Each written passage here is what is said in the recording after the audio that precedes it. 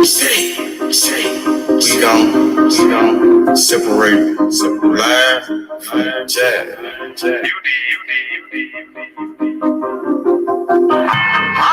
You might understand me. Am is better than am. Oatmeal better than oatmeal. Trap. I'm on my motherfucking trap shit. I'm on my motherfucking trap shit. I'm on my trap shit. NBA, I'm the number one in trap. D57, nigga on his ass down quick. Nigga came at me about a fucking bitch. I laid his ass down quick. Boom. Yeah, all that shit. Yeah. Niggas talking shit. I want all that shit. 20, 50s, 100 shit, I want it all. I need first round draft pick. That's how I ball. NBA. Thinking she bad, but I put that hoe on pause. She ain't shit. Trap. I'm on my trap shit. I'm on my motherfucking trap shit. NBA baller, I'm the drop pick. 57 lay his ass down quick. Body found in the bag, laying in the ditch. I'm on my trap shit. First 48 a bitch. Nigga playing with this G shit. C-Mo, you know I'm with the shit. Girl, paid him back in 96. Don't give a fuck about what I do, cause that don't make you shit. 93 gas bag. They trap pick. I don't know nothing about shit. I'm on some trap shit. Hold up. Let's go. We on the road to Undisputed. My boy Slide tendencies. Let's go. It's Haney time. USA. I'm on my motherfucking trap shit. I'm on my motherfucking trap shit. I'm on my trap shit. Yeah. I'm the number one in drought pick. Close the door, turn off the phone. It's time for this beat. Had to grind for the shot, it's all the way on me. I'm on some trap shit. You niggas somewhere out there sleeping. Trap like a drive-through. They know I keep it. Growing mad, cause I keep on firing up that reefer. I told them face, got it, hold it down for my people. Ballin' like a motherfucking drop pick. D57, nigga gon' lay his ass down quick. These scared of sound bad, that's all a nigga need. In my trap house, no sticks, stems, or no seeds. NBA drop pick, that's how I ball. 20, 50, 100 shit, I want it all. I'm on my motherfucking trap shit. I'm on my motherfucking trap shit. I'm on my trap shit. Yeah. I'm the number one in drop pick. Yo. What's good? It's your boy H Money, Mr. DAZN. We in the motherfucking building. Let's get it. We on the road to Undisputed. Devin Haney and George Kambosos for all the belts.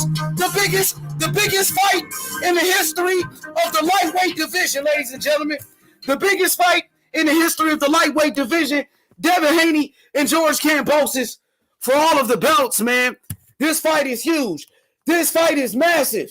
The biggest fight of the year. The biggest fight in the history of the lightweight division. Devin Haney and George Kambosos. It's for all the marbles this time. You know what I'm saying? This is what it's all about. This is what the greatness is, ladies and gentlemen. Shout out to my brother Slide Tendencies. He said, let's fucking go. It's Haney time. Let's go. Straight up. Let's go, my boy Pounds. What up, Pounds? What's good? I'm telling you, man, it's the biggest fight of the year. Devin Haney and George Kambosos. For the real Undisputed this time. For all of the belts. No doubts. No more arguing. No more, no more debates. This is it. This is it right here. It's for everything, bro. You know what I'm saying? Bill Haney said it best. It's the Super Bowl. It's like the Super Bowl. You got the best of the best, right? Just like in the Super Bowl, you got the NFC champions, you got the AFC champions, and the best play the best in the Super Bowl. This is what it's all about, man. This is what the greatness is. Devin Haney going for his legacy. Devin Haney, he wants to be the youngest undisputed champion in the history of boxing, ladies and gentlemen. What's good? Hit the motherfucking like button. Big Jimbo. Jimbo Slice in the building. What up, Jimbo? For the real undisputed Jimbo this time. You know what I'm saying? Devin Haney going for history, Jimbo. The youngest undisputed champion in the history of boxing. You know what I mean? The youngest undisputed champion in the history of the 4-belt era, Jimmy, with 4 belts on the line. The real undisputed this time. The real one. The official. The final unification. They even said that George Kambosos was not the undisputed champion. They said it, George Kambosos. He admitted it. He said, I am not the undisputed champion.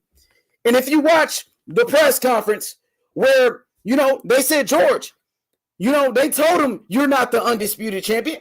He knows he's not the undisputed champion. This is for the real undisputed, Jimmy. This is what it's all about. This is what the greatness is, ladies and gentlemen. Let's go. Masters of boxing in this bitch. Shout out to my brother Slide Tendencies with the fire logo. The MOB logo is so fire, man. We're going to have to copyright that one. We're going to try to have to copyright that one because I know people out here stealing swag. That's what they do, man. These people, bro, they are not creative at all, bro. You know what I'm saying? Shout out to Big Steven. What up, Stevie? What's good? And guess what? I'm going to tell you like this. Slide Tendencies. I showed that logo to a couple of people. And one of the people I showed that logo to was Blue Blood. Shout outs to Blue Blood. I showed him the logo. Man, he said that joint fire. Blue Blood said, H Money, you better copyright that before somebody tries to steal the swag. And a lot of these guys on this YouTube shit, a lot of these guys, they not original at all, bro. We are the MOB. We started this thing right here.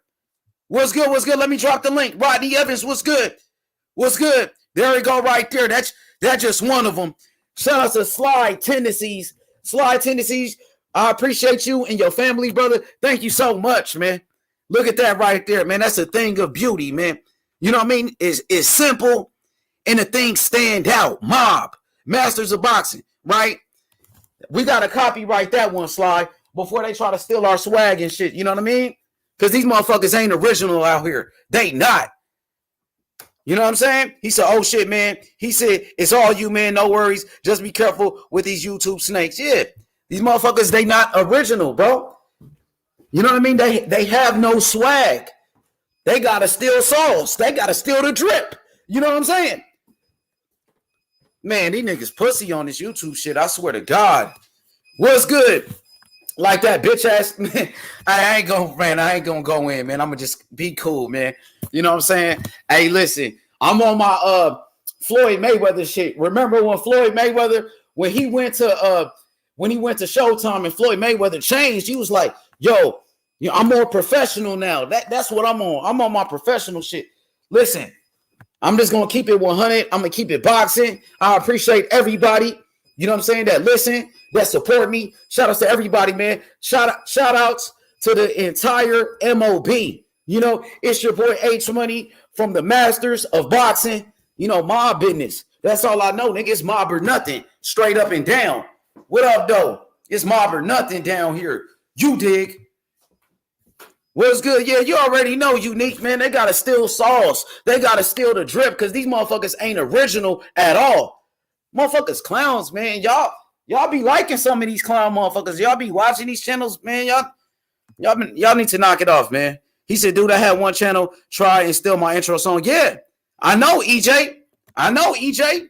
Join the panel, EJ. They ain't got no flavor, man. They got to steal your shit. They got to steal your content. You know what I'm saying? Yeah, you just got to watch it with these guys, man. Mob life. What up, Jimmy? Mob for life. It got to be mob for life. It got to be mob for life, man. Straight up and down. MOB, Masters of Boxing, homie. Let's get it, man. We on the road to Undisputed, Jimmy. Let's go, Jimmy, for all the motherfucking belts, nigga. This for the legacy. Let's go. Shout outs to George Kambosos and Devin Haney. Two great champions. George Kambosos, undefeated, unified, lineal, lightweight champion of the world. Man, I've been watching George Kambosos. Yo, man, George Kambosos, he been talking so much shit, bro.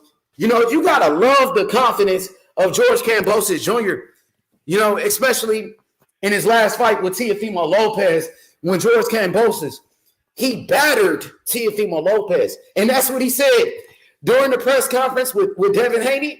George Kambosos was like, I battered Teofimo Lopez. Man, dog, if you ask Teofimo Lopez about George Kambosos, his face gonna change, bro. I don't think T.O. got over that loss yet. And shout outs to T.O., man, because I like T.O. He's a good young man. You know what I'm saying? T.O. accomplished a lot during his time. He's still young. T.O.'s only 24 years old, bro.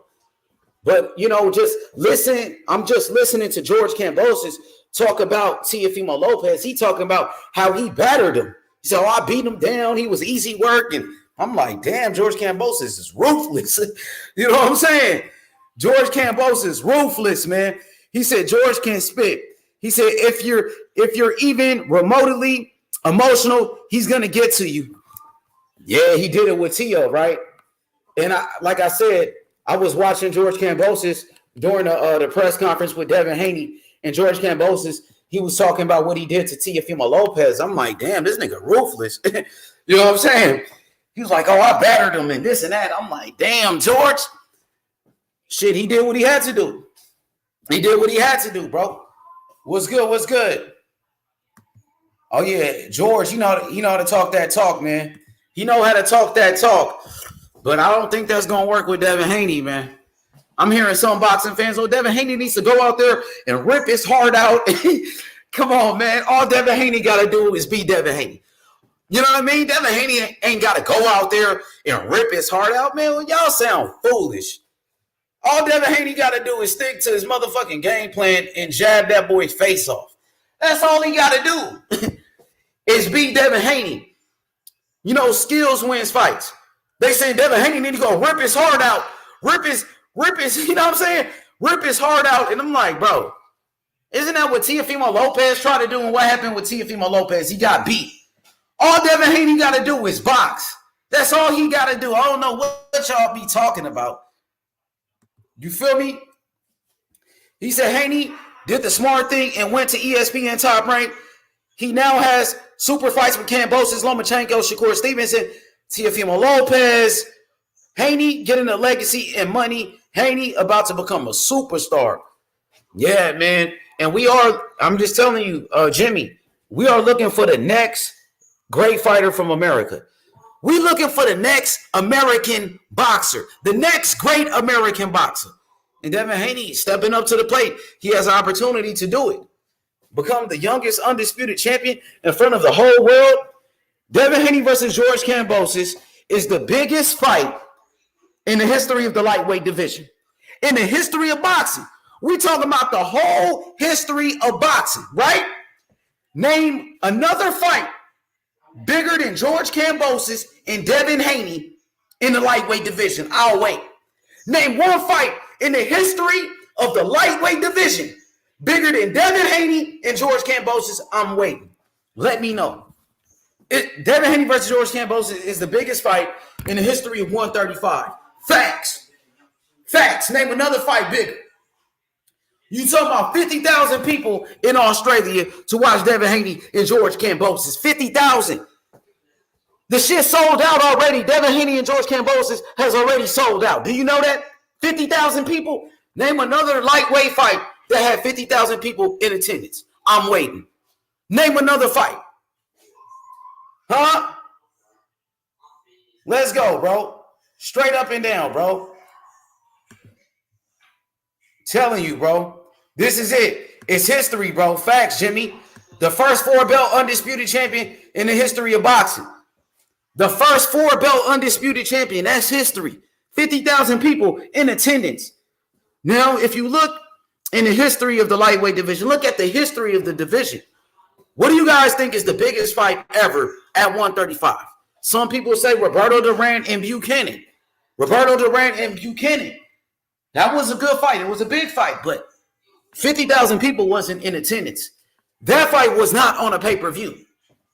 Those fighters did not make $10 million like what Kambosos is making. Kambosos is making $10 million for this motherfucking fight. This fight is on pay-per-view. This fight will be televised across the world, man. This fight is bigger than any fight in the history at 135, bro. Until further notice. He said, ain't no lightweights moving the needle like Devin and George. Fireworks. But that was at welterweight, though. Right, Sly? Sugar Ray Leonard and Thomas Hearns, they fought at 147. Welterweight. Right? I'm just talking 135. 135 pounds. The lightweight division. This right here is the biggest fight in the history of the lightweight division. Some people say Pernell Whitaker and Azuma Nelson. Pernell Whitaker, Azuma Nelson, that was a good fight. It was a big fight. But that fight was on HBO. That fight wasn't on pay-per-view. 50,000 people didn't go to this fight. Talking about 50,000 motherfuckers in a building. 50,000 asses in seats. This is the biggest fight in the history of 135. He said them fights wasn't at 135. I think Pernell Whitaker fought Azuma Nelson at 135. Pernell Whitaker fought Azuma Nelson at 135. And Roberto Duran, that's how he became a lightweight champion. He beat Buchanan. He beat Buchanan, at 135. Those fights were at 135. He said Lou DiBella embarrassed somebody today on their channels. I don't watch too many channels, to be honest. Like, if it's not Young Billy Boxing, if it's not like Boxing Historian, or I watch certain channels. I do watch some channels like D-Style Boxing, HCP, Maestro Boxing, Black and Brown Boxing. You know what I mean? Who else I watch? I watch Blue Bloods. I watch Blue Blood Boxing Channel. Who else I watch? Blue Blood. I watch Tank Davis. Tank Davis, his team got a podcast. The Tank Davis podcast. I watch his team podcast.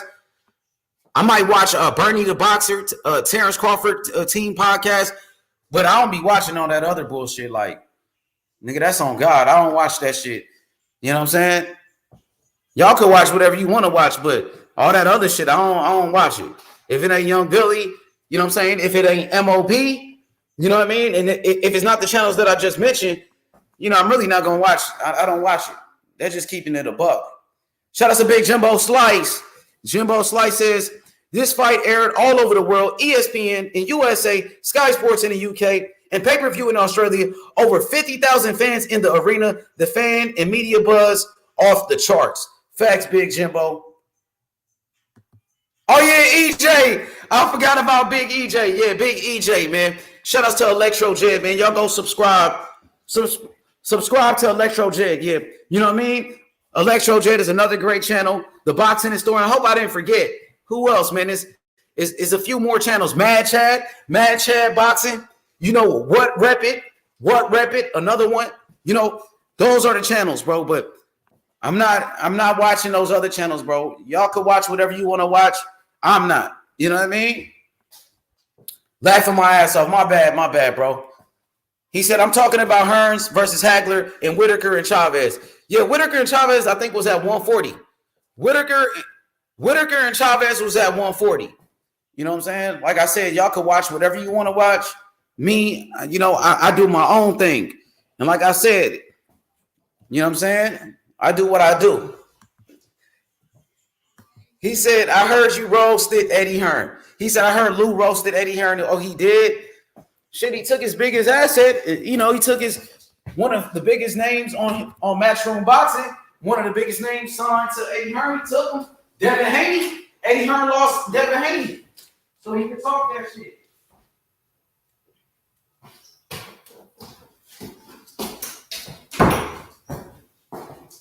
Shit, he took his fighter. He definitely can talk that shit if he took his fighter like that. You know what I'm talking about? Damn, what the fuck? Let me see what they talking about. He said Lou DiBella is a true one. Man, Lou DiBella been in the game for a minute, bro. I think one of his first fighters was Bernard Hopkins. He worked with Bernard Hopkins. He had Jermaine Taylor. And he's working with Deontay Wilder. And now he came back. He came back with George Kambosos. They thought that Lou DiBella was out the game. They thought Lou DiBella was finished, but he came back with George Kambosos Jr., and George Kambosos Jr. shocked the world, and he beat Teofimo Lopez. He beat up on Teofimo Lopez, and, George Kambosos recognized as, the number one lightweight in boxing right now at the moment. He is the lineal champion. What up, though, Carl? What's up with it, Carl? Oh, yeah, True School Sport, another one. Shout outs to BT. True School Sport, one of my favorites. Shout outs to Pops. Shout outs to Pops and BT from True School Sports, one of my favorite channels as well. So that's who I fuck with, bro. Those are my favorite channels. And Reggie Owens, can't forget about big Reggie Owens. Reggie. Can't forget about you, Reggie. Let's go. You bitches just come over here, some of you bitches just come over here talking shit. Nobody give a fuck. You know what I'm saying? Bitch ass nigga. Facts. What up, Carl? What's good? My boy, Jason Brown, he said, H, you see that Earl and Zab Q&A? I think I seen it. I think I seen some of it. I seen a little piece. Of it. And I think it was with Ray Flores, right? Ray Flores from PBC. And I seen like a little piece. They had asked him about Ugas being a tricky fighter. And Earl Spence was like, oh, he's not tricky. You know what I'm saying? He said he's not a tricky fighter at all. I seen that. I seen a little piece of it. But I got to watch the whole thing. Furioso boxing. My boy Paolo. PET in a place to be. And he got what it takes to rock the mic. And that's on God. What up, though? He said when you get trolls, it means you're doing something right. Facts. I've been having trolls forever. Yup. All they do, they try to come here and instigate YouTube beef like little bitches. You know what I'm saying? They ain't got nothing else to do, bro. You ain't got nothing better to do with yourself but go on YouTube and try to instigate beef between this person and that person. Get a fucking life, pussy. Get a life, bitch. What's up with it? Bot 10, what's good? H Money, number one draft pick. That's how we ball. What's good? NBA, she thinks she bad, but I put that hoe on pause. She ain't shit. Trap, I'm on my trap shit. NBA balling, I'm that draft pick. 357, lay his ass down quick. You feel me? Salute, Paolo. PT in the motherfucking building. What up, PT? What up, PT? Hey, yeah. For real, though. Niggas' dicks dried in the motherfucker. You know what I'm saying? You feel me, Slide? Them niggas, come on, man. Bitch ass niggas, man. Them niggas' dicks dried in the motherfucker, nigga. And that's on God. For real, though. Go around on YouTube trying to instigate beef between this person and that person. You niggas some punk bitches. You feel me? What's good? Salute. He said, you don't tell me I missed the intro song. Yeah, you missed it. You just missed it. I should have kept it going. He said, biggest fight of the year. Hey, Paolo, it's the biggest fight in the history of the lightweight division. Facts. At 135 pounds. I'm talking about at 135 pounds. George Kambosos and Devin Haney is the biggest fight in the history of the lightweight division. Facts. It's the biggest fight in the history of 135. Let's go. Facts, Paolo. Yeah, you know I keep it real. Like I said, usually like the lightweights, they don't get paid that much money. Lightweights, they don't get paid like that, the lightweights. Right? When Floyd Mayweather was fighting in the lightweight division, he wasn't making $10 million. When Floyd Mayweather was fighting at 135 pounds, bro, he wasn't making $10 million like what Kambosos is making. Usually in the sport of boxing, the little guys, like the lightweights, featherweights, they don't get paid like that, bro. But now you see George Kambosos getting $10 million. You see Devin Haney getting about $3 million for this fight.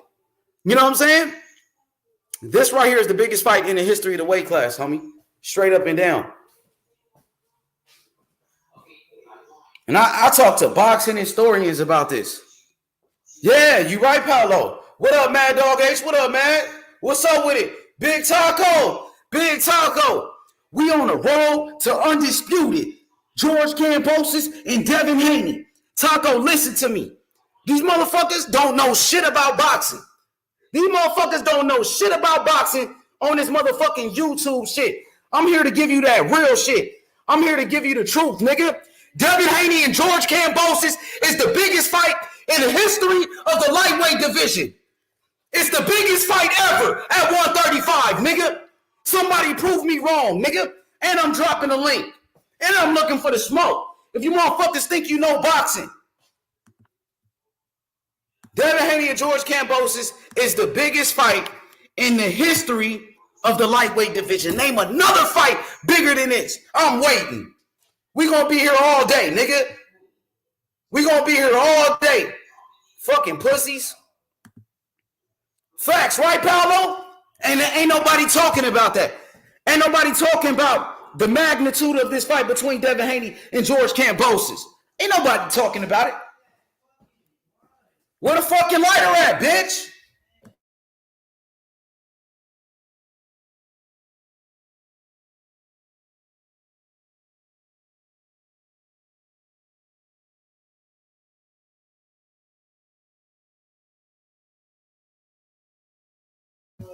Hey, this is what it's all about. This is what the greatness is, man. This is what the greatness is.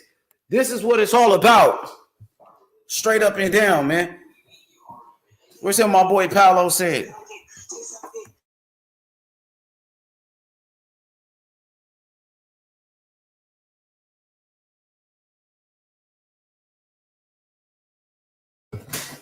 You know what I'm saying? Let me see Paolo's statement real quick, because Paolo made a good statement right here. I want to highlight it. There we go, right there. Fucking historic H Money facts, Paolo. Talking about 50,000 people. The fight has already sold out. It's already sold out. You know what I'm saying? 50,000 people. Australia. Name another fight in the history of the lightweight division that had 50,000 people in attendance. Name another fight. Since you motherfuckers act like you know boxing so much, but you really don't know shit about boxing. What's good?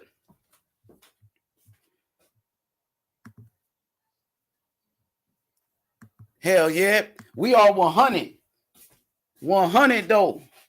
You already know, Paolo. Devin Haney, George Kambosos, undisputed. All the belts on the line. This is what it's all about, man. Straight up. Straight up. June 5th. June 5th. Devin Haney and George Kambosos. We on the road to undisputed. We on the road to undisputed, man. You know what I'm saying? Hit the fucking like button. Get the likes up, bro. Get the likes up, bro. We got 24 people in here. We need more likes. If you ain't hit the like button, get your bitch ass out the motherfucking chat. If you ain't hit the like button, get your bitch ass out my chat, pussy. Straight up, nigga. He said the world will stand. Facts, the world will stand up, man. This fight is huge, man. Worldwide. You talking about Australia, Greece, America, the Philippines. This is what it's all about. This is a real super fight, bro.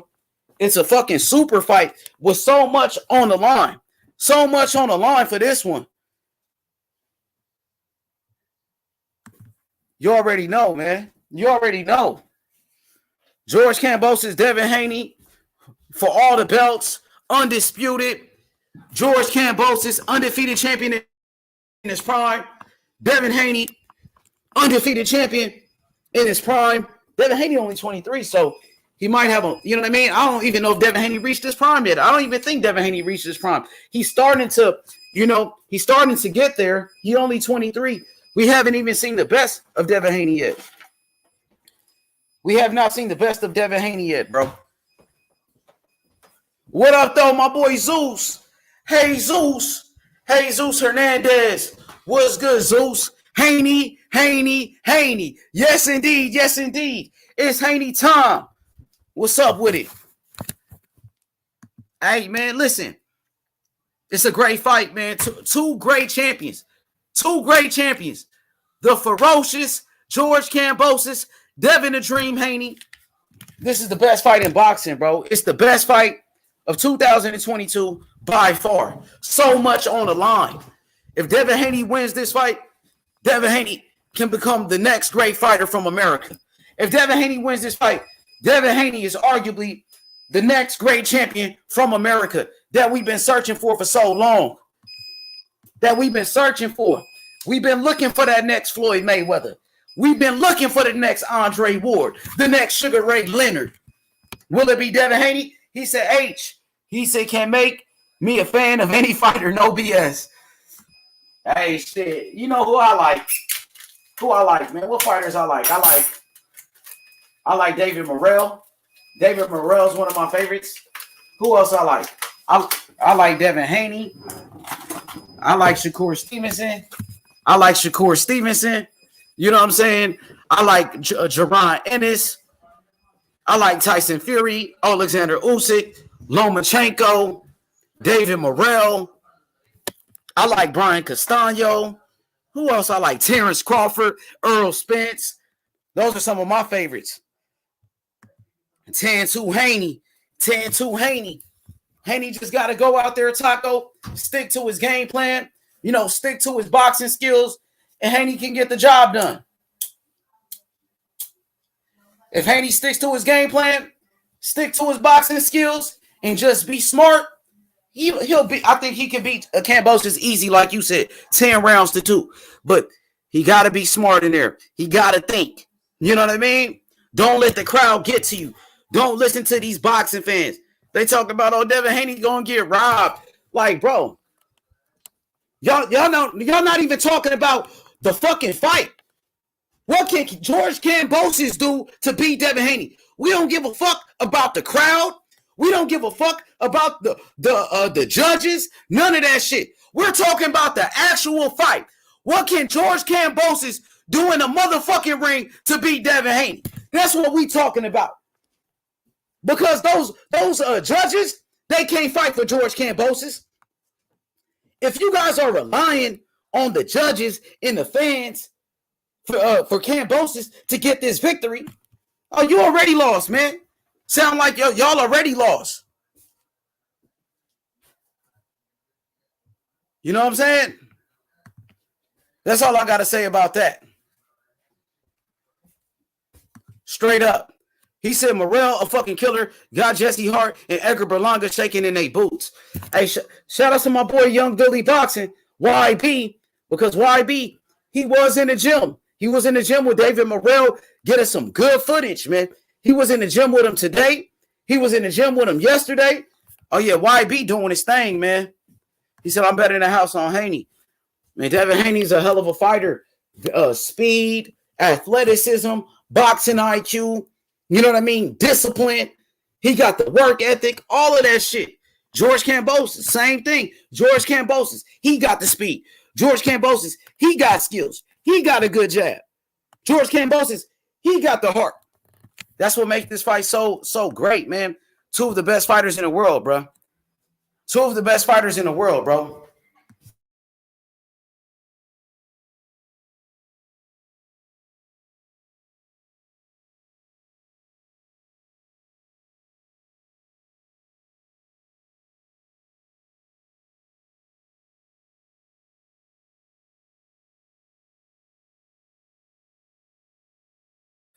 Hey, man, skills wins fights, bro.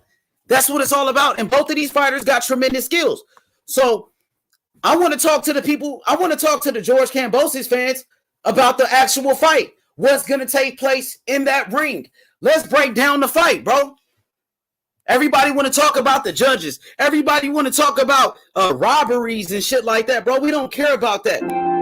My dude, I believe in God. Homie. You know what I'm saying? Everything was written. Everything, bro. So if it's meant to be, it's meant to be. You know what I'm saying? Let's talk about the actual fights. Let's talk about what's going to happen in the motherfucking ring, homie. That's what I want to talk about. Don't talk to me about the judges or none of that shit. Let's talk about the actual fight. What does George Kambosos have to do to win the fight? That's what I want to do. That's what I want to know. What is George Kambosos going to do in the ring that day? Fuck the judges. Fuck, you know what I'm saying? We're not worried about that. We talking about skills, man. We're talking about actual skills. Who's the better fighter? Who got better skills, Devin Haney or George Kambosos? What's good, my boy Armando?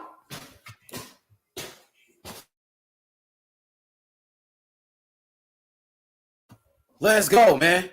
This is what it's all about. This is what the greatness is, man. Devin Haney been looking for this moment. You know what I'm saying? Bill Haney said, we signed up twice. We signed up twice to go to Australia. They wanted to go to Australia. Devin Haney want to show the world how much of a great fighter that he is. And just like Paolo said, if Devin Haney is able to pull off this victory, it'll be one of the biggest wins, you know what I'm saying, in the history of American boxing. It'll be one of the biggest wins in a very long time for American boxing. The road to Undisputed, man, it has officially started. June 5th, Devin the Dream Haney, George Kambosos. Let's go, call it. It's Haney time, call it. Haney, Haney, Haney. What's up with it? The road to Undisputed. Let's go, Ruben. Let's go, Paolo. Like you said, if Devin Haney can pull this off against all odds and beat George Kambosos, it'll be one of the biggest wins in the history of American boxing. And that's on God. Let's go. Salute Colin Mob. Ba 10. Ba ba. What up, Ba 10? What up, Ba ba? What's good? Steven. Young Steven in the building. He said Haney has 3-inch reach advantage. It's not that much. If Kambosos can close with Haney and make it a fight, inside fight, he could upset Haney. I think Devin Haney's a better inside fighter. I think Devin Haney's a better inside fighter, to be honest with you. George Kambosos is not a brawler. He's not a brawler. George Kambosos is a boxer. He's a boxer too. And I don't see George Kambosos outboxing Devin Haney. Not at all. George Kambosos, when he fought Teofimo Lopez, he was boxing him from the outside. He gave him a boxing lesson. It wasn't like he was out there just slugging it with T.O. Nah, George Kambosos was moving. T.O. was flat-footed. T.O. couldn't keep up with George. But Devin Haney can. You know what I'm saying?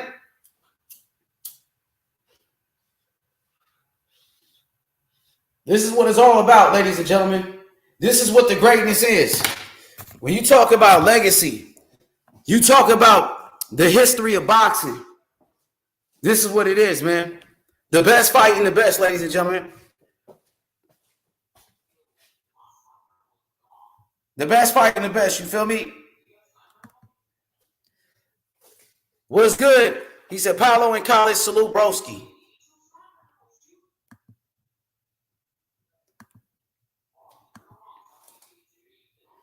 Salute broski.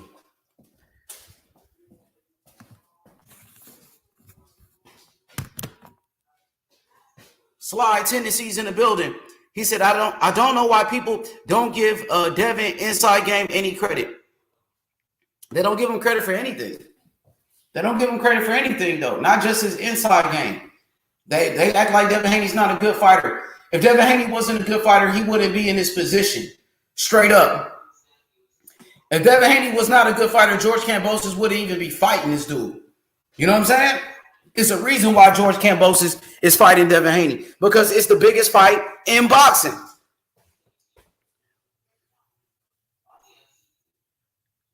Let's go. Salute Armando. Armando Colon, what it is.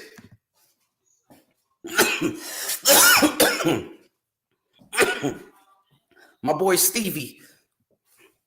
Shout out to Stevie. He said, I think Kambosos' fight with Lopez will help him against Haney. It was a tough experience, and Haney hasn't fought at that level. Haney been in some tough fights. Haney, his fight with with Jorge Linares, he went through some adversity. He got hurt in that fight, and he came back, and he found a way to win. Now, styles makes fights, Steven. Teofimo Lopez and Devin Haney has two different type of styles. Two different styles. Devin Haney's a different fighter than Teofimo Lopez. So it's going to be a different fight, brother, because styles makes fights.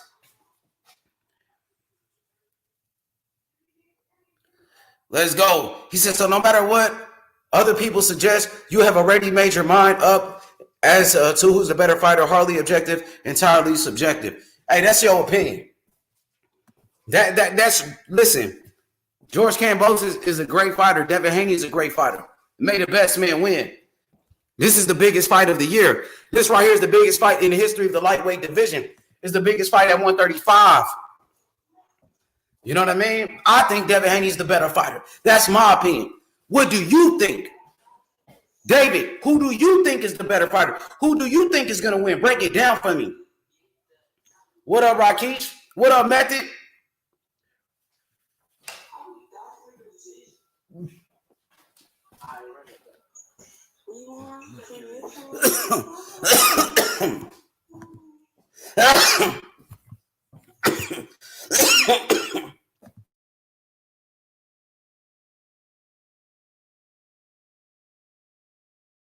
Exactly. Break. I want to know what you think. Shout out to Method. Method said 50-50 on the inside. 50-50, that's your opinion. I think Devin Haney's the better inside fighter. I think George Kambosos, he's a good inside fighter too. But from what I'm hearing, boxing fans are saying, they make it seem like if George Kambosos gets on the inside, he's going to beat Devin Haney. Come on now. It wasn't like George Kambosos just, you know what I mean? It wasn't like George Kambosos just was fucking up Teofimo Lopez on the inside, because he wasn't. He had his moments in there.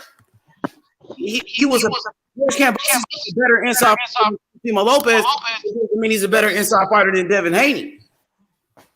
Devin Haney's a better inside fighter than Teofimo Lopez. What up, Method? How you doing, brother? Salam alaikum. Wa alaikum salam. What's good with you? Hey, what's good with y'all, man? Method, what's good? I hear you. What's good? Shoot. No, I'm chilling. Just chilling. I'm chilling. What's good, Method? Devin Haney and George Kambosos. It's the biggest fight in the history of the lightweight division. Facts. It's the biggest fight ever at 135, Method. Ever in the history of boxing. It's the biggest fight. I don't know yet. I think it's another fight at 135 bigger than this. I think the fight after that one. The fight after one. The one with Tank, that would, but as of now, this would be. Oh yeah, yeah. I mean, like, in history, there's been a lot of big fights at lightweight. There's been a lot of great fights. But yeah, it's a big fight. It's a big fight right now. I think the winner of that fight, they got like a whole bunch of big fights coming behind that though. You know, they still got a Tank fight that's on the table, possibly. If Shakur come up, that's a huge fight in the States. And who else in the division? You know, yeah. You know, so yeah, it's some names. I think it only magnifies, that fight magnifies for the winner. You know, because the guys that's still lurking, you know. You know, the winner of that fight definitely going to be in a position where everything after that is huge. You know, it's on a different level. Yeah, for sure. Yeah, absolutely, Method. You know, so much at stake with this fight with Devin Haney and George Kambosos. You know, the magnitude of this fight, Method, is insane. 50,000 people in attendance. You know what I mean? 50,000 people. This is a worldwide event. Worldwide, America, Australia, Greece, right? The Philippines, all involved in this one fight. And not to mention, of course, George Kambosos, you know what I mean, is a huge star in Greece, because George Kambosos, his family come from Greece. He was born in Australia, but his family came from Greece. So he's connected to Greece, right? He's Australian, born in Australia. He got Australia behind him. The Philippines, they support George Kambosos. because he was Manny Pacquiao's sparring partner for years. So they love George Kambosos in the Philippines. Now you got a fighter like Devin Haney who got America behind him, the USA, right? Yeah. Support Devin Haney. And another thing is Devin Haney is Muslim. So the whole Muslim world supported Devin Haney in this fight. So I think, Method, I never seen a fight this big at 135 ever. Yeah, true. It's on his way. You know, I got Devin beating him. I got Devin beating the hell out of him. Devin Haney dominating this fight? Yeah, I got him really like beating the fuck out of him. I think it's a 50-50 fight, but I'm gonna lean towards Devin Haney, but I'm not gonna count out George Kambosos. He shocked the world before. He showed that he was a great fighter. You know, when he beat Teofimo Lopez and gave Tio a boxing lesson. You know what I mean? And you know what I mean? According to George Kambosos, he said that he battered Teofimo Lopez. He said he beat him up. Oh, let's start right there with George Kambosos, his performance against Teofimo Lopez. Could you break down that fight for me? And what did you see in the ring that day? I mean, it's not a lot for Tio, right? I can say the same. I can say from my opinion, going back watching Tio and going back and watching Kambosos and their previous fights. You know, we can see the Loma fight. We can look at the Loma fight. We can look at the the Comey, the Nakatani fight. With Nakatani, it was more so the same Tio that I saw against Kambosos. You know, like he swinging for the fences. He jumped off his feet, just chasing guys and trying to hurt him. We saw his name with Nakatani, a taller guy. You know, he was sturdy against him. You know, we saw that power wasn't. He was strong, but it wasn't. He ain't knock him out. You get what I'm saying? He went to 412 with the distance. But with Comey, who I think again he cool, you know, but we seen Loma put him down. I see Easter put him down. I've seen a couple guys, you know, put them hands on Comey. The fight only went 2 rounds. We didn't really get to see much skill. We saw him set up a good right hand, got him up out of there, you know, and bull rushed him and got him up out of there. In the Loma fight, you know, he kind of just he kept up with Loma early on, kept that jab in his face, you know, was on that front foot. But Kambosos, you know, he charged them in that fight, and Kambosos just he got up out the way, he backpedaled, and he set up that right hand. I mean, Tio was landing some big shots early, you know. Kambosos took him, and he set up his right hand. He put Tio down. Tio did go on to win like the next round, I believe. You know, he won a couple of rounds, but Kambosos' majority of that fight was getting off and he's letting his hands go winning exchanges. And Tio took a lot of damage, but Tio did come back and like put him down. It wasn't it's I mean both going, and then the same with Kambosos. Like I went back and I watched him in a couple of his fights. Like, I think he gets off. You know, he gets off. He at times it can be a stalemate depending on who's in front of him. So we probably can say he fights either up or down to his competition. I've heard that today, and I can agree with that. Like I just don't. Again, personally, I think both of them skill wise, they have like a plateau compared to other guys. Like a Devin, you look at Devin, he got like a higher ceiling. He can do a little bit more, a little lankier. Like I think Devin's faster from that mid range, way faster from that mid range, and he can stop a guy in his tracks. You know, I saw Tio kind of swinging with him. Again, I don't think Cam or Tio are extremely profound in the inside. I think they kind of like Kambosos, he lets his hands go, but it's a little different than being on the inside and you setting up punches. You know, I think Kambosos has like a combination he likes to go to, which is trackable. You know, you can pick it up on what he's trying to set. And Tio the same way. You know, he like to throw certain punches. He's not very versatile. I think both of them are very versatile. I think Kambosos, he's a good counterpunch. Both of them kind of like rely on countering. And one thing Kambosos does have is that gas tank he had. But it's like we go into a Devin fight. He's gonna come in there and great physique, great stamina, great endurance. Coming there fast. You know, he's gonna move around, use the versatile ring more so. And it's more that to expect from Devin. I think again that I've seen the best Tio that I could see. was against a Tio. I mean, Kambosos I could see from a Tio, especially with that Tio style. He'd sit there, and I saw that in the Loma fight in the late rounds. He's just standing there and not using his feet to use the ring, and he letting the guys unload on him. And you can't do that with in a boxing match. As you gotta let your hands go, use that ring, and be defensive at certain points. Just trying to roll isn't being defensive. It's just it looked nice, but if it's not effective, you're not being defensive. So yeah, and then shoot, Tio. I mean, Kambosos, he got a shoulder roll as well. He went to that show. It's an awkward looking on him. That's because how his arms look. He look a little weird, but he did use it on Tio. Yeah, I mean, against each other, it was a good fight. But I think with Devin, it's just he's like 2 levels above Kambosos. I think he's like 2 levels above Kambosos. I think he's gonna pick him apart. That one, and that two, that one, and that two. And I can see if Dad implements some doubling up his punches. Yeah, he'll get him about it. There's certain things that Dad can do to easily just pick Kambosos apart. I think he'd be a sitting duck in a sense for Devin. Especially at that mid range. And when Dad want to turn it up, they need to get him. I think he can get him up out of there. Hey, Method, what would you grade Kambosos' performance against Teofimo Lopez? What did you like? Like, from what you seen, you know boxing. You watched the fight. What did you like that Kambosos was doing in that fight with Tio? I'm not falling to a slugfest early on that first round. He didn't fall into that slugfest with Tio.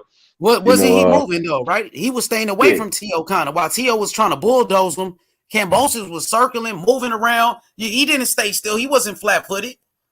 He set him up. He saw Tio loading up, try to move his head, get out the way. Then he'll take like a little half step. Why people acting like he gonna go out there? Hey, Method, so why people acting like he gonna go out there and try to bulldoze Devin Haney when he didn't bulldoze anybody in his career? A lot of people don't understand boxing. They don't know stuff. They don't know squat about boxing, man. They see a guy like Tio who built like a long. He built funny, right? So he looked like he like do all them weightlifting and all the other extra shit. He built funny, He started like AJ out there, and started to look a little slow. But because he did that with Tio, don't mean he gonna do that with Devin. Devin is more of a to the T. Been around a lot of legends growing up, so he's seen a lot of styles. He's had more people in his corner to give him advice, give him the wisdom. Not saying that Kambosos because he's been there with Pacquiao, but again, Pacquiao's style is totally different. The science Pacquiao more of he accumulates. He swarms. Pacquiao's a swarmer. Letting all his punches go, take a side step, bouncing on his toes. Well, again, what Kambosos does, it's because it's effective with Tio. Don't mean it's going to be effective with Devin. He put Tio down. I mean, Tio was dropped before. He stands right there. Sometimes he has very slow feet. I understand he do backflips because you're doing backflips. I mean, you got boxing feet or you got boxing IQ. He's strong. He's not no Comey, but shoot, we seen Comey out on his feet with Lomachenko. I didn't see Navarez out on his feet from a punch to the chin from Loma, nor Campbell, or any of them other guys. So it's hard to.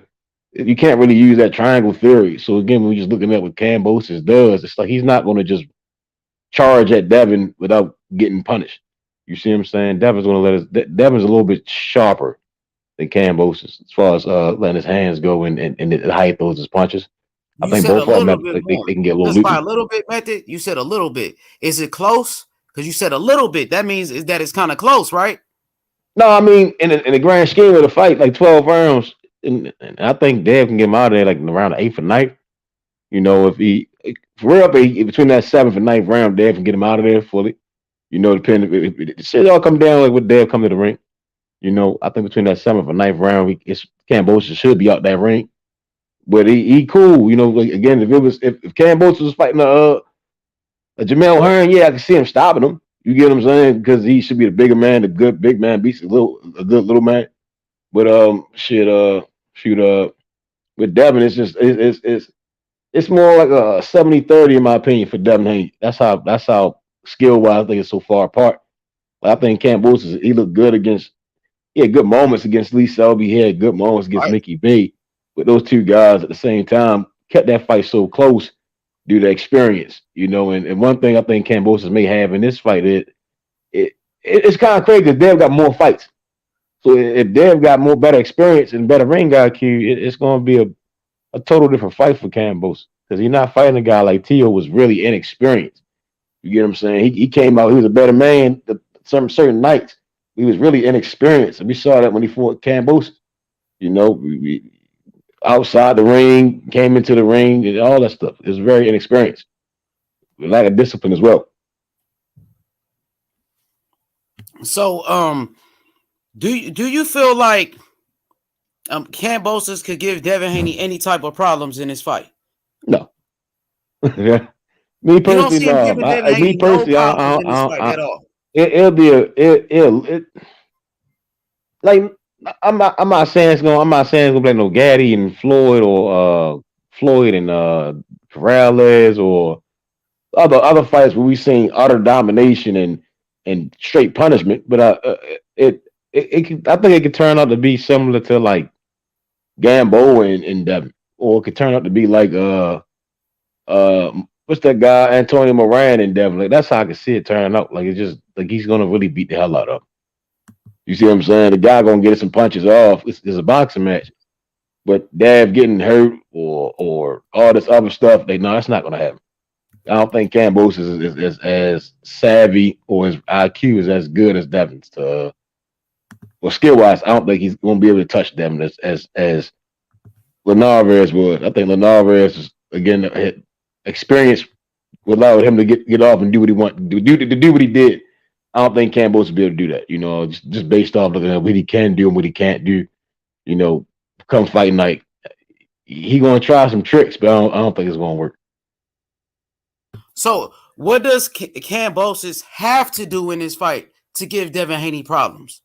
If you was his trainer, you working with Kambosos to beat Devin Haney, I mean, what would your game plan be? I mean, he's an orthodox fighter.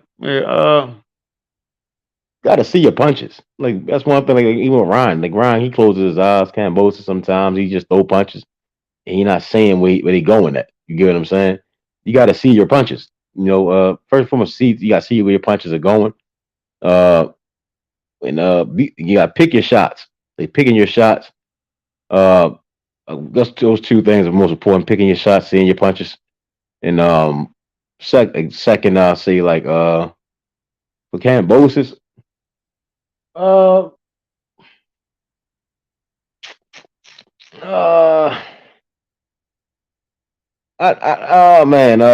to the body. Going to the body. Number two, keeping your hands up, going to the body. And I'll say throwing Devin throws. That'd be a key. Trying to exchange with Dev. And that's what Linares was doing. Like when he throw a jab, he throwing a jab. You have jab, and jab. And then that's what Linares was doing. That he was throwing with Devin Haney, and he was catching him in exchanges like that. Yeah, and the issue with Kambosos, and we saw with Linares that he sometimes was on the bad end of the exchange because Dev is fast and Dev going to get out that center line immediately. And that's one thing with Cam. You going to have to you got to see your punches. You see what I'm saying? You just can't throw a punch and be looking into the crowd. You got to, all right, I'm hitting them right here, or all right, and you got to go to the body against them. You just can't go in there here, Method, do you feel like Kambosos should use that Linares game plan, that Linares blueprint?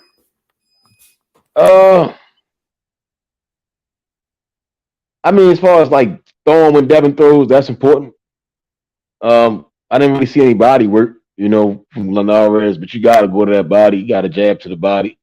Kambosos doesn't. He does tap to the body here and there, but he want to dig to the body. Like work his way in and dig to the body.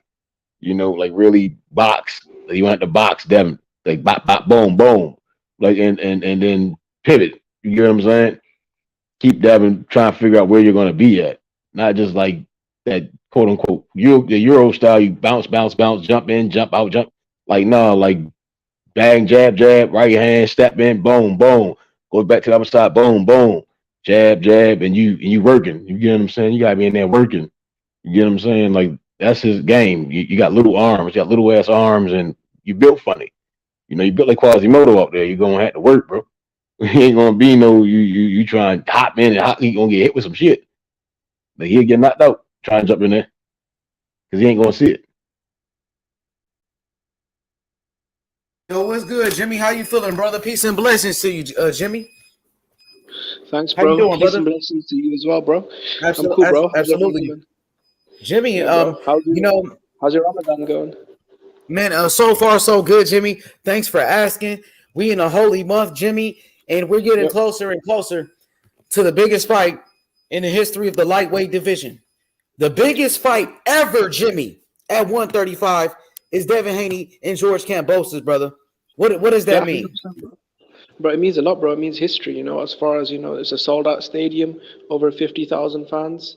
It's all over the world, pay per view in Australia, ESPN in America, Sky Sports in the UK. It's a massive fight in Greece, America, and Australia. I feel like this is a really big historic fight. It's all the belts. The first undisputed fight, a lightweight of the modern era. It's massive, man. It's history. I feel like this is like a super fight. And the winner of this, man, especially if it's Haney, go on to become a superstar. I feel like looking back, bro, like Haney made the best choice of his career. Now he's in a position with top rank in ESPN where he can fight the Kambosos, the Lomachenkos, the winner of Shakur Valdez, Teofimo Lopez at 140. He's in an excellent position. The legacy, the money, all the fights. He's set, bro. This is a really, really good power move. Yeah, man. I'm looking forward to the fight, man. It's really good. For me, it's almost like it's tough, man. It's a tough fight because I feel like Kambosos, he's fast. He's got a really good engine, really good chin. I think his power is a little bit underrated um, because Teofimo's been in there with big punchers like Kame, the Japanese guy Lomachenko. They couldn't drop him. Kambosos did. So I think he's got that sneaky power. If you underestimate him, he could hurt you. Um, it's gonna be tough, man.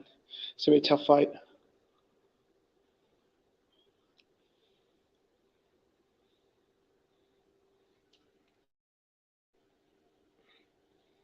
Can you guys hear me? Yeah, we hear you, Jimmy. Absolutely, Yeah, but Jimmy. So Jimmy, I mean, do you think George Kambosos has a chance in this fight with Devin Haney? Honestly, I think so, bro. I think it's in Australia. It's his home turf. He's gonna be super motivated, because he wants to remove all doubts. I mean, look, this guy's an undefeated, unified champion, bro. Some people have him on their pound for pound lists. He's coming off of a massive win. He knows Australia's watching him, Greece is watching him, and he's not gonna let someone embarrass him.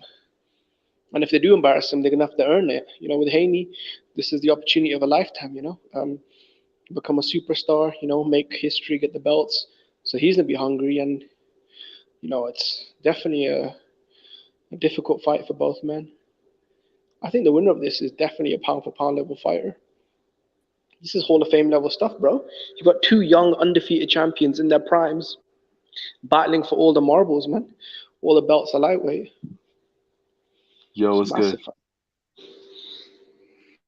yo, what's up? Yo, What is solid? What's good, bro? Yo, what's cracking? What's cracking, man? I hear Haney y'all and talking about this fight. Kambosos. Yeah, man, I hear you guys talking about this fight, man. This is gonna be, well, this should be a good fight, and I like how there's a rematch. Considering, um, I'm expecting this fight to be a good one because if it's one-sided, I don't know if like the rematch would be like, um, would be wanted by the public, but I think it's good though. I think it's good because it's gonna. I mean, we just seen Anthony Joshua get his ass whooped by Alexander Usyk. He got a rematch, and that was one sided, and people would still want to see Yeah, it, yeah, yeah. right? What I was gonna finish saying is that I think it's gonna like put the nail in undisputed. You know what I'm saying? Like if one person wins it, like even if it's a whitewash, he got a chance to do it again. If it's Haney or Kambosos.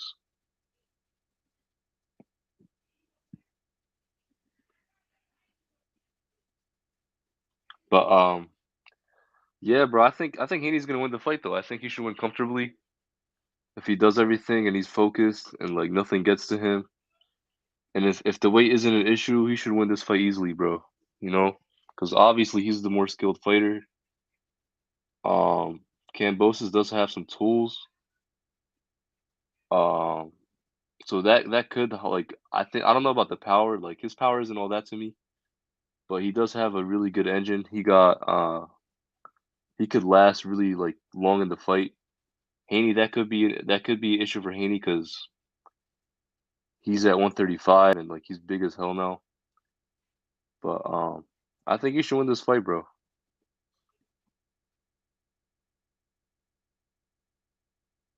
For Hello? sure, for sure. That's what's up. That's what's up, man. Hey Jimmy, man. Who you got in this fight, Jimmy? You got George Kambosos, or you got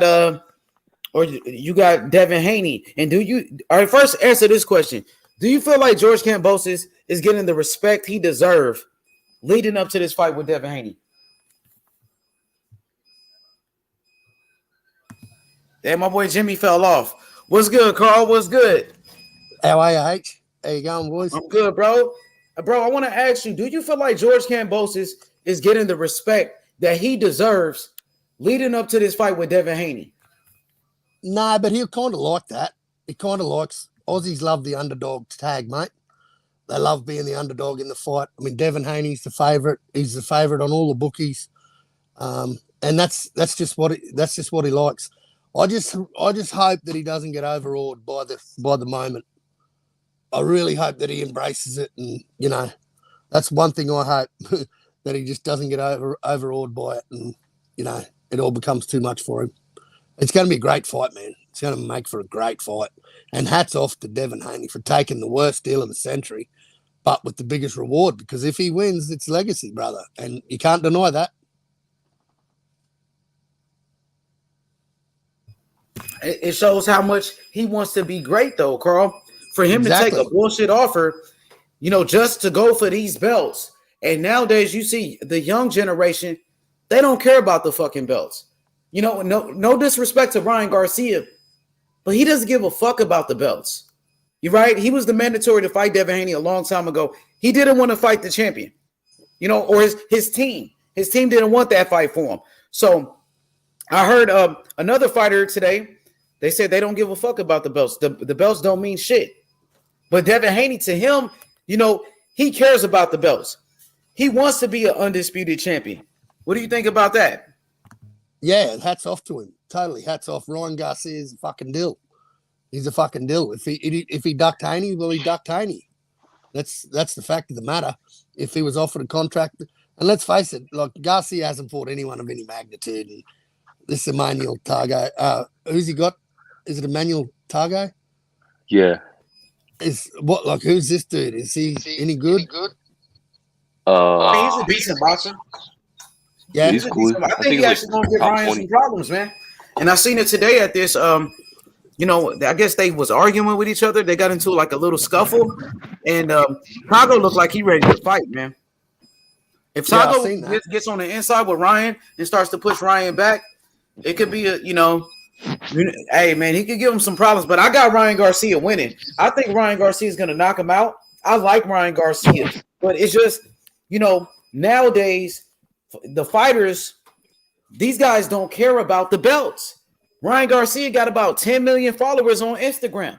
He's a freaking rock star already. His promoter, Oscar De La Hoya, said, this kid don't need a belt. He's already the king. He had a crown on his head instead of a belt. So what do you think about that? Yeah, but let me see Instagram numbers convert to pay-per-view numbers. Then I'm a believer.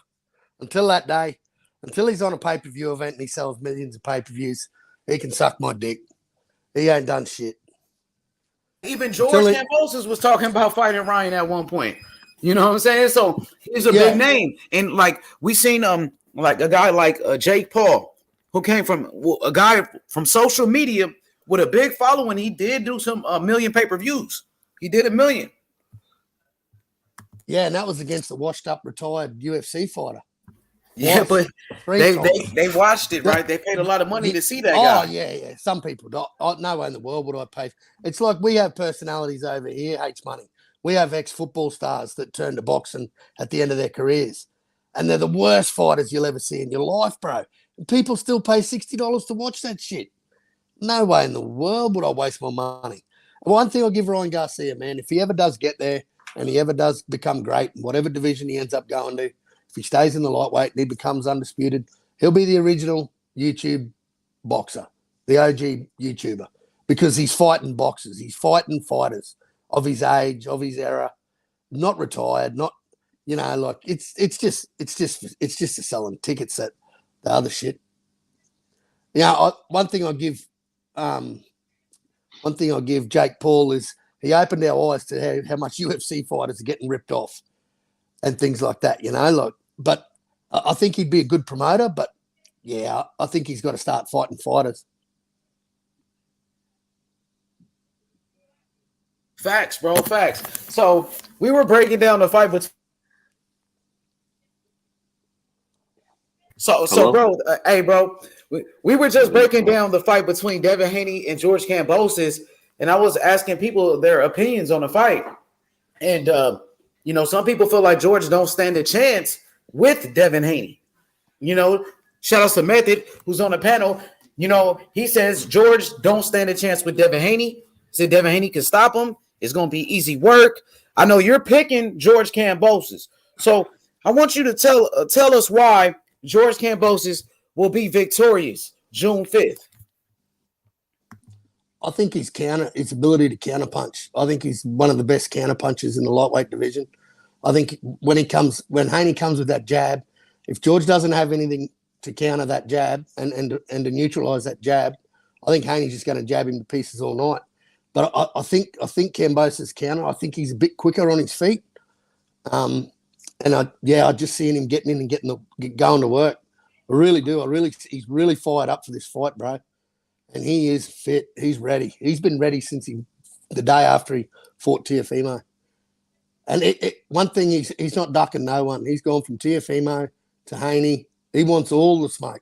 He don't want a tune-up fight or nothing, When we were talking before this fight was made, H Money, we were saying, you can't blame him if he takes a tune-up fight. Well, he don't want that. He don't want that. He wants all the legacy. That's what he wants. And I think his mindset, if he can keep that mindset and keep what he had going into the Teofimo fight and stay confident, I think he wins easy. I really do. I think he wins easy. I don't know, man. Devin Haney, this guy hasn't been in one close fight. Devin Haney been dominating everybody.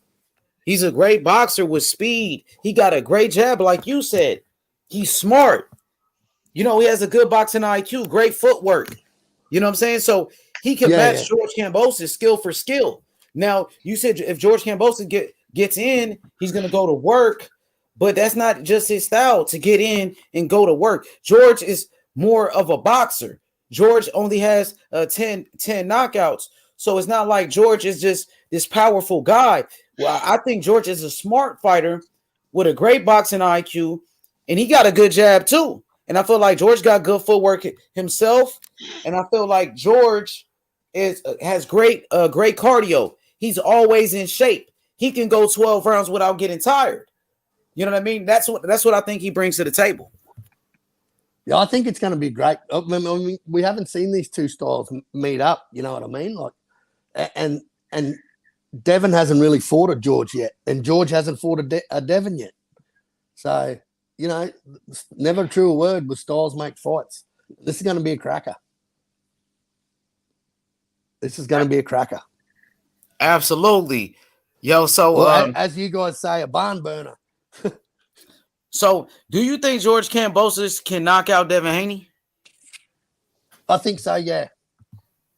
I think he can. Look, going on previous history, I mean, they're both not knockout artists. Devin, he's got the better more knockouts, but he's had more fights as well. Where, if you look at both of their styles, they're not heavy hitters. I mean, Devin's got that great jab, and it's almost like that's boxing 101.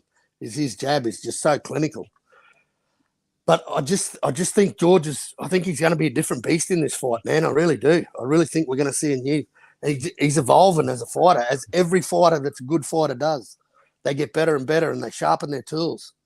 Because if they don't, they get knocked off their perch. It's quite easy. And hey, I could be wrong. And you know what? I'll wear that hat. That's just what I'm seeing from that guy in the gym, and just his work he's putting in.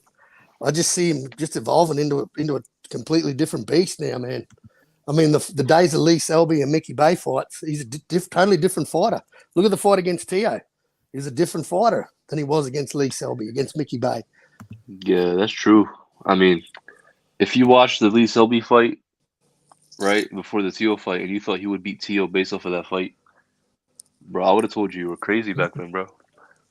Exactly. No one would have. He did not look good at all. Yeah, no one. That's why the odds were. That's why the odds looked like they did, because in that Lee Selby fight, he looked super ordinary, man. Yeah, exactly. Yeah, but I mean, if we're going off each other's last fights, well, you'd think Kambosos would go into this one favourite, because the performance he put on Tio was great. I'll tell you what, I didn't expect it. I thought it'd be a close fight, but I thought Tio'd have his number. Carl, what do you think about some people saying that he beat Teofimo Lopez, who wasn't 100%? Tio saying he was injured. He had elbow surgery. Tio was going through a lot of things mentally, that Tio was weight drained, that he did not beat the real Teofimo Lopez that night. What do you think about Tio making these excuses? And his fans saying, Tio, he almost died and shit. The doctor said he almost died and shit like that. He had a hole in his lung. And I've heard them all. And you know what? It reminds me of the Tyson Fury and Deontay Wilder fight. All you hear are fucking excuses at the end of the day. At the end of the day, the man got in to fight another man and he fucking lost. And it just goes to show the guy's character. I lost all respect for Teofimo, and I still lose respect for him, because the fact of the matter is that he can't move on from that loss. He can't move on. When they ask him about everyone, because every reporter for the rest of this guy's life now are going to ask him about Devin Haney and George Kambosos fight. You know what I mean? This is going to be something that he's going to be remembered for, because you just get the fuck over it, move up to 140 like you say you're going to do, and get another fight. You know, don't get that ring rust. And you going in on Tio, you cooking his ass. But look, so about Tio fans saying, oh, the doctor said Tio almost died. They got a doctor, professional doctor, saying that. Tio fans saying Tio was going through things mentally. He had a problem with his wife. His wife left him. They said that was not the real Teofimo Lopez. They said George Kambosos, you know, he got caught Teofimo slipping. He caught him slipping. He caught him lacking. I mean, Khalid, you're a Teofimo Lopez fan. Do you feel like Kambosos beat 100% Teofimo Lopez? Was that the real Tio? I'll tell you this, right? Anybody cook on that. Let's all cook on it. Look, here's the thing, right? I do think that Tio did have issues, but the thing with Tio is he made no adjustments. So it's not on him to blame on his health issues or whatever, because Kambosos didn't. I don't know if it was Kambosos' abilities. I got to rewatch that fight. But from what I remember, he made no adjustments in the fight. Kambosos took away a lot of his weapons in that fight. He had the better of him in every exchange. So I can't sit here and be like, oh, that wasn't 100% Tio or whatever, because he may not have been like 100% healthy. And I'll say that not every fighter is 100% healthy. You know what I'm saying? So I can't take away from George Kambosos because he wasn't healthy, because in that fight, he didn't make any adjustments. Because leading up to that fight, Tio did say he was like, oh, I'm injured going into this fight. Yeah. And I heard some boxing fans said, we don't want to hear that, because that's a built-in excuse. And I was one of them. Salute to the panel, man. Salute to everybody. H Money, what's good, right brother? What's good, brother? Hey, right side. What's going on? What's up, Carl? My brother, all y'all, man, all y'all family, man. So, hey, I'm gonna tell you, I was one of those fans who I don't want to hear those excuses, and the reason being is because the same way I'm not gonna accept that excuse from Gary Russell Jr., Mr. Gary Russell. Let me put some respect on his name. The same way I'm not gonna accept it from Lomachenko. I don't want to hear it from Teofimo. If you were that hurt, then don't get in the ring. You know what I'm saying? And then this is my problem. If we look at that fight again, I believe Tio put him down in the 10th. Was it the 10th round? Tio dropped Kambosos. So he was still fighting. He was fighting a hell of a fight, even late into that entire fight. I just feel like he came out with a bad game plan. He came out there with I'm finna get this dude out of here immediately. I'm gonna bum rush his ass. And we all know you don't go in a fight looking for the knockout. That ain't, you let the knockout come to you. You go in with your game plan, and if your game plan was to bum rush him, then you had the worst game plan I've ever seen in boxing. It is. And so I don't want to hear. I don't like to hear those excuses. And this is my question though. What is Tio going to be able to recover from it? Even now, I'm here when he's doing interviews, he's still making excuses. I don't like that. At some point in time, you need to, as a man, you just suck it up and be like, you know what? I lost that fight. It is what it is. Even if I felt like I got robbed, I lost the fight. So now I need to go back to the training board. Go back to the board and make some adjustments. And like somebody just said on the panel, throughout the fight, man, he never stopped letting George touch him with that damn overhand right. He never stopped. The man was talking to himself, man. George split his shit, you know what I'm saying? And he never made an adjustment he was trying to roll his shoulder, I believe. I think that's what he was going for. But it was he just didn't make no real adjustments. And I just, for him to be so late in the fight, to get a knockdown that late in the fight, the man, I don't like to hear those excuses, bro. And regardless, I understand after what you go to the doctor, I understand all of that. Lomachenko did the same thing. When Lomachenko fought Teofimo Lopez, Teo beat him damn near the first 6 rounds of the fight. And he said he had a shoulder injury, but the shoulder was looking pretty good later in the fight when he started letting his hands go. And so I hate those excuses because, like I say, they built in. If you lose a fight, you lose a fight, and I want to see him recover off of it because I'm a fan of Tio. I think he's a hell of a fighter, and so I want to see him recover from it. But in my opinion, for you to recover from it, you got to accept you got to accept reality and learn and grow from it. So I worry about that. So what you thought about Tio's last interview when Tio was like, oh, they set me up. It was fixed. I was on a DAZN platform, but he wanted to be on DAZN. He wanted to go to a purse bid. And now he's blaming DAZN. I mean, what did you think about that? Oh, they setting it up for Devin to win. You know what I mean? He said, fuck those guys and all of that. When they asked him about Kambosos, his whole face changed. Because first, when he saw Mark Kriegel, he was laughing and playing. Then when they asked him about Kambosos and Devin Haney, his whole energy changed. And see, this is the problem. The problem is like you said, he was the one who pushed it to the purse bid because he felt like Bob Arum them wasn't paying enough. So they're the ones who pushed it to the purse bid. And once it goes to a purse bid, Triller picked it up. And so even DAZN was second in line for that. And the only reason Triller dropped the shit because the shit just kept getting pushed out. And so at some point in time, bro, and now what makes it even worse for him to say that, what makes it even worse is now they're fighting, or Kambosos and Devin Haney, they fighting over at Top Rank. They ain't fighting with DAZN. So all of them conspiracy theory, and it may not be a conspiracy. Maybe he is on to something. I don't know. I ain't privy to all those conversations.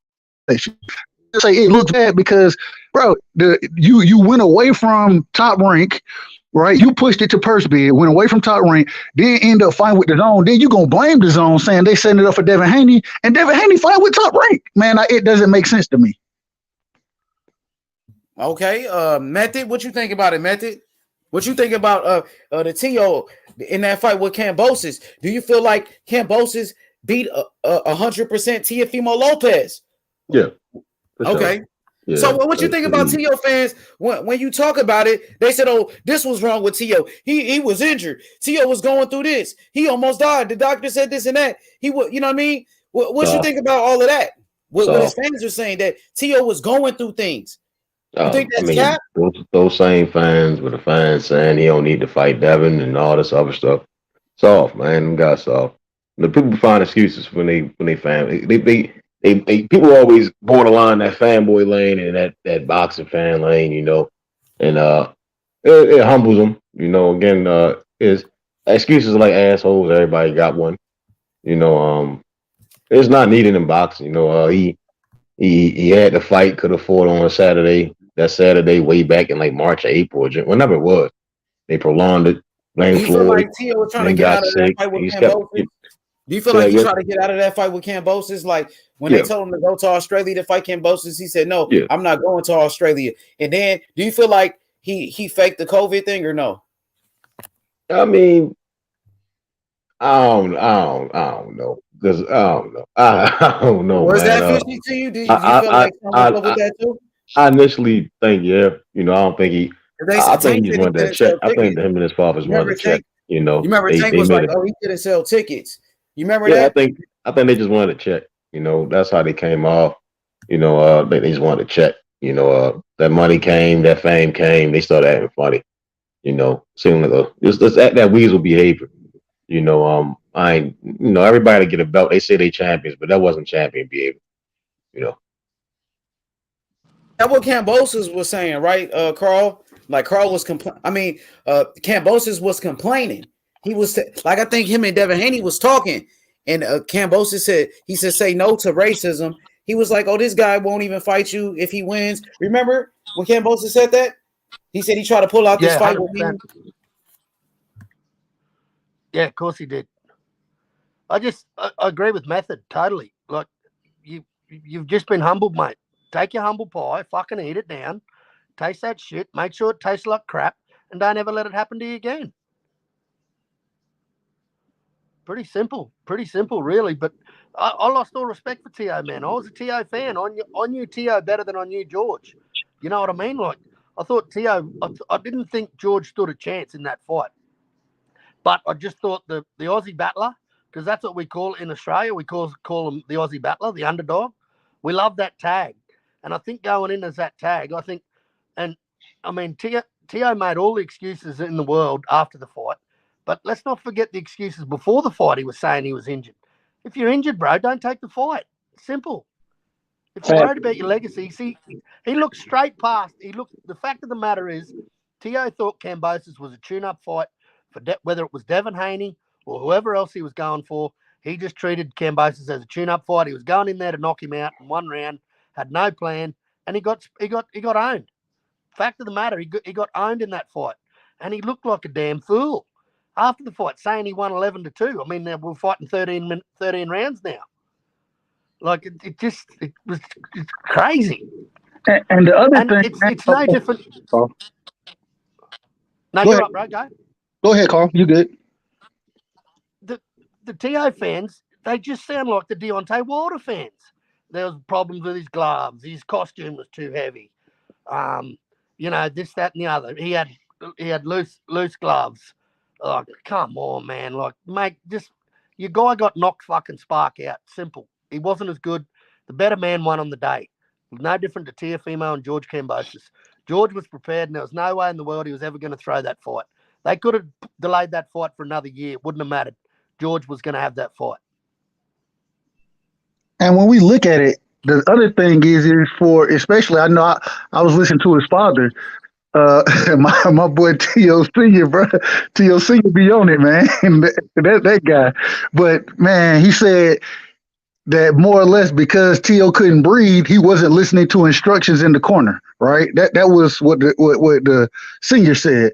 My thing is if you got all these issues going on, whatever you got, how you in the club smoking hookah? How you smoking, but you got all these issues going on that you talking about, bro? Like, man, make that shit make sense. I don't believe. I don't want. Even if you hear them issues, once you signed up for the fight and you got in the ring, when you took that ring walk and you put yourself in the ring that night, hey, that's on you. That's on you. The same way I say, yeah, Mr. Gary Russell Jr. Once again, love him to death, great fighter, but I don't want to hear no excuses about one having a shoulder fighting with one hand. We could clearly see this man. Somebody got an echo. Somebody got some feedback. But anyway, we could clearly see that Gary Russell Jr. This man was fine with one arm. We can see that. You know what I mean? I still don't want to hear no excuses though, because you put yourself in the ring. If you felt like you couldn't perform and or whatever, don't put your life at risk, because that's what you do when you get in the boxing ring. Your life is on the line if you ain't able to protect yourself. You know what I'm saying? So I don't want to hear them excuses, man, from any fighter. Once you put yourself in that ring, it's on yourself. It's on you to protect yourself. It's all on you. If you have whatever disabilities or whatever it is, if you have them and you decide to fight, then you know what you signed up for. Stop with the excuses, accept the results of the fight and move forward. That's what you need to do. And I expect that from all fighters. If Devin Haney goes over to Australia and loses the fight, right? And then he comes out talking about, oh, well, I was injured, my wrist was hurt, my shoulder, whatever. I don't want to hear it. I don't care nothing about that. I love Dev. I love him. Don't want to hear none of that shit. Once you get in that ring, bro, it's on you. And so at the end of the day, hey, you once you sign that contract, once you decide to go fight, then go ahead and be ready for whatever challenges come at you, because this is what you signed up for. I understand the money issues. I understand all of that. I'm not saying it's right. I'm saying that this is the reality of the sport. And so let's look at reality and let's stop being or let's stop being conspiracy theories. Not the people on the panel right now, but T.O. and T.O. Senior, more or less. Let's stop with the conspiracies and just go ahead and say, bro, hey, I lost the fight. It is what it is. I'm coming back stronger. And at 140, I'm going to make my name known. I'm going to continue to do what I do. For them to sit there and say, we stayed at 135 too long. We've been there 9 years. Well, why the hell you didn't move up? You could have moved up. You could have moved up.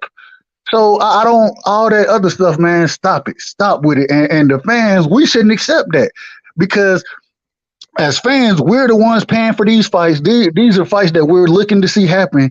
And once you get in the ring, Deontay Wilder, and that same thing, for him to say whatever happened with Tyson Fury and the gloves, and I don't want to hear none of that. I don't want to hear it. I don't want to hear it. When you got in the ring, you knew what you signed up for. If your team didn't check the gloves accordingly, that's on you and your team. Stop the nonsense. Stop with the excuses. Well said, right side. And another thing, I measure a true champion not by the amount of times he gets up and and defends something. If he loses, I measure a guy by how he picks himself up off the floor and goes again, just like Lomachenko did. Lomachenko comes straight back and he's come back to fight, and that's how you measure a true champion in my eyes. It's not by the time you sit at the top; it's when you get knocked down and you fight your way back up.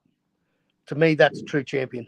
And my other thing is, T.O. had he had a year to get ready for this fight. If you got a year, and regardless of all I understand the different hangups and all that kind of stuff, the man had a year to get ready. If he was able to stretch it for a year with COVID and whatever other issues were going on, whatever your health issues you had the opportunity to get them fixed.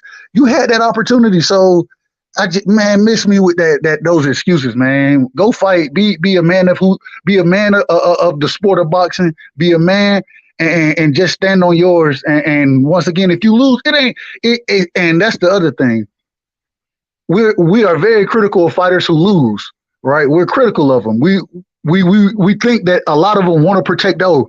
We can see them trying to protect that O. If you lose that O, that don't make you any less of a fighter. It doesn't. And I just, man, I hope that, and because I like T.O., I hope that he just accepts what happened and learns from it and grows from it and becomes a better fighter. At 140, you're going to have even rougher competition up there. So I don't know how you expect to go up to 140 and making excuses. Because if you go up there and you get in the ring with a Gary Antoine Russell, it's not going to be an easy fight. And if you lose that fight, I don't want to hear no excuses, bro. Don't get in the ring if you're going to make excuses after. That's my whole thing on it.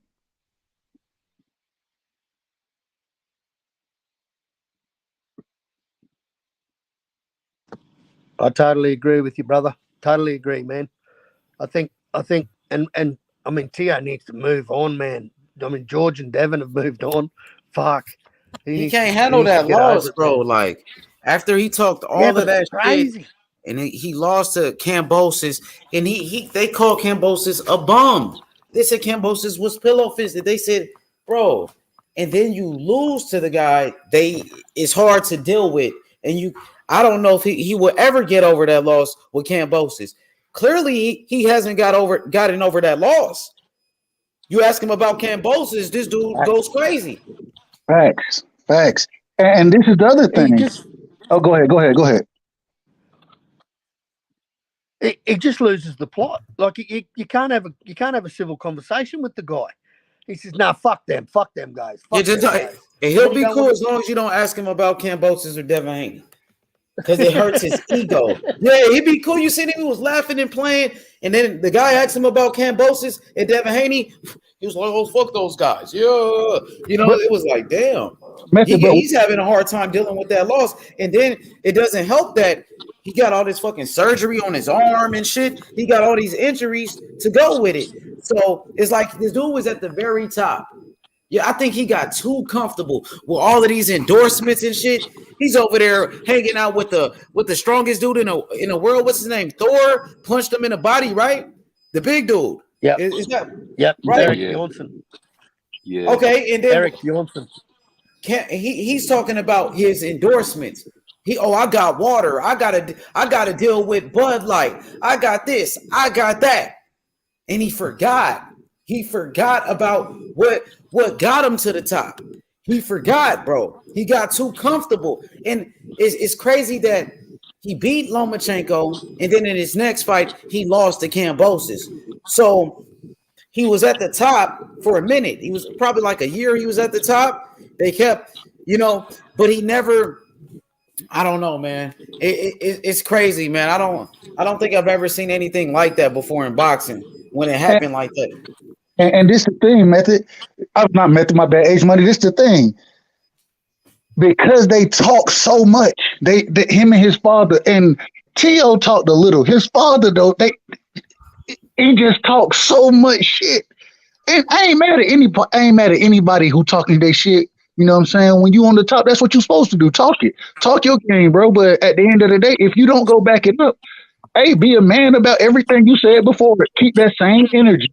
You know what I'm saying? Don't sit here and let that green-eyed monster come out, because I think it's more jealousy of anything of what Kambosos and Devin Haney is to make happen. One of those about to be the first undisputed lightweight champion of the world. One of them. And I think it's more that him and his father coming out saying, well, Mauricio Suleiman told us, and then the WBC done went back on that shit. They done made a fool out of them too. And so it's just all of that shit combined, bro, because you talk so much, and then this is the way things have ended up. It's a bad look, and I just don't know if they can handle it being such a bad look. Them being able to look themselves in the eye and say, man, we talked a lot of shit and we lost the fight. Damn, we fucked up. But we gotta move on and keep growing. That's the mindset they need to have. But it seems like their mindset is until we can prove to the world. It's almost like a Donald Trump mindset, bro. Until I can prove to the world that the election was stolen from me. You know what I'm saying? I'm gonna keep talking about that shit, even though it's a year and a half later. You still talking about old shit, bro. Move on and build something new. And that's what I think T.O. need to do, bro. Like, let that shit go, because you keep with that same energy, bro. It's draining you to continue to talk about that, and it's making you look bad. Facts. Yeah, I think right. I think T.O. Senior, he talked bullshit out of the ring and he talked bullshit in the ring. He was telling his son nothing but bullshit in that corner. And then in the end, he's saying, go in there, knock him out, knock his ass out, knock him out. Bro, he still thinks that the knockdown was a flash knockdown, bro. Oh God, here we He still thinks it's a flash knockdown. That's crazy. No, he don't think it was a flash. He think he slipped. You slipped. Yeah, he thought he slipped. The right He thought he side, slipped. right? Yeah, you're right. I was listening to the right side, but right side forgot one important factor. That motherfucker had to fight because he was broke. He was down to like 20 grand in his bank account. He had to fight. He couldn't afford not to. That's why he knew he was fucking injured, if he was, but he had to fight. He didn't have no money. He had to fight. Hey, I can't help how you manage your money. I can't help that. But you got to understand that's a reason why. No, I agree. I agree with you. And I know, once again, you fight for a prize, and everybody don't handle their money right. Sometimes the motherfucker gotta fight because he ain't got no choice. Even if he ain't got no chance to win, I still got to get this check.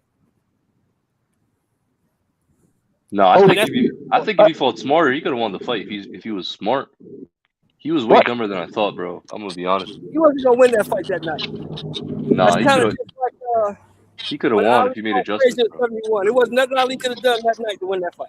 He was not But going it to win was that fight. Bro, he didn't but, have to go in there in the first round like that. I can but, tell you that for He sure. was not going to win that fight that night. He but wasn't Bro, ready. he could have won, bro. He wasn't You there. are He talking wasn't about. ready. You are talking Kambosos about. was going to whoop his ass that night.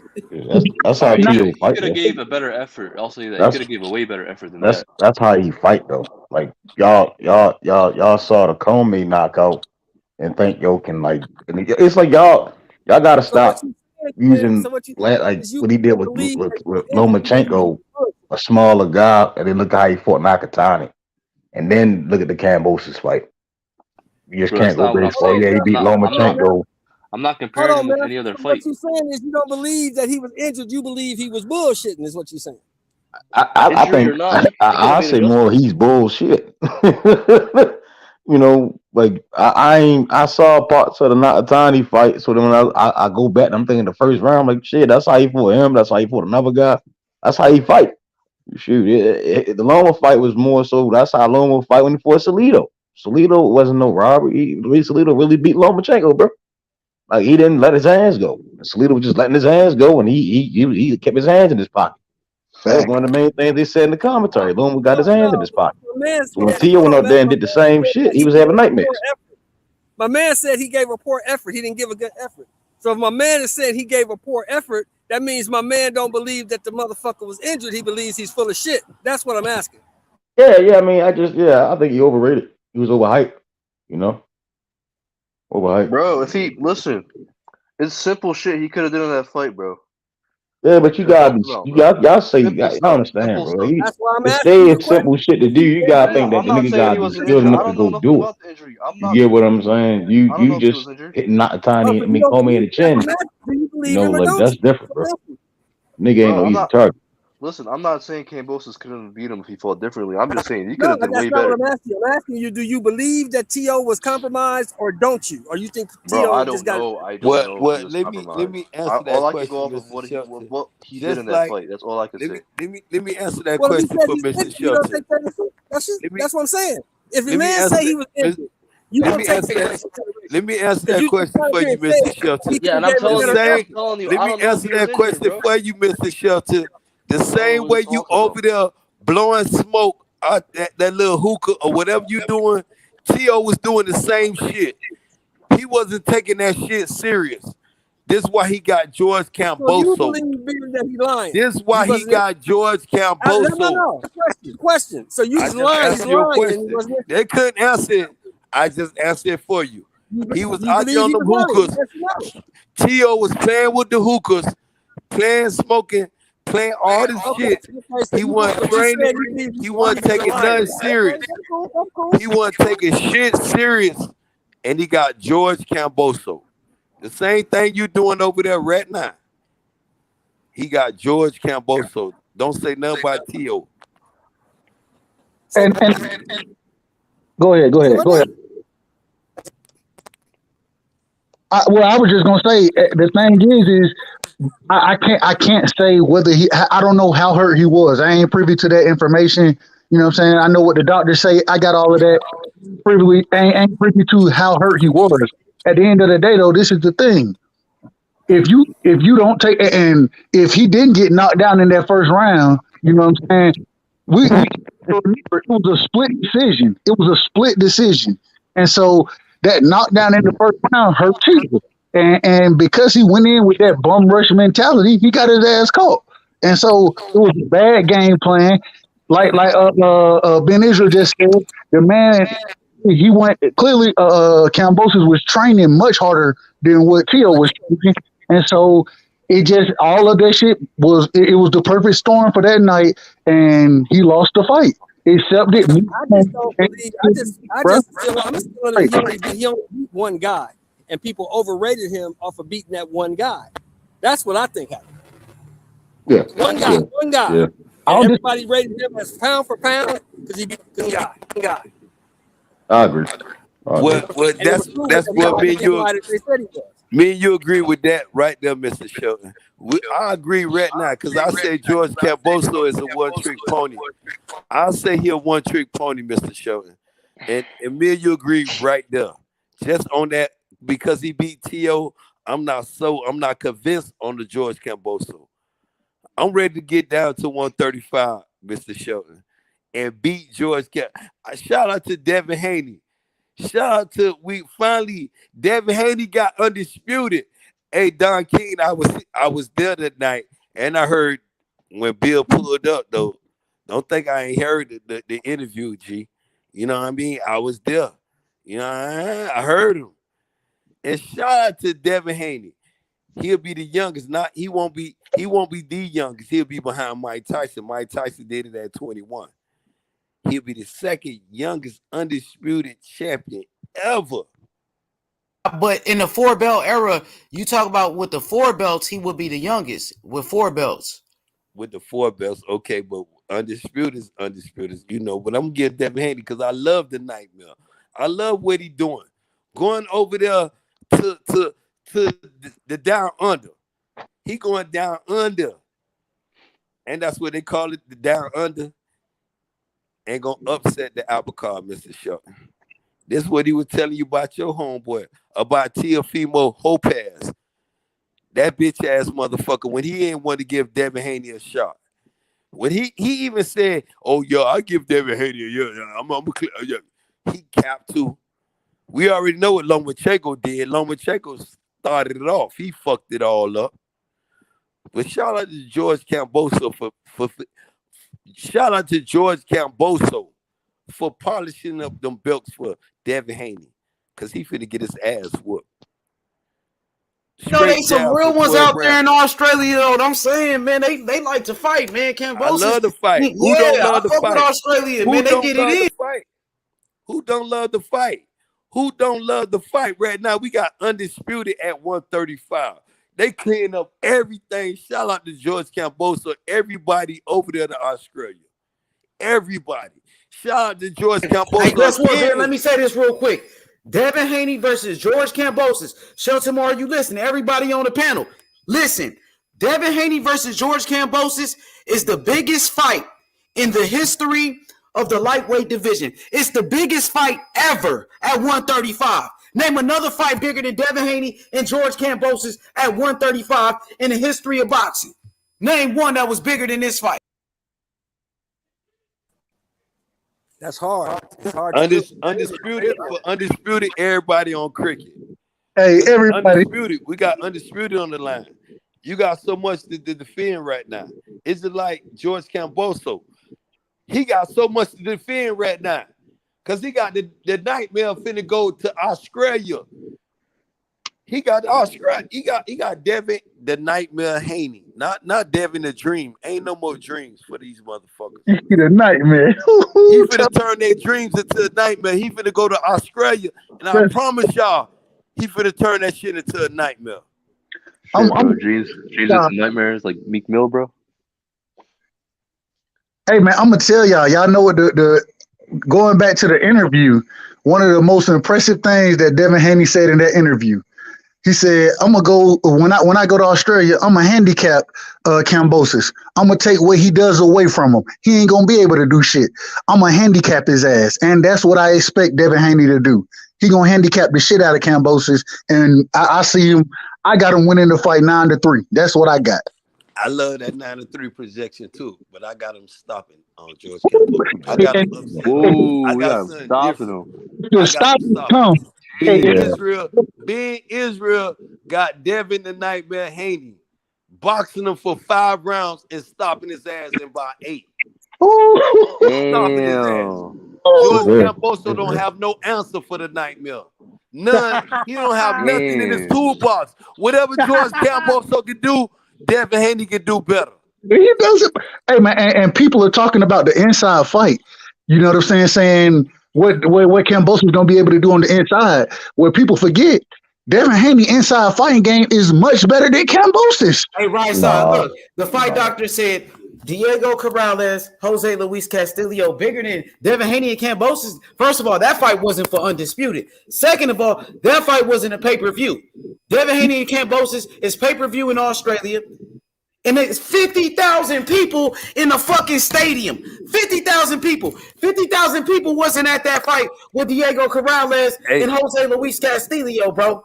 And guess what? They wasn't getting paid $10 million like George Kambosos and $3 million for Devin Haney. One thing you can say about that, though, Don, this is a worldwide fight. It's about Undisputed right now.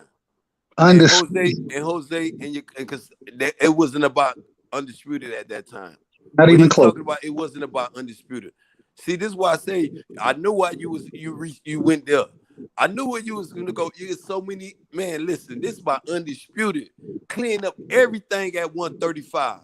No more confusion. No more. Exactly. Mr. Shelton, ain't no more confusion right now. He cornered, and Devin Haney signed the contract for 3 fights, bro. 2 fights on the line. Come on, man. You gotta give the young lion credit for doing what he did, man. And they put so much in the contract, expecting Dev to be like, "Nah, I can't. I ain't finna take that shit." And what he said, "I'll take it. I'll take it. I'll take it." It don't matter. He about that smoke, bro. Hey, and you know what he said? He said because I know I could beat you. That's why I took it. That's why I took that offer. He said because I knew I could beat you. Facts. And then go listen to niggas. Listen to what T.O. Senior said. Even though T.O. Senior, I do think that they pissed off at Kambosos for winning their fight. Man, they know that. Hey, man, Killer Cam, he a hell of a fighter, bro. I don't want to take no credit from that brother. I don't want to take no credit from him. It's levels to this boxing game, though. It's levels to it. And he's on the Devin Haney level, bro. He's not on that level. It is what it is. And let me ask you a question, though, right side, though, man. Because I'm feeling your energy tonight, man. I'm loving that shit, what you coming with the nightmare. But do you feel as though, real talk, and a lot of people said George Kambosos is on the elite level because he upset it. Teofimo, Big Israel saying Teofimo did not train hard. If Teofimo go into a rematch with George, if they would have went into a rematch, I believe if Teofimo trained, not been on the hookers like Mr. Shelton over there doing, and all these other dudes not taking this shit serious, right side. You think who the fuck is a George Campbell? Hey man, I'm gonna be real. I agree. I think that that Teofimo, I don't think he trained hard for that fight. I don't think he expected it to be a challenge. Even if you go back and listen, when they were talking about fighting Devin Haney, they said, "Hey, if we can go fight Kambosos for this amount of money over in Australia, that's what we're gonna do because it's a bigger payday." That was their, or according to T.O. Senior, that was the reason they weren't gonna fight Devin Haney, because they could make more money fighting George Kambosos in Australia. They never, when it came time to go fight Kambosos in Australia, what they said, "Now we'll fight him, but it's gonna have to be in New York." You know what I'm saying? And so T.O. and his father, they weren't ready. They weren't prepared for the fight. And the reason I say it is because I think they slept on Kambosos. They didn't give that man the respect that he deserves. Anytime you get in a ring with any fighter, you got to make sure you're giving him that respect and that you're going out making sure you're at the top of your game. And T.O., that man, like you said, smoking hookah with whatever lung, can't breathe injury, esophagus injury, whatever he had. I don't know. I'm just saying what they talking about. Whatever the injury was, you gonna act. I don't agree with that. Things before that. Why? Yeah, because at the end of the day, bro, George Kambosos, he had his own problems, bro. He spent a year flying back between Australia and America, right? A year, right? His grandfather died. He missed his funeral. His baby was born. He missed the birth because he kept going back and forth because of this bullshit. I don't think it's fair to say Teofimo wasn't at his best. We got to look at Kambosos. Was he at his best? I don't think so. Hey, no. See, this Jimmy, hold on. Let me respond to Jimmy, because Jimmy making sense right there. He was at his best, Jimmy. George Kambosos was at his best at that time. Just listen to what you just said, Jimmy. He just lost all that, and he had a baby. Why wouldn't he defend his? Why wouldn't he got everything to gain, Jimmy? Everything. That's my point, though. That's my point. He spent a year. T.O. was missed. This is why you got to look at it. Remember, he was out there smoking hookahs on Jimmy. Yeah, He that's was his out problem. there. He was out there playing. He was out there not taking it serious. He was out there saying Triller gonna pay. Yeah, Triller paying for the car. Then Triller didn't pay for the car. Then we got Metro. You still say I'm gonna knock him out. What happened, Jimmy? You guys I mean, asked every me. time we saw T.O., he was in No, a see, I gym. don't. That's See, I why I can't. do that. That's not fair, though. See, I'm a man of principle. He spent a year of his life flying between America and Australia over and over again, getting ready for fights that kept getting cancelled. Right, like I said, he missed the death of his, the funeral of his grandfather. He missed the birth of his child. Right, mentally and physically, he probably wasn't at the best. Unlike Teofimo, he's not a multi-millionaire. No, right? see, no, No, unlike Jimmy. When you Teofimo, say Kambosos was not a multi-millionaire. He got his with ass those- beat. That's it. no, He lost with because those, he wasn't good enough. with those elements, Jimmy, that's why he should be at his best. I just said, bro, Kambosos had his own elements. We talk about George. His grandfather died, right? He died. He missed the funeral, He right? missed the funeral. His baby And was born. What else happened? What else you just said happened? I mean, I His think baby was born. This why George Kambosos had everything to beat a Bro, I think Teofimo. both of them with gonna that. argue in this, bro. Teofimo, why George Kambosos lost his grandfather. I said, damn, me. Yeah, but being none of that Israeli shit, none of that no, stuff I really would've matter been though, training yo. All harder. that shit Because don't I'm gonna mean say shit. this motherfucker gonna be Cam training Bosos hard, was talking even about he harder gonna take the than me. belt. T.O. said he was gonna knock him out. Both of Yes, them came in there at their best, bro. T.O. why you just is gotta not as train. good as niggas said he was. And then when it come down to Devin versus Kambosos, I personally believe Devin's gonna show that Kambosos ain't as good as everybody thinks he is. Again, Kambosos said, I'm gonna take those belts, you this, you that. He went up there and showed it. T.O. was in the gym, he was doing all the curls and all this other shit. Every time we turned around, it was put him in the gym. That's why I can't see that. Maybe that just proves Devin's a good boxer. Yeah, but why does it have to be Kambosos is garbage if he loses? Can't it just be that, oh, Devin's a really good fighter? No, I mean, I already know Devin's a good fighter, right? Devin is an excellent fighter. He's not Me a good saying fighter. Kambosos isn't a good boxer is my perception of boxing. It ain't got nothing to do with nobody else. Like, I'm not going to change my perception of what I think is good and makes a fighter great because Devin whips his ass. I'm still going to say Kambosos was never that great. But if you don't get the wins, then how do you know how good a fighter is? Bro, I mean, if he you has have to be bump I look at the skill set first. You gotta beat him That's what I twice. look at first. Oh, yeah, but your Like skill set skill. has to be And then you tested put them in there against with certain Detroit. styles, and then that style can overcome. It's all, again, I think Carl was saying But if you something test earlier your about skill what set makes a with guy bombs great. and It's small cans, defying then how odds. do you know your skill set Defying is that odds. good, though? You know, defying the odds makes a champion. No, but the art is tested, fire tested, right? The reason how are elite fighters, how are legends born, right? They're baptized through fire, right? So instead of knocking out a bomb, knock out a world class fighter. You know, I mean, it's different. It's like Berlanga. I get Let's be that. honest, That Berlanga looked like perception, the right? next Mike Tyson when he was I mean, knocking I out get those that. I get that perception, right? Again, when it comes down like me, I'm saying with Devin, I think his skills are light years beyond a Kambosos and Teal. I think for either one at any time he'd have beat him. Right? I think their skill set is mediocre. Is what I'm saying. But they have the title. They have needs the titles, so he gonna go get it. I don't see the difference though. Like, so okay, let's look at all the last fights, right? You got Tank Davis against Isaac Cruz. You got Devin against Jojo. You got Kambosos against a Teofimo. I mean, I really don't see what how do you see the fight, Jimmy? See, I know you going there with it. See, do you think Devin have enough skills to beat a George Kambosos in this fight? Your perspective, Jimmy. Yes or no? Do you think Devin got enough skills to beat a George Kambosos in Australia? 100%, yeah, I do. For me, it's like a 50-50. It's tough, man, because Devin does slow down in the last few rounds, and George has got a really good engine. It's in Australia, so there's politics as well. So it's going to be a tough fight, man. This isn't Jojo Diaz. This isn't Linares. This is a completely different fighter. It's like I said, I made a comment. Look at all the top lightweights. Ryan Garcia, Tank Davis, Vasyl Lomachenko, Kambosos, Devin Haney. I mean, I've looked at all the last fights, right? So Tank against Isaac Cruz, Haney against Jojo Diaz, Kambosos against Lopez. To say that Kambosos is level above everyone else, that's not fair because these guys when look you like. say that, Jimmy, I know you hearing that. But I bet one thing with that, I bet Linares and a Jojo Diaz are upset. Uh,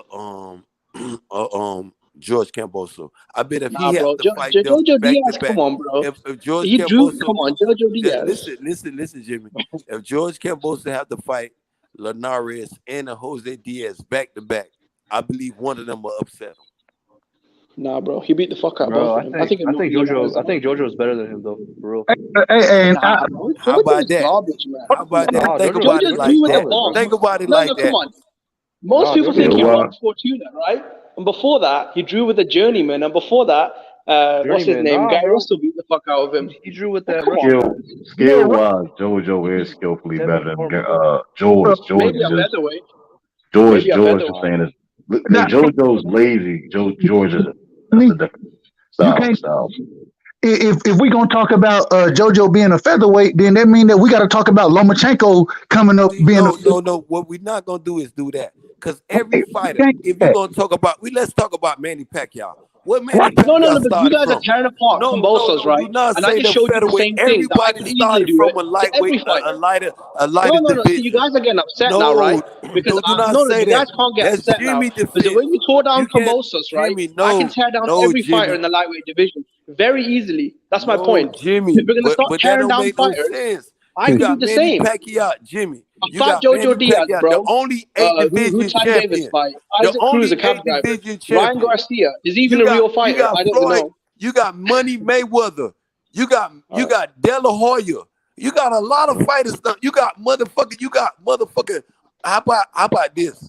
You got old fighters like the great one that you like to mention. They came up from that 130 division. Who's that? How about who's that? Jimmy. The one you talk about so much, you don't know who came up from it that you like to brag so much, Jimmy. Who's that? From Jimmy, don't tell me you don't know Jimmy. Oh, he's talking about Tank. No, Tank Davis. Tank Davis. that's Tank is easy. I said a throwback fighter. Tank easy. Throwback Tank fighter. came up from that division. Jimmy like to A talk throwback about all fighter. them fighters. He claimed to know, but Jimmy, I ain't gonna. You're bringing up the super keeping it featherweight boxing. division. I mean, there's We about a love million this fighters shit. we What keep we talking doing about. right now? We keeping it boxing. And one thing Yeah, I yeah. want y'all to know right now, y'all got to give Devin the Nightmare Haney credit. Jimmy, 100%. he asked for the smoke with Lomachenko. You heard him out here. You heard the smoke he asked for it with Teofimo before he went in there with George Camboso. And now George Camboso got Devin Haney with a Buffalo slave trade, Jimmy. I'm gonna let you hear it, Jimmy, because you like the dumb shit. A fucking slave contract. It's not a slave because he's doing it for greatness. It's not that. No, Ben Israel. He's the second highest paid lightweight in the sport, right? He Look at is the the other highest guys. paid lightweight, not the second. Yeah. Who is No. George Kambosos who getting paid? Even Tank. I love Tank. Tank, my homeboy. You know that, Jimmy. You know I'm from Baltimore. You already be talking all your shit. Tank ain't making more than Devin, bro. No, Tank is the cash cow, bro. I thought Tank I don't. Tank is the cash cow. Now Tank probably the cash, probably at lightweight, probably. I don't think so, though. Kambosos is making $10 million. Kambosos ain't even in the question, bro. Hey, I'll say Kambosos is gonna get his highest paid check. He's making $10 million, though. To fight Devin Haney, exactly.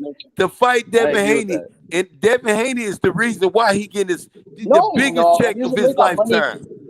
No. The reason why he's making that money is because he's selling 50,000 tickets. No. Shout out to the MOB. No. Ben Israel. Yeah, bro. The reason why he's making that money is because he's selling out a stadium. Devin Haney, the nightmare. Yeah. Devin Haney agreed to the terms, Jimmy. That's the reason why he's making it. How about this, Jimmy? Before you say anything else, if he fought Lomachenko, I bet he wouldn't have got no $10 fucking million. Yeah, he would. No, he would have the same deal. It was the same contract. All in Australia. You crazy? No, it was the same contract. In Australia. No. It's the same contract. Hold up. I agree with Ben Israel on The this. receipts We are talking public. boxing, Bro. I agree with Ben on that. We are talking boxing. I know, that's what I'm talking. Time out. We can't sing together. We can't talk together. We can sing together. But hold up. How about this? If Lomachenko would have got if George Kambosos would have got the same contract, if Devin, you got to remember, he wasn't reaching for Devin Haney. He was reaching for Lomachenko. That's not true. They was not finna pay no Lomachenko, no George Kambosos. No, they were negotiating with the Zone and Devin Haney 3 months ago. Man, They've been negotiating with them for 3 months. Oh yeah, that's fact. That's true. Jimmy. They No. negotiated with Jimmy Devin Haney came out first. Republicans. Okay, like that. Jimmy, that's true, you've bro. been around, Jimmy. You've been around a little bit. Who Lomachenko No, that's promote true, is? Who Lomachenko fuck with? Who Lomachenko fuck with? It depends on what Top sense. rank. That's a top ranked fighter. Let's get down to it. ESPN network. This the same motherfucker, Jimmy. It's better than sliced bread. This is the same motherfucker that Bob Arum was promoting. Let's get to the facts, Jimmy. Don't give them motherfuckers no leeway, cause man, you done bumped with some dumb shit. We talking straight boxing right now, bro. And I'm called you, bro. So keep the energy where it is boxing. If you gotta remember, Bob Arum was the same motherfucker, Jimmy, that was promoting him out here like that. He better than Muhammad Ali. Come on, Jimmy. Muhammad Ali. Hey, let me ask you. Salito beat his ass, Jimmy. You were saying this shit. Look, Bob Arum did the same thing with Haney. Did you see what he said? No. This is America's best boxer. Stop. No. Bob Arum, come on. You can't take Bob Arum seriously. $10 million. Who takes Bob? $10 million. You think Bob Arum was finna let now let me stop. Let me remind y'all again. Who George Kambosos promoter is. He's not a top ranked fighter. Now you know Jimmy. Stop. Hold on. Now you know where I'm going at with it. So you think Bob Arum gonna let Lou DeBella trick his fighter out of 10? Are you out your fucking mind? Hold on, Billy. Hold on. No, though, but what's Bob Arum gonna do though? The only reason why he got he got this fight signed, because Devin Haney want greatness, man. This fight, I gotta give Devin Haney his props, bro. Ben Israel, you're not listening though. That's the problem. You're talking, but you're not listening. The reason why he's making $10 million is not because of Bob Arum, not because of Devin Haney. The reason why he's making $10 million is because he sold out a fucking football stadium in Australia. That's why. It's on pay-per-view in Australia. Jimmy, right? No. This shit is not sold out. The fuck is you talking about? No, they're gonna sell it out. I could get 10. I could buy 10,000 seats right now in that Coliseum. Hold on, they could have easily, right? I bet they you could have won't, easily. Jimmy, that shit is not sold out, bro. They could have easily put the fight in the States, right? Bro, decent. You gotta remember, Jimmy.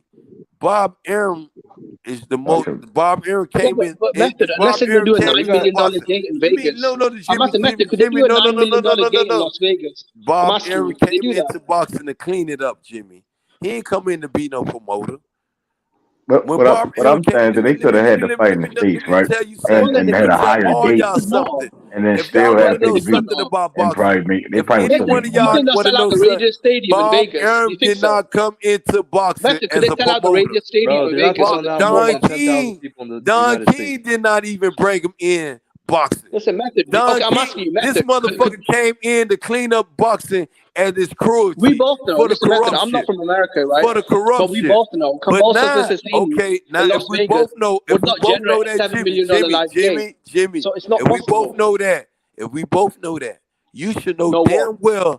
Bob Arum ain't finna let George Kambosos get $10 million off the person. Listen, Jimmy. Bro. Jimmy, hold on, give me a minute, my brother. Let me talk to Jimmy for 1 second. Jimmy, so damn well we agree on that. You know damn well Bob Arum finna. Bob Arum's not giving. Listen, bro, you're not listening. Jimmy, Bob Arum's not the main promoter. Again. You're not listening. Jimmy, you're not fucking listening, are you?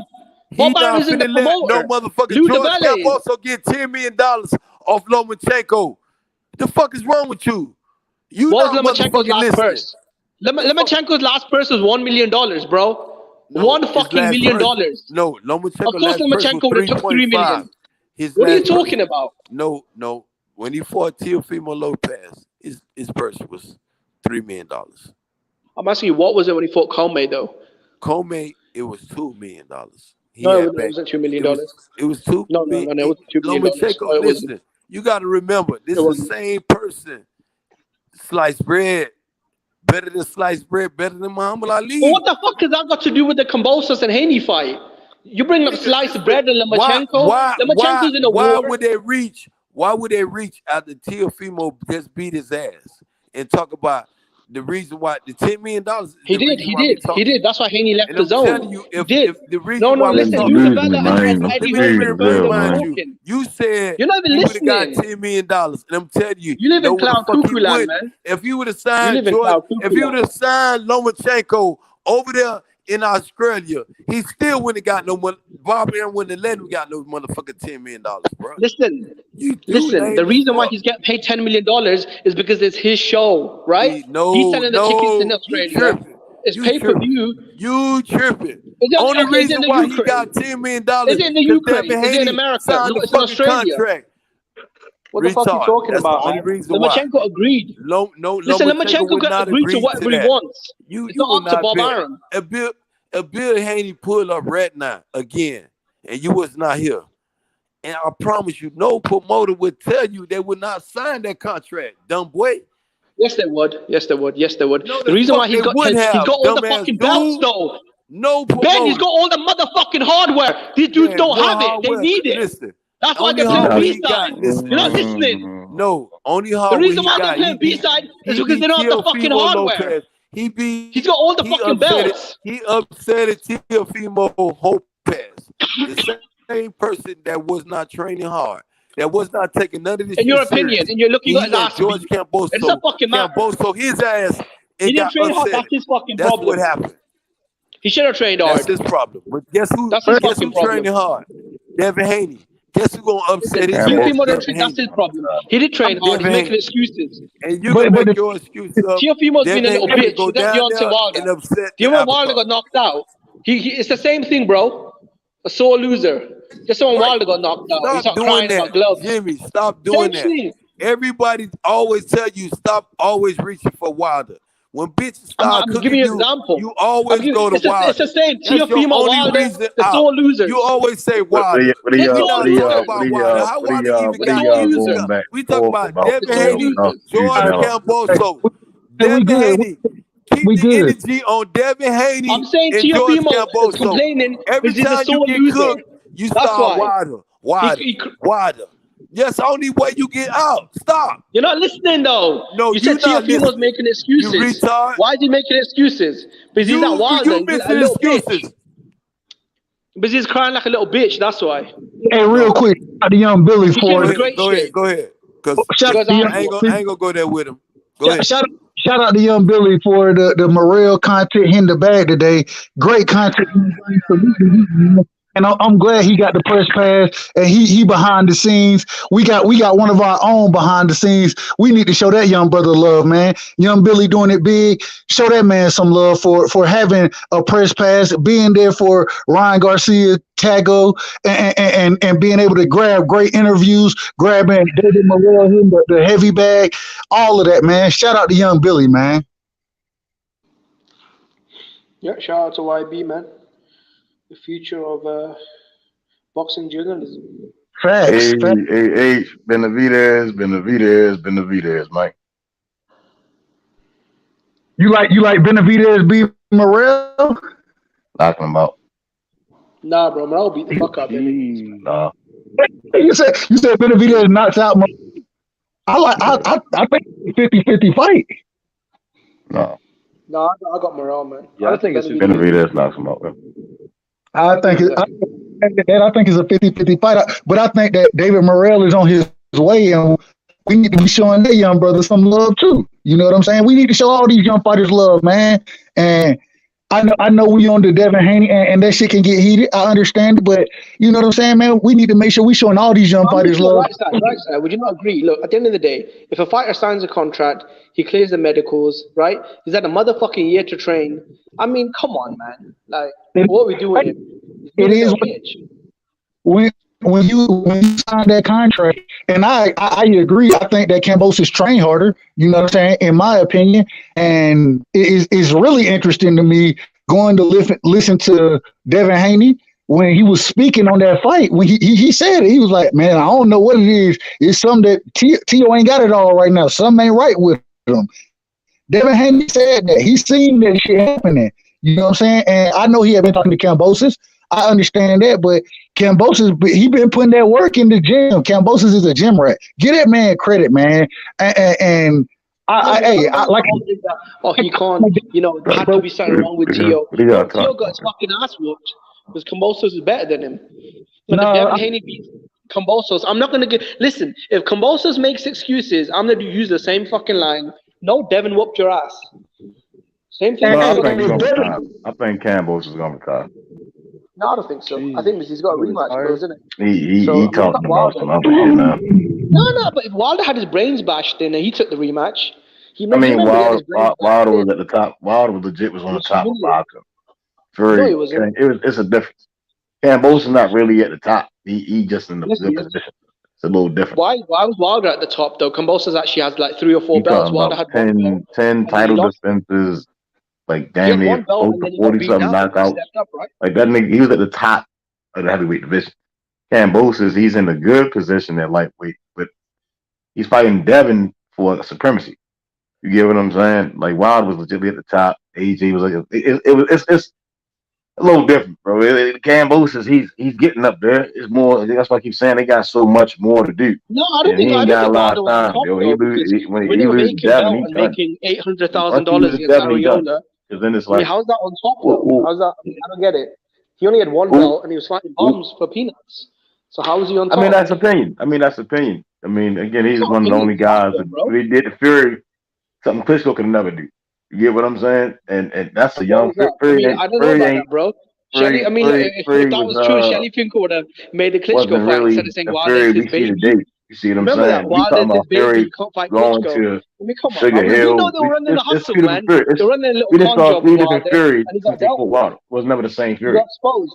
You get what I'm saying? No, it wasn't really exposed. You can't expose somebody that we know. You can't expose something we know Wilder ain't got. We ain't got. Not exposing. No, he fought a good fighter and he lost. Wilder never hid. The first time Wilder fought a good boxer, he got down. Wilder never hid anything. You can't expose him without open. You know what I'm saying? It's just there. Job, and when he stepped up, he got locked up. Fury had to change trainers. It's a lot of things that we mentioned when we talk about Chris Ariola, Romain Stavern, you keep all these bombs. Like when he finally fought an elite fighter, you taking the topic to somewhere else. You get what I'm saying? Because again, no. You said you won't take the rematch, right? And I said, Wilder got beat like a fucking cab driver. With Kambosos, he's in a great position, but he's not at the top of boxing. He's not at his own division. There's too many good names. Joshua was out here Devin making Haney there that they fight. fight for Well, Wilder was making $700K. Come on, bro. What type of boxing what? Making $700,000 against Chris Ariola for 1 belt. They have to wrestle off Romain Stavern. Yo, let Deontay Wilder go, bro. We're not talking about him no more. The man may not even. No. I'm giving you a reflective right side. You're not listening, though. Bro, you're not listening. He asked me, why would he take the rematch? And I gave him an example of a fighter that took a horrible ass whooping. That's what I'm saying. Again, you're not really thinking about what I just said to you. Again, Fury changed trainers. Fury didn't go into a second or third fight. Man? I gave you an example. If you guys want to get emotional over Wilder, that's not my problem. Fury did not go into the second or third fight. If you want to get emotional over Wilder, that's not my problem, bro. Nobody's emotional. You're not listening. The same thing you said to Ben Israel about not listening is the same thing you're doing. Fury and Wilder changed trainers. Both changed trainers. Why are we talking about Fury and Wilder for? What I'm saying with Devin Haney and Kambosos, he loses to Devin. I just can't. I think he's going to retire. I don't think he's going to go into the box. I think he's going to take that 10 million. In the rematch, bro, in the second fight, Wilder got beat like a bum on the ropes for 10 rounds until fucking the dude threw the towel in. You talking about the second fight, right? The second fight when he changed trainers? Man, let's let that shit go, bro.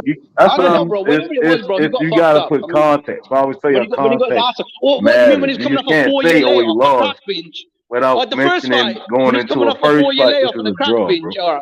When we talking about Devin Haney and Kambosos, he's 29, gonna be he's going into his late early 30s. You're right. Kambosos is a unified champion. Something that Deontay Wilder will never be. Yes, he'd be the top fighter in his division. Something Wilder never did. You're right. There is a difference. Again, it's not a debate. Wilder was never unified. It's nothing to argue Wilder about. never beat a top it's fighter. The fact. Kambosos it's the did. Facts That's the fucking difference. It's the facts. That's the difference, Method. Is that Wilder was a That's the champion difference. for a He wants a very unified long champion time, bro. who beat a pound for And pound with fighter. Kambosos, Wilder, when he he stepped up, finally he got gets to this fucked up position, twice.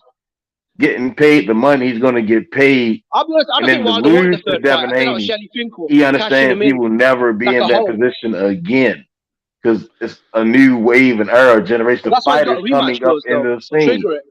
And Method, then what's he gonna do? Sit back and it's going to say, be hard to, okay, you go get what I'm fight for my saying? belt? It's different. Wilder got beat like Method, a fucking you bomb, see and he who's couldn't on the lose screen, rematch. don't you?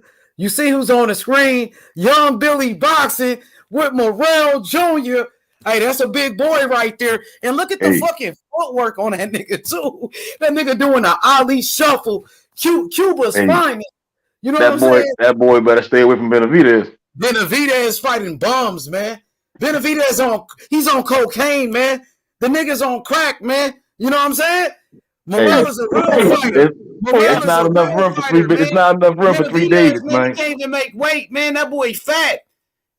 He fat. He need to start fasting to lose some of that weight. That boy better start fasting. For three Davids, man. You know what I'm saying? Because he got that gut on him. He got that beer belly, man. And he's snorting lines, man. And we do got the plug. So Benavidez need that white girl. We got the plug, my nigga. You know what I'm saying? Yeah, because I'm going to give him a free bag. I give him some of that cocoa and have Morrell beat his ass. I'd do it, Method. Trust me, I'll do it. I hope that nigga relax. Method, how about that, nigga? Morrell punish him. Hey, you know man. What I'm saying? No, I don't want to see that. Now, I do. By any means necessary. You know what I'm saying? All the war. Yeah, I shoot him a bag. You know what I'm saying? I want to see. I'll front him. What do you need? I want to see both of them fighters at their best, bro. Hey, he want it soft or hard. What do you want? He want it soft or hard. We got both.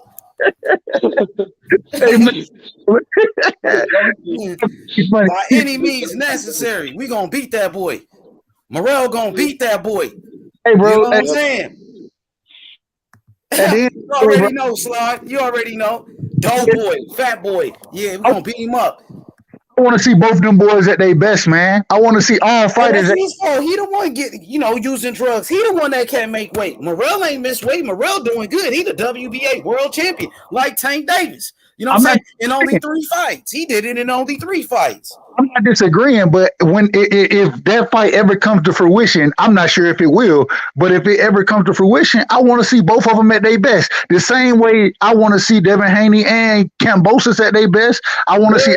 I feel you right side, me too. But the facts is Benavidez, he got a problem with being disciplined. He got a problem making weight. He got drug problems and some more shit. While Morrell always in the gym, as you can see, with YB, with Young Billy. You know what I'm saying? They doing good in the H town. They in the H with it. And you fucking with H right now. You know what I'm saying? No, I ain't mad at right now, H. I'm still stay with my guy David Benavidez. That boy ready to boogie, man. When he lose, we don't want to hear no excuses. Hey, it ain't enough room in this town for 3 days, man. One of them gonna come out on top. Because them niggas don't even want to fight. I pulled up on Benavidez's daddy. I seen his dad on the channel. Pulled up on him, called him out, let's fight. Morrell want to fight. What's up with it? He talking about, I got to talk to managers. I got to do this and that. But you sitting over here talking about Charlo, who fight at 160, nigga. And you fighting a washed up David Lemieux. And before that, you fought Kyron Davis. And before that, you fought Ocampo. You know what I'm saying? Come on, man. Morrell only got 3 fights, bro. He won his belt. He won his belt in 3 fights. Morrell is the champion. We got the same belt like Tank Davis. They don't want to fight Morrell, man. They don't want to fight Morrell. Stop their cap. Stop saying stuff. You don't want to fight him. They said they don't want to fight him. would get that boy the business, man. They said they don't want to fight. Tell you, man. His promoters said, we need more years. Man. Give me about 3 more years, then we fight Morrell. That's what he said. He should have said we need to give Morrell 3 more years so he could get in the ring. He said they need 3 more years. They want to move up. When it comes to Morrell, they want to move up now. Come on, bro. Come on now, Method. Hey, can I say one real quick? One thing. Let's start with this paper championship, man. Let's start with this paper championship. all individuals talking about paper champions.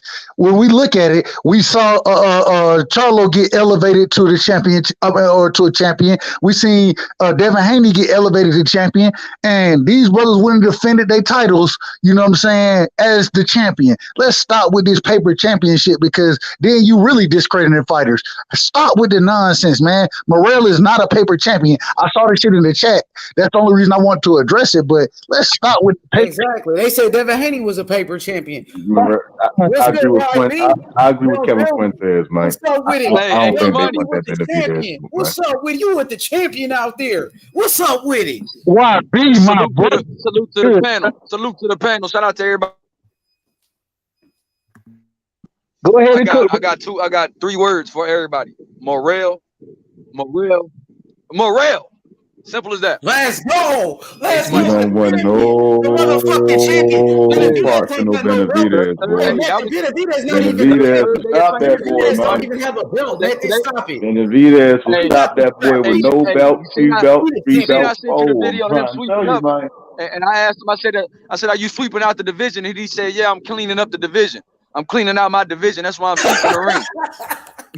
He did say that. Come on. Why be in the gym with Ronnie Shields? Yeah, one of the best I like words, man. Hey, words is good. When Benavidez calls get the landing, man, it's over, man. Listen, YB, he's in the gym with Ronnie Shields, future Hall of Famer, one of the best trainers in the world, and David Morrell, the defending champion. King Morrell. World champion David Morrell. What's up? I'm Team Bandera Roll, don't even man. have a belt. I got a guy. He lost his belt. He lost his belt to drugs. This big brick, not Legos, man. He lost his belt because of cocaine, nigga. He lost his belt because he couldn't make weight, nigga. Stop it. He got stripped for his belt 2 times, nigga. Can I ask a question? Let me ask a question. YB, got a question for you, bro. This is coming from a casual boxing fan like myself. I'm a casual compared to what you got going on. Let me ask a question to you, YB. Who you got? You got Ryan Garcia or Emmanuel Tago? Who you like in that fight? Man, look, bro, I would want to say I like Ryan, but did y'all see that little scuffle today? I think that shit was staged, though. Did y'all think that shit was staged? Bro, that shit looks staged as fuck. I don't think it was fake, Right, man. I think Tago really want to fuck him up, though.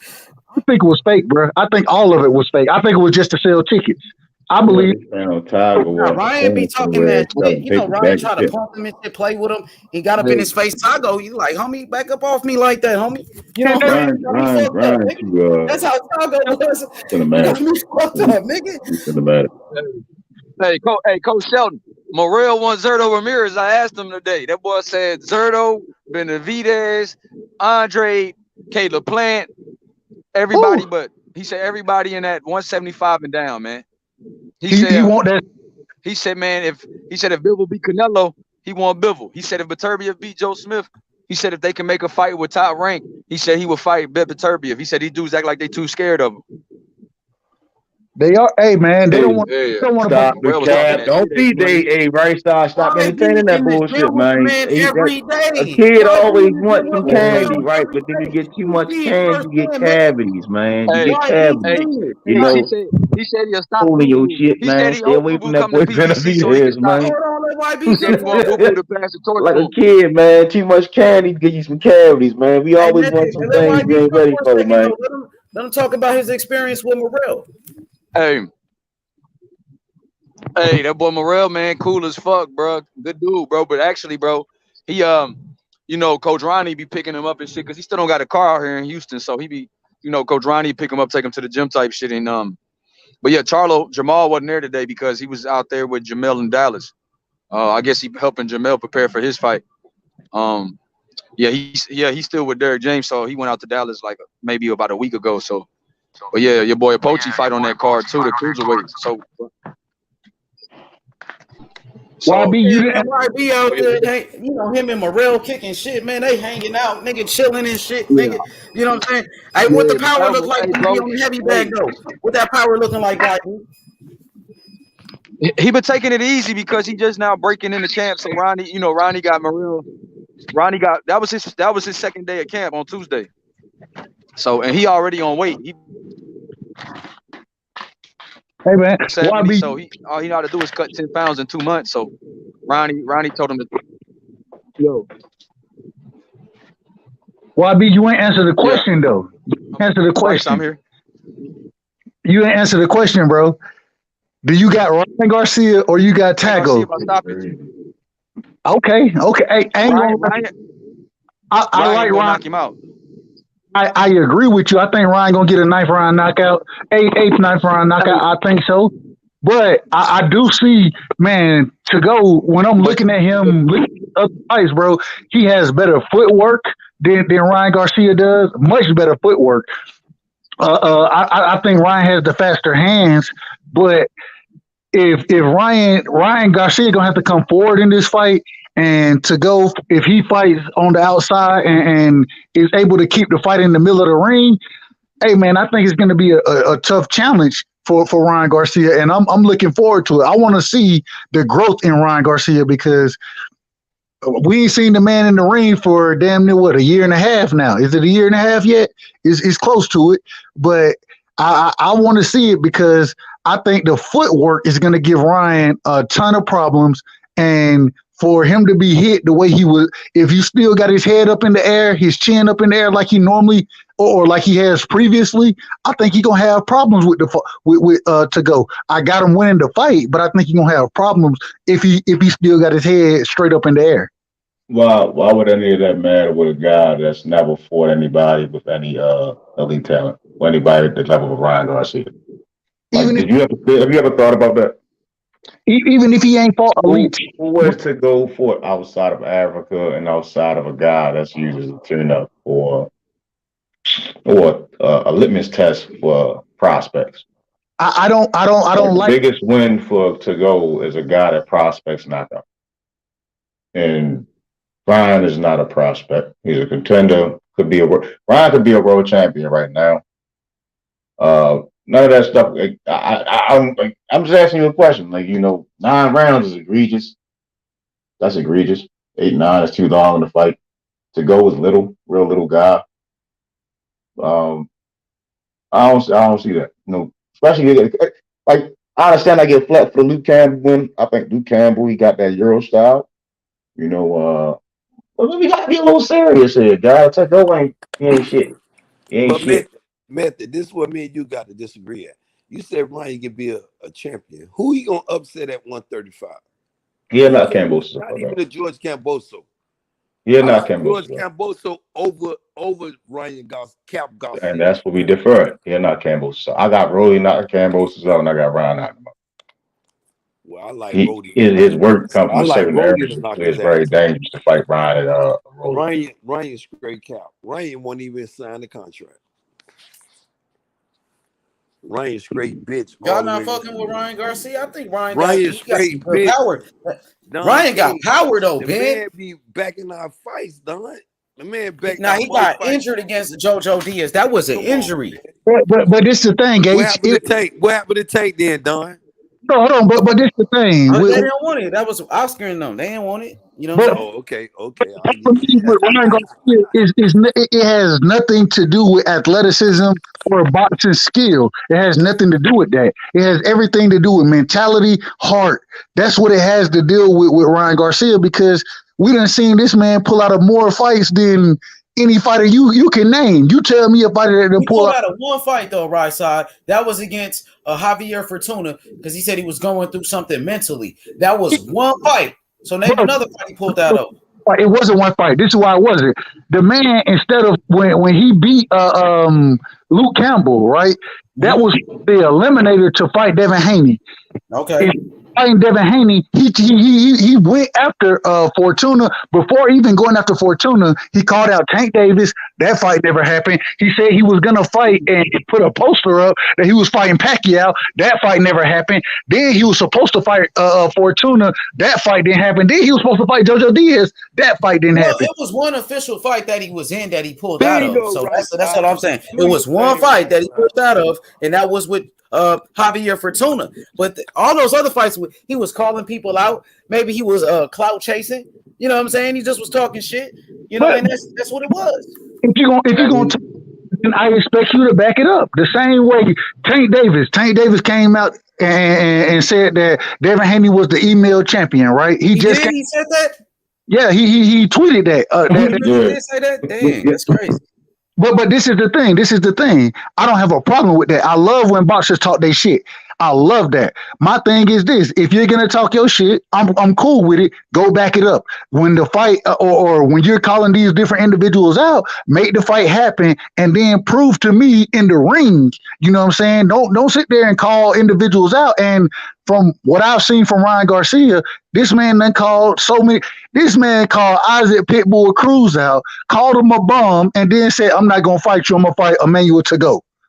That's what happened. It's a fact. And so at the end of the day, until you get into the ring with the individuals you calling out, bro, I'm calling cap all day. I'm saying that you capping, that you clout chasing, whatever you want to call it. That's what you doing. And it's so crazy that Pitbull Cruz was like, him and his team was like, yeah, we'll fight Ryan, but before in our negotiations, Ryan got to sign the contract that if he doesn't show up for the fight, then we still get our money.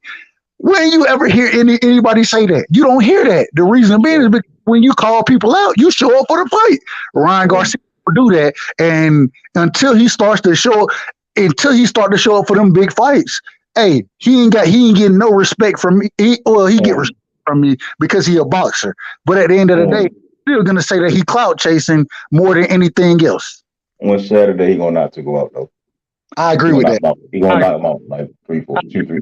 I'd be surprised if we get out the first round. Man, that boy to go trash. No, to go is not trash, bro. He is not trash. That boy's trash, bro. I disagree with you, bro. I disagree. That guy only fought in America one time. Damn, he always fights in Africa. His biggest win is a guy that's a tune-up for prospects. Agreed. He fights with his hands down. He comes in with his head first. He's getting knocked out.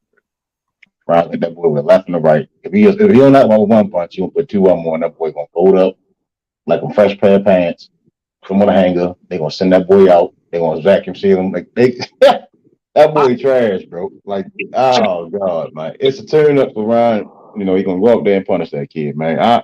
He may have a bad track record recently, but as far as Saturday, he gonna knock. I got to go get knocked out in the 8th, 9th round. I agree with that, but I think that, man, I think it's going to be a difficult fight for Ryan because of the lateral movement that Tago's going to be able to bring, and then if he's able to keep Ryan in the middle of the ring, if you watch Tago fight, the man can put. He got great hand speed. It's not. I think against and that's my problem. That's why I say he's gonna get knocked out, because when I go watch the fights, he's fighting folks that I've never heard of, and even in some of those fights, I'm watching him get dogged in some of those fights. That's why I got him. Mockable. That boy is mockable. That's mockable Jr. He better. That boy mockable Jr. I've seen clips of him. He's a different fighter than. Hey, Matthew, let me say this. He's a different fighter than Makabu though, because Tago was more of a boxer, and what's his name? Makabu is a puncher. He got a lot of knockouts. Most of his wins by knockouts. And Tago is a good boxer. You know, possibly he could frustrate Ryan Garcia. You know, and Ryan Garcia coming off that long layoff as well. And you know what I mean? So I expect Ryan Garcia to win the fight by knockout. Listen, I think Ryan Garcia gonna knock this dude out. But if Tago go out there and start boxing him up, I wouldn't be surprised. Ryan is a better boxer. Ryan has way better. Like, what if Tago beat Ryan Garcia? He gets way better work. What if Tago do the George Kambosos? What if Tago do the George Kambosos and beat Ryan Garcia and shock the world? Ryan has physical advantages that T.O. doesn't. Ryan has a better skill-wise. Ryan is skillful. It's hard to explain. Ryan may not have that chin thing down pat or fucking his chin, but he does things a little bit better than T.O. does. He don't jump off his feet first and foremost, which is stupid, and that's a no-no. He stays on his feet, step back, bow. He throws some shit textbook. I'm like, and there's no stop because he has insane power. Once it taps you, you're done. That's going to be exactly what's going to happen. Once Ryan lands those first At first, you may not put him down, but those second and third time he hit that boy, it's gonna be over. He ain't gonna be able to take too many punches. I There ain't gonna be no drunken master, and he's gonna knock that boy out. don't disagree with Method. I don't disagree at all. I think I agree 100%.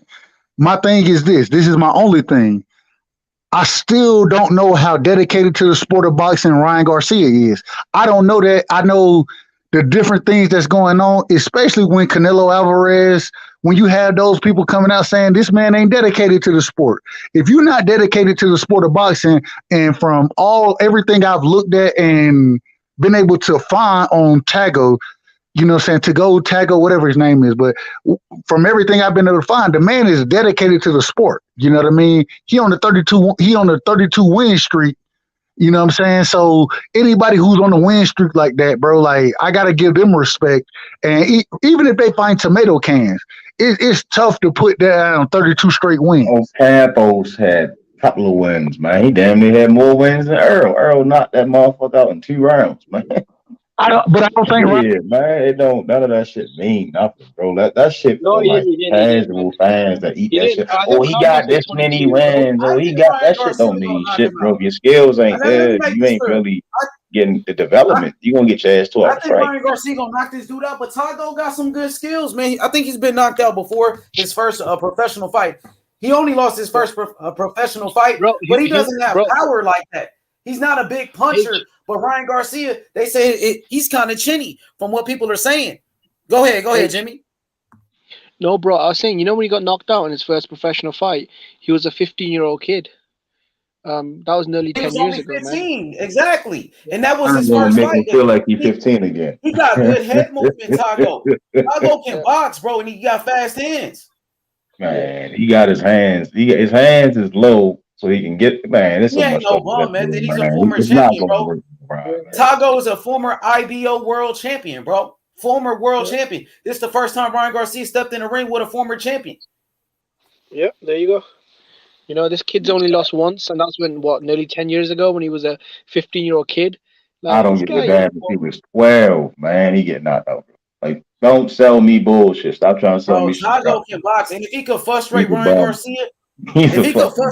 Garcia, bro, it could be a if long Ryan night. leaves for a bum, he's a bum. That's all I'm gonna say. That people were saying Kambosos was a bum, and he beat Tio. Yeah, people said Isaac Cruz was a bum, and he had a war with Tank. So, you know. Well, I mean, everybody that said that, they said they want a rematch. So I don't really care about that. Well, a lot of people don't know shit about boxing a lot of people don't know shit about boxing because Isaac Cruz, he was a top 10 lightweight. He was already a top 10 lightweight in every sanctioning body. Fact.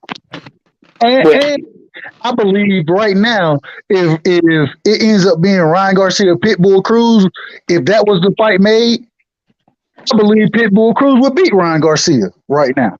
And so, man, we got to make sure we giving all these boxers credit, man. And that's all I'm going to say. Then I'm going to let y'all rock, man. Y'all go ahead and rock. I'm just saying. I don't think Tago is a bum, Method. I don't think Tago is a bum, bro. He's a bum. Former champion. The dude can box. He's a bum. He ain't getting that credit. I don't give credit out for free. Yeah, shit, you got earned credit. Shit, you want that high credit? You earn that bitch. You don't get it because you get up in there.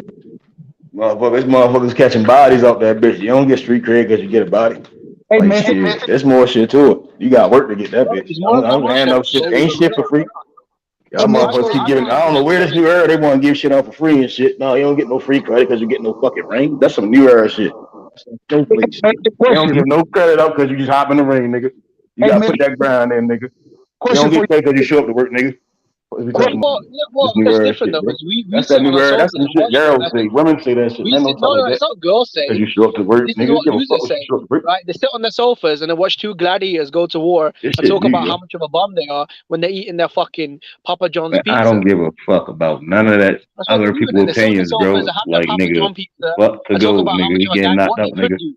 How many fans sit on the sofas and talk about how they could be an elite fighter? Oh, this new era, weird shit, bro. Nigga.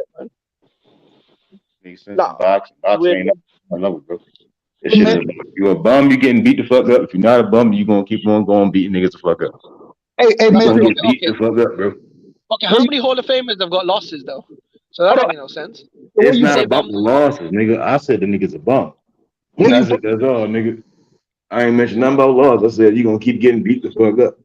Method, Yeah, what but you? you were decrying Rolly Romero the other day, and most fans Yeah, think and he's a bomb. I will stand on this till it Tank ever called him a happens. bomb. Listen, Tank called Rolly a bomb, I and you think defended him. Rolly's a bum, but I think that Listen, bomb Tank beats called Rolly Kambosos. a bomb. Tank called I Rolly a think bomb, Rolly right? knocks You still Kambosos defend. the fuck out. Yes. I think Ryan knocks Kambosos the fuck out. Yes, because his work comes from a certain area in the ring, and he's not going to be able to do what he did to a T.O., Mickey Bay, and all them other guys with a Rolly or a Ryan. This is how they fight. It's Nah, totally Rolly's different. garbage, man. Rolly's Now, fucking Jackson Marino. yes, You can't Rolly knock is out Jackson complete Marino, a utter fucking cab shit. driver. Rolly is Jackson the Marino's trash juice. garbage. Like Bro, Rolly Rolly's a and bomb. Ryan is Even a Tank trash said he's a bag, bomb. and like Even Ryan is a Tank trash called him a bag. bomb. Rolly is a Even trash Tank juice. said, "Why am I fighting him? He's a bomb." And you throw Even that shit on the listen, even Tank motherfucker, said, they gonna have a fucking bad day. even Tank asked Leonard Ellerby, "Why am I fighting him? He's a fucking Hey bomb." yo, y'all, man, listen. He said, That come on, man. Rolly, You've seen if the Rolly interviews. fought the way he fought You've against seen Tio, the against interviews, bro. You've seen the interviews where Tank says, "Why am I fighting him? He's a fucking bomb." if Kambosos fought Rolly the same way he Tell him fought to Tio, he'd rematch get Jackson knocked out Marino, real and early. I'll think about it. I promise you. Tell him to rematch. Hey, listen, let him rematch Jackson Marino, and we'll think about it. But I he ain't rocked got the real fuck with out it. of another bomb. I'm just speaking off opinion. I doubt. I think Tank might retire this motherfucker. Hey man, Tank really gonna beat the fuck out of him. But what Jackson. I'm saying again, my opinion is based on if Kambosos, his style, get in front of a Rolly, he gonna Yeah, but look then if like your opinion is so high, why do you get your Digit predictions Higgins. wrong? Real shit. If your opinion is so good, Wanna then get why up are on a all your nigga, bang. predictions wrong? He's gonna rock his I'm just ass. saying, Bro. Method. It's just he's tailor Method, made the to proof get is in knocked the out by pudding. Rolly. The His proof is in styles the make pudding. fight. Why are all your predictions wrong then? Didn't you say All my Wilder was a predictions are knockout hero? wrong. How did that end? I rarely make How did that predictions. end?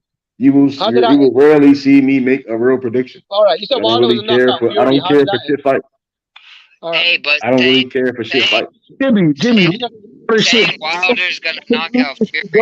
let that shit go. We're not here, regardless of what anybody said about Wilder, bro. Let that shit go because that is irrelevant. Right, Dad. I'm saying let's look at the double standards though. Like we gotta keep it a fucking buck, innit? The I've same not guys that mentioned any decried double Wilder standard. are I now said hitting fighters again, that are 10 times more accomplished. We gotta keep it a buck, right, yes. side? Tank is one of the most accomplished boxers in boxing. Yes. I'm talking about Rolly. I didn't say Tank. He's not one of the most accomplished boxers in boxing. No, he's not. Yes, he is. Yes, he is. No, he's not. He's not. Yes, he is. No, he's not. He's accomplished them. Listen, He's how can he accomplished the call same Devin things that Haney an email Lomachenko's champion? accomplished. Devin Haney Without can any loss. unify, Tank can't. What kind of fucking belt can't unify? Lomachenko, I mean, again, What the kind of guys fucking that belt can't Lomachenko unify? beat, Devin has beat, Ryan has beat, Tank has beat. That's cool. I mean, it's cool. Listen, all of Lomachenko's Loma, hardware. 3 division champion at the age of 30 years Lomachenko's old. hardware Tank is is a 3 real. division champion. He is yet to What touch kind of 30 years fucking old. champion can't unify? It all comes down to How can you call yourself a which champion way if you you can't want to unify? spin your narrative. That's how How can you call things yourself a got, champion if you can't like, unify? oh, Loma, he beat Linares, he beat Pedraza, he beat Campbell, he beat Anthony Crolla. Knowing he's got the baby belt. But he got beat up by Salido and he lost to a journeyman. Right side. He The lost to Tank a really called gatekeeper. Devin Haney He an lost email to a champion. gatekeeper and he Knowing lost to everyone's Toledo. using the hashtag baby belts. What are we Come talking on, about? man. Hey, You can't be unified. Bro, listen, let me say something, bro. Let me say something, bro. You can be a champion and not necessarily be unified. The goal is to unify. Tank is nice, bro, but I wouldn't say he's the most accomplished. Like the fighters. No, I'm saying with Tank, with his belt, you can't unify with it. The fighters. How can you be a champion if your belt? Listen, bro. How can you have a title if you can't even unify with it?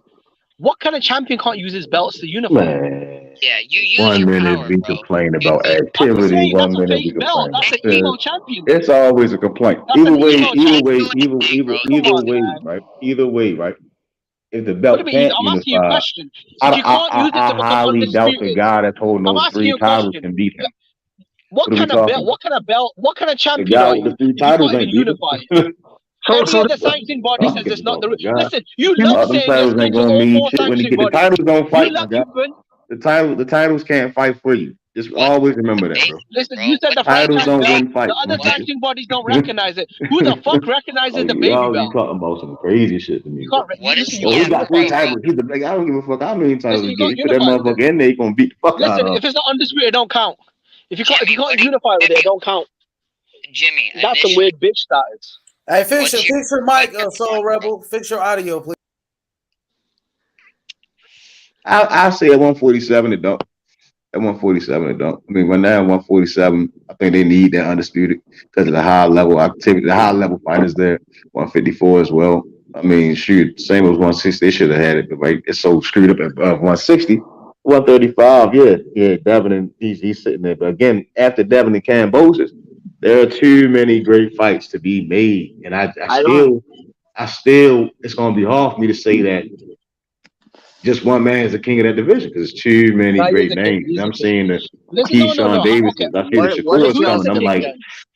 like What you is gonna y'all's have to beat them, debate, yo. bro? Like Like, you No, just the can't undisputed champion is avoid the them king. guys. You gonna have to fight them guys. You just can't walk in there and not fight them guys. Let's move past that. What's up, my boy Soul Rebel? What's good, bro?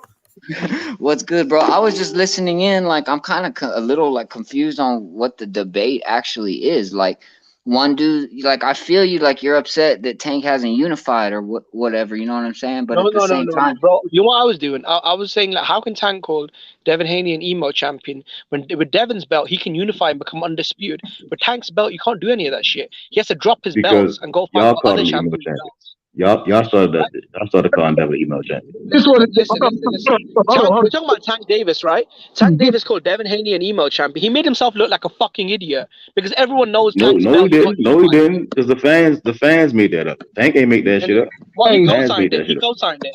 He No, co-signed he didn't it, right? co-sign it. He just said Rich, what whatever do you he think? said. He could have just been Rich, what saying do you think email about champ and Tank Davis just calling Devin Haney an we emo don't know champion? we don't know why he said about email champ. you He could talking have just about been the saying nigga. You anything. talking about the nigga that told Loma 5 to 7 years, calling Devin an email champ. That shit. I Yeah, heard Yeah, I that mean shit. Lomachenko needed a better I resume. heard that shit and brushed it off. I was like, He bro, that lost nigga's Tio, so in 5 childish, bro. 7 That years he nigga still ain't Tank, did shit. bro. That nigga Tank is childish, bro. That nigga Tank. Lomachenko Y'all ain't did can shit do within all those 5 to this. 7 Y'all years. can do all this. He rah talking all y'all, my nigga. Lomachenko That ain't did nigga nothing within childish, 5 to bro. 7 years, man. What's Nothing. Tank's best win? Pedraza. Lomachenko used that as a fucking tune-up. Who is Hey, Lomachenko's best win? Who is Lomachenko's best? Tank's best Why? win hey, is See how Pedraza. you going to take it to Lomachenko like his used that best bitch as win? a But who is tune-up. Lomachenko's best? Who hey, is this Hall of Lomachenko Famer used that Tank's best win as a tune-up. Where's the Hall of Famer All that right, bro. Lomachenko beat at the age of Mario 35? Barrios. All right. Keith Thurman Where's the used that Hall as of a Famer that tune-up. Lomachenko beat at the age of 35? Where's the killer that he beat at 35? 34, 35? Listen, bro. I'm telling Nowhere. you, bro. I ain't Guess gonna what? lie, bro. Nowhere. He beat Linares. Linares was most definitely lineal champ at that point. absolutely. He's the lineal All right. champion. He's But See, unified. again, that ain't even the point, I bro. think that's perception. It all comes down to perception. Rich, come on, bro. Like, is That it ain't not even the fucked up point, that bro. Tank here is calling Devin an email champion? That's stupid, man. Yeah, it was goofy, bro. That nigga Look, goofy, bro. That's some bro. hater shit, bro. At the end of the day, Tank's gonna take care of Romero or whatever the fuck his name is. He's gonna take care of that. He's leaving Mayweather, and then he's fucking on to bigger and better things, bro. The thing is even though Tank hasn't faced the best of the best, none of those guys has. The only time that's happened was when Teofimo Lopez fought fucking Lomachenko. That was the best fight between all of the fucking them lightweight champions. Now Devin's fighting Kambosos, and that's nice. So we're gonna see. We're Nah, gonna but see, bro. the problem with Tank No. not See, fighting Saul. too many names is that Tank literally told one of the names 5 to 7 years, bro. It'll never be good, Oh bro. shit. Saul. Lomachenko and Lopez got it on. Kambosos and Haney are getting it on. There's only That's right. one guy that's not mixing it up, and we know who that is. So I mean, take y'all Hey, anger up with them that guys that's promotion's fighting been everybody holding them else, back, though, and bro. them That guys not promotion's fighting been Tank. I'm holding just them saying back. the Tell guy them you that's want to sitting see out. him fight. I mean, look, we have to keep it a buck though. If we're boxing fans, unless we're fangirls, right? So I'm talking about Y'all boxing, real sound like men, boxing fangirls fans. crying We're about talking about Tank real saying men. We're talking somebody about emo real champ. men. Yeah, but And the let's Nah, thing put some is, bro, sexual emotions why involved. we're that good nigga with think he could Tank, say bro. that shit, bro? Like, why We're he not good on with. some congratulating shit, bro? Why it's always like some goofy shit, bro? Yeah, Tank's annihilating whoever he annihilates whoever he fights, bro. It's not like Everybody's it's not who we not. want to see though. But this is No, but the my thing thing. is this: why is he ripping Devin Haney though? Devin Y'all Haney's just gold wanted to see legacy, Kambosos and right? Got Lomachenko fight. undisputed. I Tank I is generally fighting don't another get bomb for I another don't baby get belt. I Like, don't come get on, man. Damn, bro. I Y'all. literally just seen about 2 weeks Memphis. ago, people wanted to see Loma and Kambosos fight, and it was like Memphis. like it was ahas. Like Devin ain't get to fight. You get what But I'm saying? I don't So know. now all I of a I feel sudden remember like Devin that. Tank, get to man, he fight. really Now embarrassed everybody himself there y'all because gotta pick. That's why I say y'all gotta pick a lane in the lane. You get what I'm saying? And this is that's the what's trippy about boxing fans. I'm just saying Tank is the Y'all last didn't person to care go for anywhere with an email undisputed at one champion. point, but now all of a sudden it's undisputed. You Well, get they what don't I'm need saying? Tank's Method. belt to do it though, Pick a do they? lane and stay there. Method.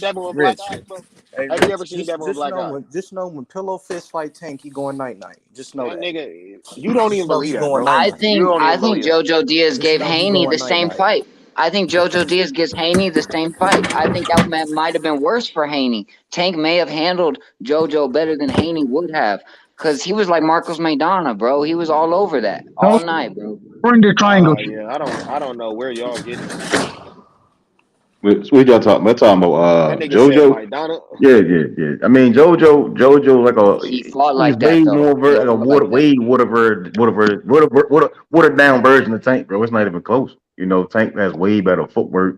It's just that I it's a think Tank terrible had the style harder matchup, fights. bro. It's a terrible style matchup. Tank and Devin as a professional, bro. Bro, the last time they Terrible shared a style ring, Tank's more Tank matchup. fucking experienced, quit. bro. He quit like a Tank got fucking the Terrible bitch. style experience. matchup, yo.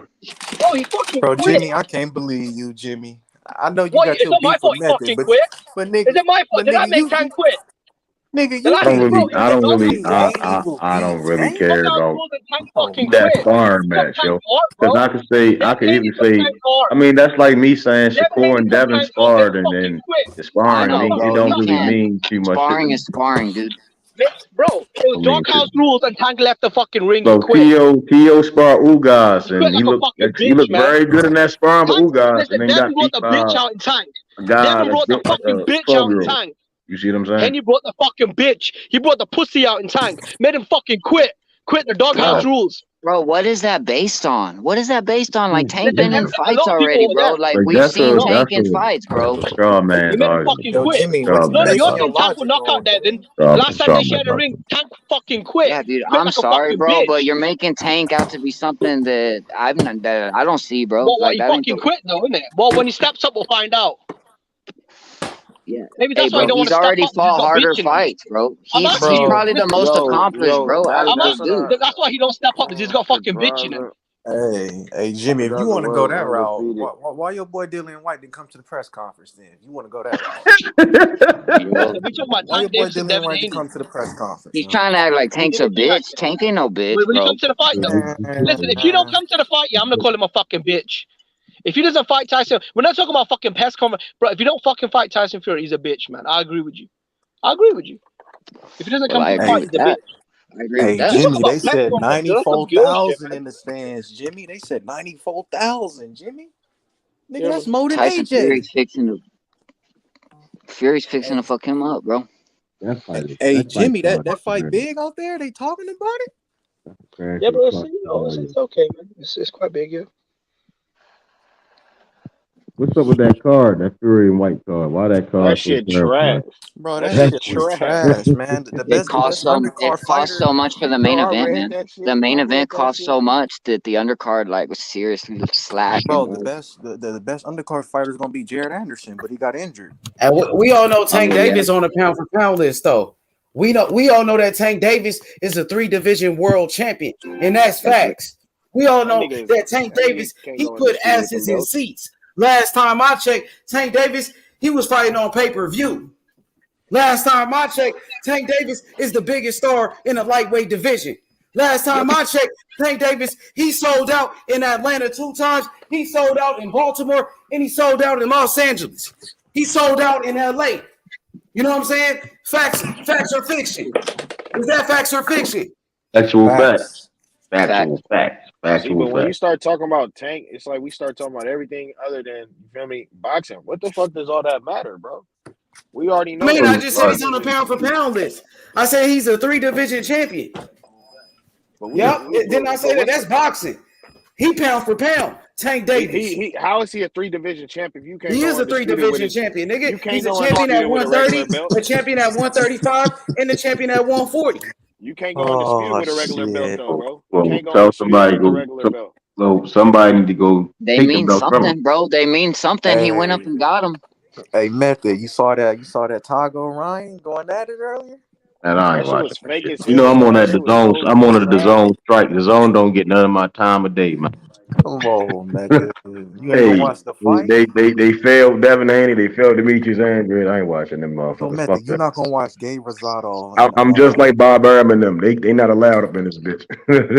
So, Method, Hey, you're not watching The Shane fuck he Mosley failed Jr. Devin. That and nigga Gabe Devin is Rosado. that You're guy. not gonna I've watch just seen enough that to say Moses. that But I last ain't Gabe watching Rosado both of them fight was again. good, bro. That last Gabe Rosado fight was a good fight.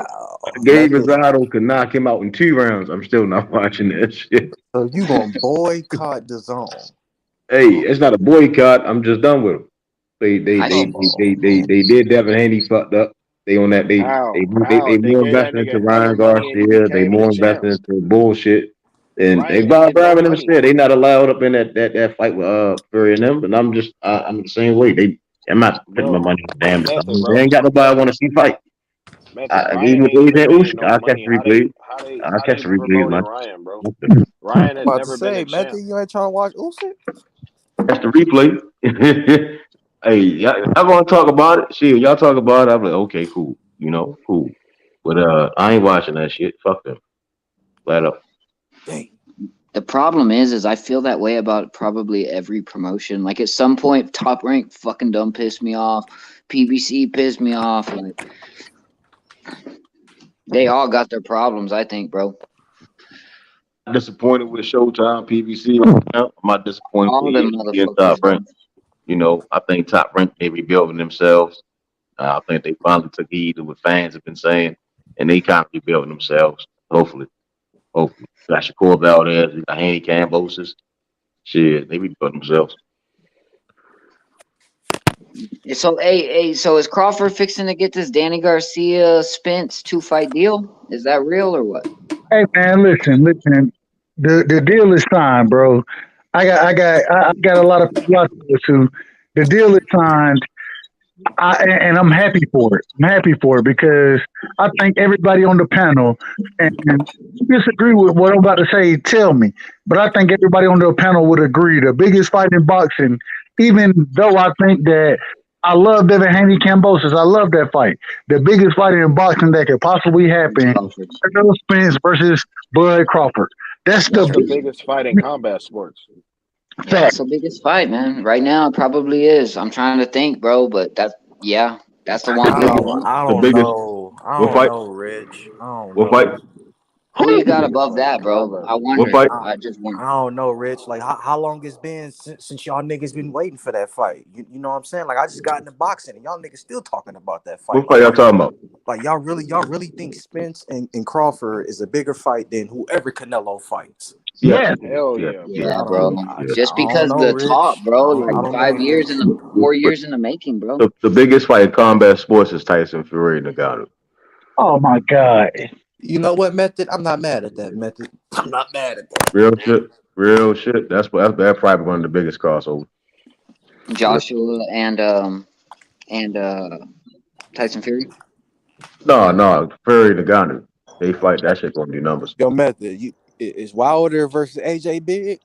Yeah.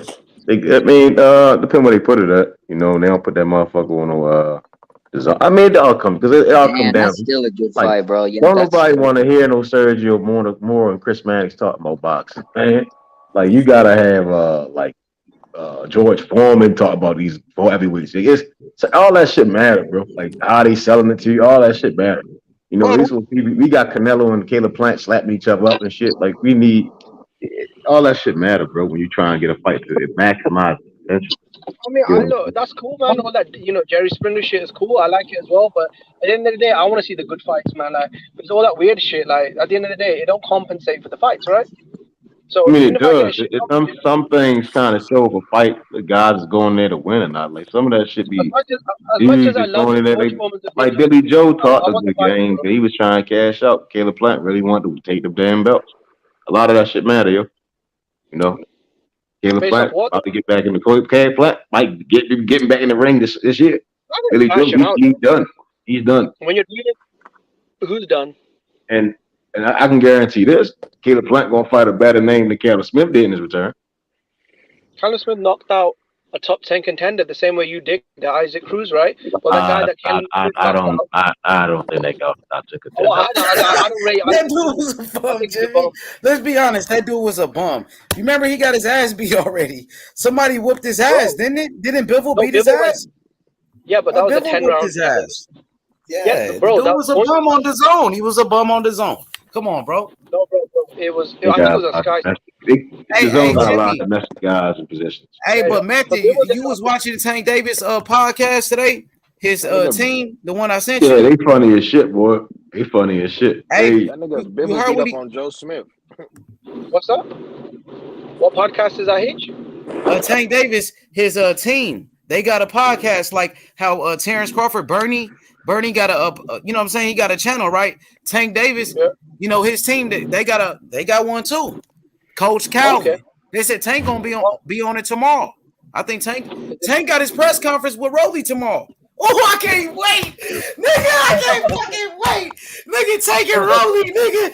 That shit finna be lit, nigga. Hey, the first press conference, nigga, was crazy. The first one, nigga, that shit, nigga. Oh shit! It looked like they was finna fight right there, nigga. I thought they was about to throw hands. So tomorrow, I don't know what to expect, nigga. With Tank, y'all see where they selling the tickets at? I can't find where they got the tickets at. I'm gonna try and find them bitch for the last 2 damn days. Man, that shit about to be sold out, man. And it's in Brooklyn. Yeah, I'm fine. Brooklyn at the Barclays Center, nigga. With the Brooklyn Nets, nigga. You know Kyrie gonna be there. Kevin Durant, nigga. Niggas in Brooklyn, nigga. All the rappers, Fabulous, let me back nigga. in, nigga. That shit gonna be so lit, nigga. With Tank, Floyd, his last fight with Floyd, it's like Tank versus Floyd at this point. That's what it's like to me. You know what I'm saying? That nigga Floyd coming with Rolly to beat Tank. This is last fight. Floyd trying to beat him. Y'all don't see, bro. Tank trying to lead this nigga. This tomorrow, nigga. Tank and Floyd about to get into it.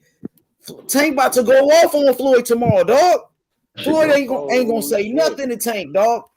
And you know Tank will fight Floyd, nigga. If Floyd want to come out of retirement, nigga, I'm just saying, I got Tank. If Floyd came out of retirement to fight Tank right now, I'm going with Tank right now.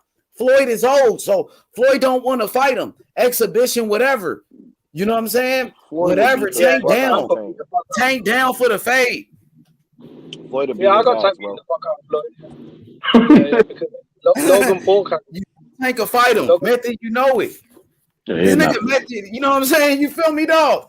He's not Floyd up. He'll fuck Floyd up. What you saying? You're not Floyd out? What you saying? Yeah, he'll fuck Floyd over there up right now, boy. Floyd over the shit, boy. Man, he hit Floyd one of them uppercuts. Hey, y'all see Floyd do the splits up that bitch, boy. Floyd over the shit. He can fight now.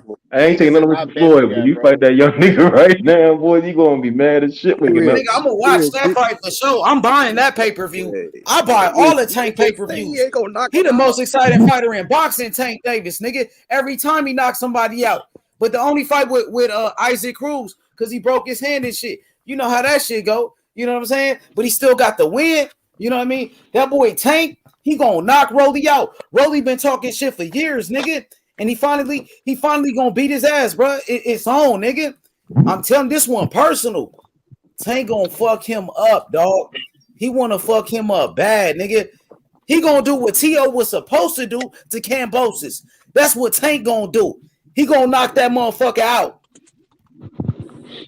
Yeah, I tell you so. Tell him, Method, that nigga Tank Davis. Method, let him know.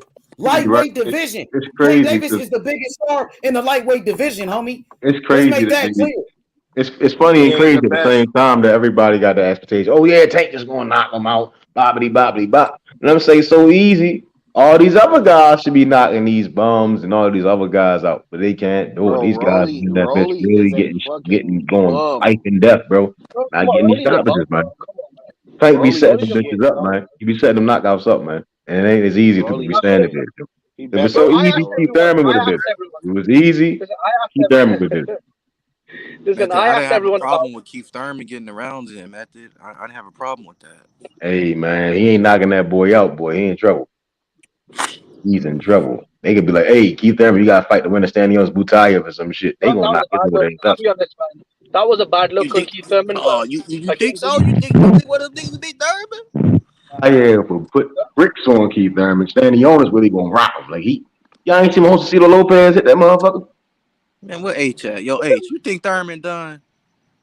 I'm not gonna say he's done though, but he's not the same. He ain't the same Keith Thurman that he was in the past. You know what I mean? So he's still a good fighter though. You know what I mean? But you see what Tank did to Barrios. You see now Tank did Barrios, and Tank came up from 130. He jumped up 2 weight classes. Nigga, Keith Thurman couldn't even knock out Mario Barrios. And he's supposed to be one-time Thurman, a welterweight. Couldn't knock out Barrios, who moved up from 140 after Tank knocked him out. And Tank did it. Now Tank put niggas to sleep. Tank like Crawford. Tank like a Crawford type nigga. Knock niggas out like Crawford. You know what I'm saying? Yo, it's funny when somebody say Like Rolly. Tank like Rolly is Canelo. good. That shit is funny. See, Tank is like Canelo where he can move up in weight and knock people out like Crawford. That's how you know he a great fighter. He moving up in weight, nigga. I mean, it's a very exciting fight to watch, Tank, especially when he fights, you know, a certain level of opposition. But at this point, man, I just want to really see some of the big fights. That's why I became a massive Devin Haney fan because, I mean, he did that, you know, gangster shit. You know, he crossed the road. You're right about that. Okay, you like Devin Haney. Talk to me about that. You said you like Devin Haney. So you a Devin Haney fan now. So you always was a Devin Haney fan. I know you talked to Bill Haney before on the channel, right? So he was with Eddie Hearn, and I know you fuck with Eddie Hearn in the UK and shit. You know what I'm saying? So you like Devin Haney, right? 100%, bro. Because I was really happy when he left Eddie Hearn in the zone and went to Top Rank in the ESPN for the big fights. Because that's what warriors do, bro. Gladiators. Same with Terence Crawford. You know, he signed to PBC. Because if I'm not getting the big fights, with PBC yet. I don't think that's official yet, though, Jimmy. I want Devin to get to a position where he don't need to sign. It's just DHP. Same with Tank and all. Tank didn't have to sign with nobody. So Method, Tank ain't signing with nobody like that. He going to the networks. So you feel like Devin Haney should do what Tank Davis been doing. You know what I'm saying? Is that what you saying? But Tank Davis with Floyd Mayweather though. He trying to leave Floyd. You know what I'm saying? So how you feel about that? They'll never do a network deal though, because Canelo couldn't sign the direct network deal with the zone. Joshua can't sign the direct network deal with the zone. You have to work through the promoters. They're not going to give Tank a deal. That's not possible. The Tank Davis is nothing compared to guys like Canelo and Joshua as far as economical star power, right? They can't even sign direct deals with TV networks. That's never going to happen for Tank. So the fans aren't saying that for Tank. I mean, they're not being realistic, man, because guys like Anthony Joshua and Canelo that make hundreds of millions of dollars, right? I mean, you can't compare Tank to Joshua, and even Joshua's with Eddie Hearn. Canelo signed a 3-fight deal with Eddie Hearn. Crawford signed to the PBC. Even Golovkin. The TV networks, they don't deal with. He signed with PBC yet? Jimmy, did Terence Crawford sign with the PBC? Is it official? Yeah, that's what I think YB was telling me that he signed. Yeah, man. Is it not official yet? It is? Rich, is it official with Terence Crawford? I don't even know, honestly. Bernie the Boxer. You know who Bernie the Boxer is, right? Yeah, Bernie, he did a video on it. YB okay, I was waiting for like an official announcement, like on ESPN. Yeah. The reason why they haven't announced because I heard Terence Crawford was waiting. To see if Earl Spence beats him. So YB said yes, it's official. Okay, so he did. Okay. So who's the fight? He got a lot of money. How much money he get? What he give him? Like 30 million? Yeah, so Canelo went to the zone. So when Canelo went to the zone, PBC got Terence Crawford. So Method, you like what PBC did? You feel like PBC getting Terence Crawford is better than the zone getting Canelo? What you think, Jimmy? I mean, look, what's a better move? Canelo to the zone, the fight with Canelo and Bivol. You like that fight, or Terence Crawford and Danny Garcia? Terence Crawford and Keith Thurman. I like Crawford and Thurman more than Canelo and Bivol. Yeah, and Crawford is cheaper than Canelo. They didn't have to give him 180 million. Yeah. See, if Crawford fights Thurman, that's the one I really want. Yeah, for me, that's like pay-per-view, man. I'd pay for that. That's a better fight than Canelo Bivol. Thurman is still one of the top guys, and Crawford is, top 2 pounds pounding. So I prefer that fight over Bivol.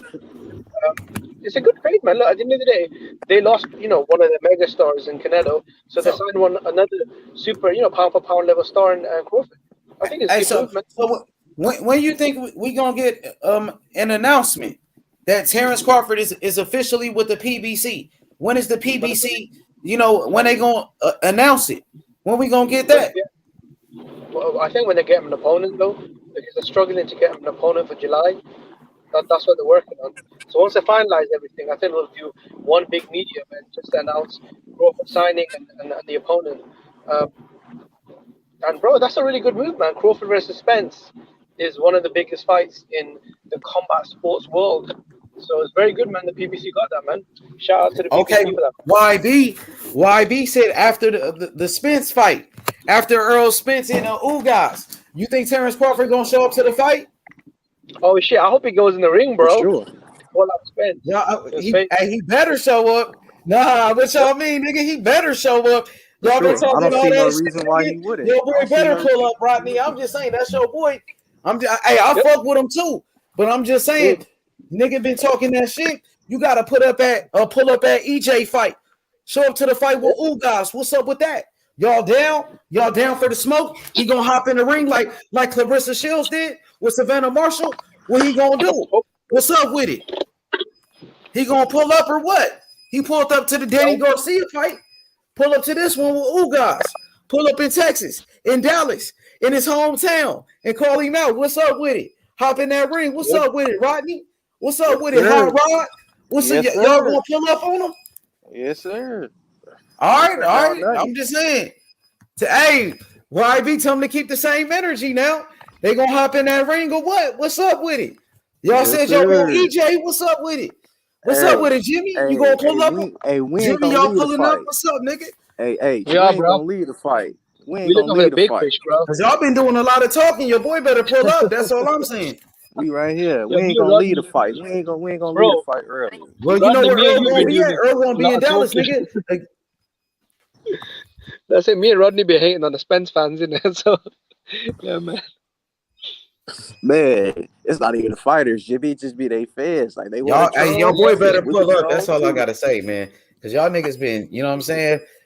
Y'all been doing a lot of talking, man. And Yes, YB sir. told you, Big EJ. Man, But Big hey, EJ gonna get folded like a lawn chair, man. Just wait till the end of this year. Y'all can hear me? November. Bro, it's that Bud told Errol. There is no Terrence truth Bud until you see me. Crawford is gonna fold YB said Boots Junior gonna like a be there. lawn chair. He said Boots Gonna gonna pull up. fold. Boots might pull up on Crawford then. If y'all niggas pull up, Boots gonna be there. It's gonna be that shit gonna What be that wild, mean? nigga. What that mean? Oh shit. We'll fold his young ass too like a lawn chair. It's He like Who's he gonna gonna be there. call out? We'll Spence see. or Just keep the same energy when y'all see Boots too then. Because like Boots been talking. that's why I fuck with Crawford. It don't give a fuck who you is, how old you is. Line it up. Hey, who's he gonna pull up on though? Crawford or He Spence? might not pull up because Boots gonna be there. Niggas on duck no smoke. Fury, nigga. Crawford, niggas on duck no smoke. Nah, he gonna pull up. Nah, Crawford the real one. He gonna pull up. Which I hope he pull up though. I'm saying who will Boots? Who will Boots call out though? Spence or Crawford though? Because I'm not sure who will call out though. He gonna wait. He gonna have to wait. Boots gonna wait. Yeah, who's gonna Why call he out? gotta wait? He want the smoke. Hey, the smoke. Hey, he got standing on his boots out. Yeah, man. Go on, beat one of them. Go fight one of them guys. Get on that undisputed main card. Be the co-main event. Show out. Shit, you next in line for But undisputed. the winner of Crawford Spence has to fight Boots. Yeah. The winner of Crawford Spence has to fight Boots. You see, Virgil got about. Nah, Jimmy. We got better things to do. We trying to go for come on, 3 times man. undisputed. We trying to go for 3 actually, times yeah, undisputed. Yeah, We're trying to 54 go in for 3 it. times undisputed, nigga. We trying to make sure nobody never do what we did before. 3-time undisputed, not 2 but 3, not 1, not 2 but 3-time lineal What would that mean, undisputed. H? That's what we going for. In the 4-belt That's era, what we if going. Crawford became a 3-time undisputed, now what do you guys think? What would that mean? That would make him the best fighter of this era. The best fighter of this generation. Fighter. Yeah, Damn, I couldn't even say fighter of the decade. God damn. yeah, there you go, fighter of the decade. Yeah, because if you beat Spence, Because like after the Mayweather era, like you know what I'm saying? Because Mayweather had his era, the next era. So that would mean Crawford was the best. Oh, but what about if Canelo beats Better BF though and becomes undisputed? But Like in heavyweight. two, but Crawford will be in 3. You said 3-time undisputed, so that would have to be Crawford. If that nigga Canelo fight, if he beat Big Ball and then beat Better Beef and them, bro, he won't have to do shit. I won't say nothing to him. Rich, that's what his He trainer ain't was gonna saying. fight Better Beef though. He ain't gonna fight him. No. He In definitely ain't gonna the fight him. interview, in the interview, Eddie Reynoso, the manager and trainer of Canelo, said if Golovkin loses, their next fight in September is going to be the winner of Better BF Joe Smith for undisputed. Oh, he said that? They was just saying they Yeah, was gonna fight Nah, Maka. that sounds good. He ain't gonna fight him. Trust me. They was He'll just saying probably fight Joe Smith. Joe Smith got a chance in that fight. He might fight Joe Smith. I don't see him fighting Better Beef though, especially Better Beef knock out Joe Smith. They just was saying they he ain't gonna fight him. Trust me. He said we going to fight Makabu. That dude is too dangerous, man. He's not gonna fight that dude. That's why when Canelo beat Kovalev, he dropped that belt. He said, "Y'all want me to get beat? You want me to stay at 175?" And that's why he dropped the belt. He gonna drop the belt again. Come on, man. Well, I mean, that's what his trainer and thingy. Yeah, but he's been talking about Better Beef for a while though. He's gonna fight Triple G, bro. He's gonna fight Triple G. That's what he's gonna do. Triple G's gonna win. Okay, if he wins, then What if yeah. Canelo loses, bro? Triple G's gonna knock out Murata, bro. That's still Triple G. Triple G ain't no bum, bro. He never been a bum. Oh no, 100%. No, he's a Hall of Fame. Triple G gonna knock out Murata. He gonna knock him out, and Canelo better worry about Bivol while y'all worry about Triple G. Man, he still got power, nigga. That's what it is. It's the power. The power never go away. You could be an old nigga still knocking niggas out. You see what I'm saying?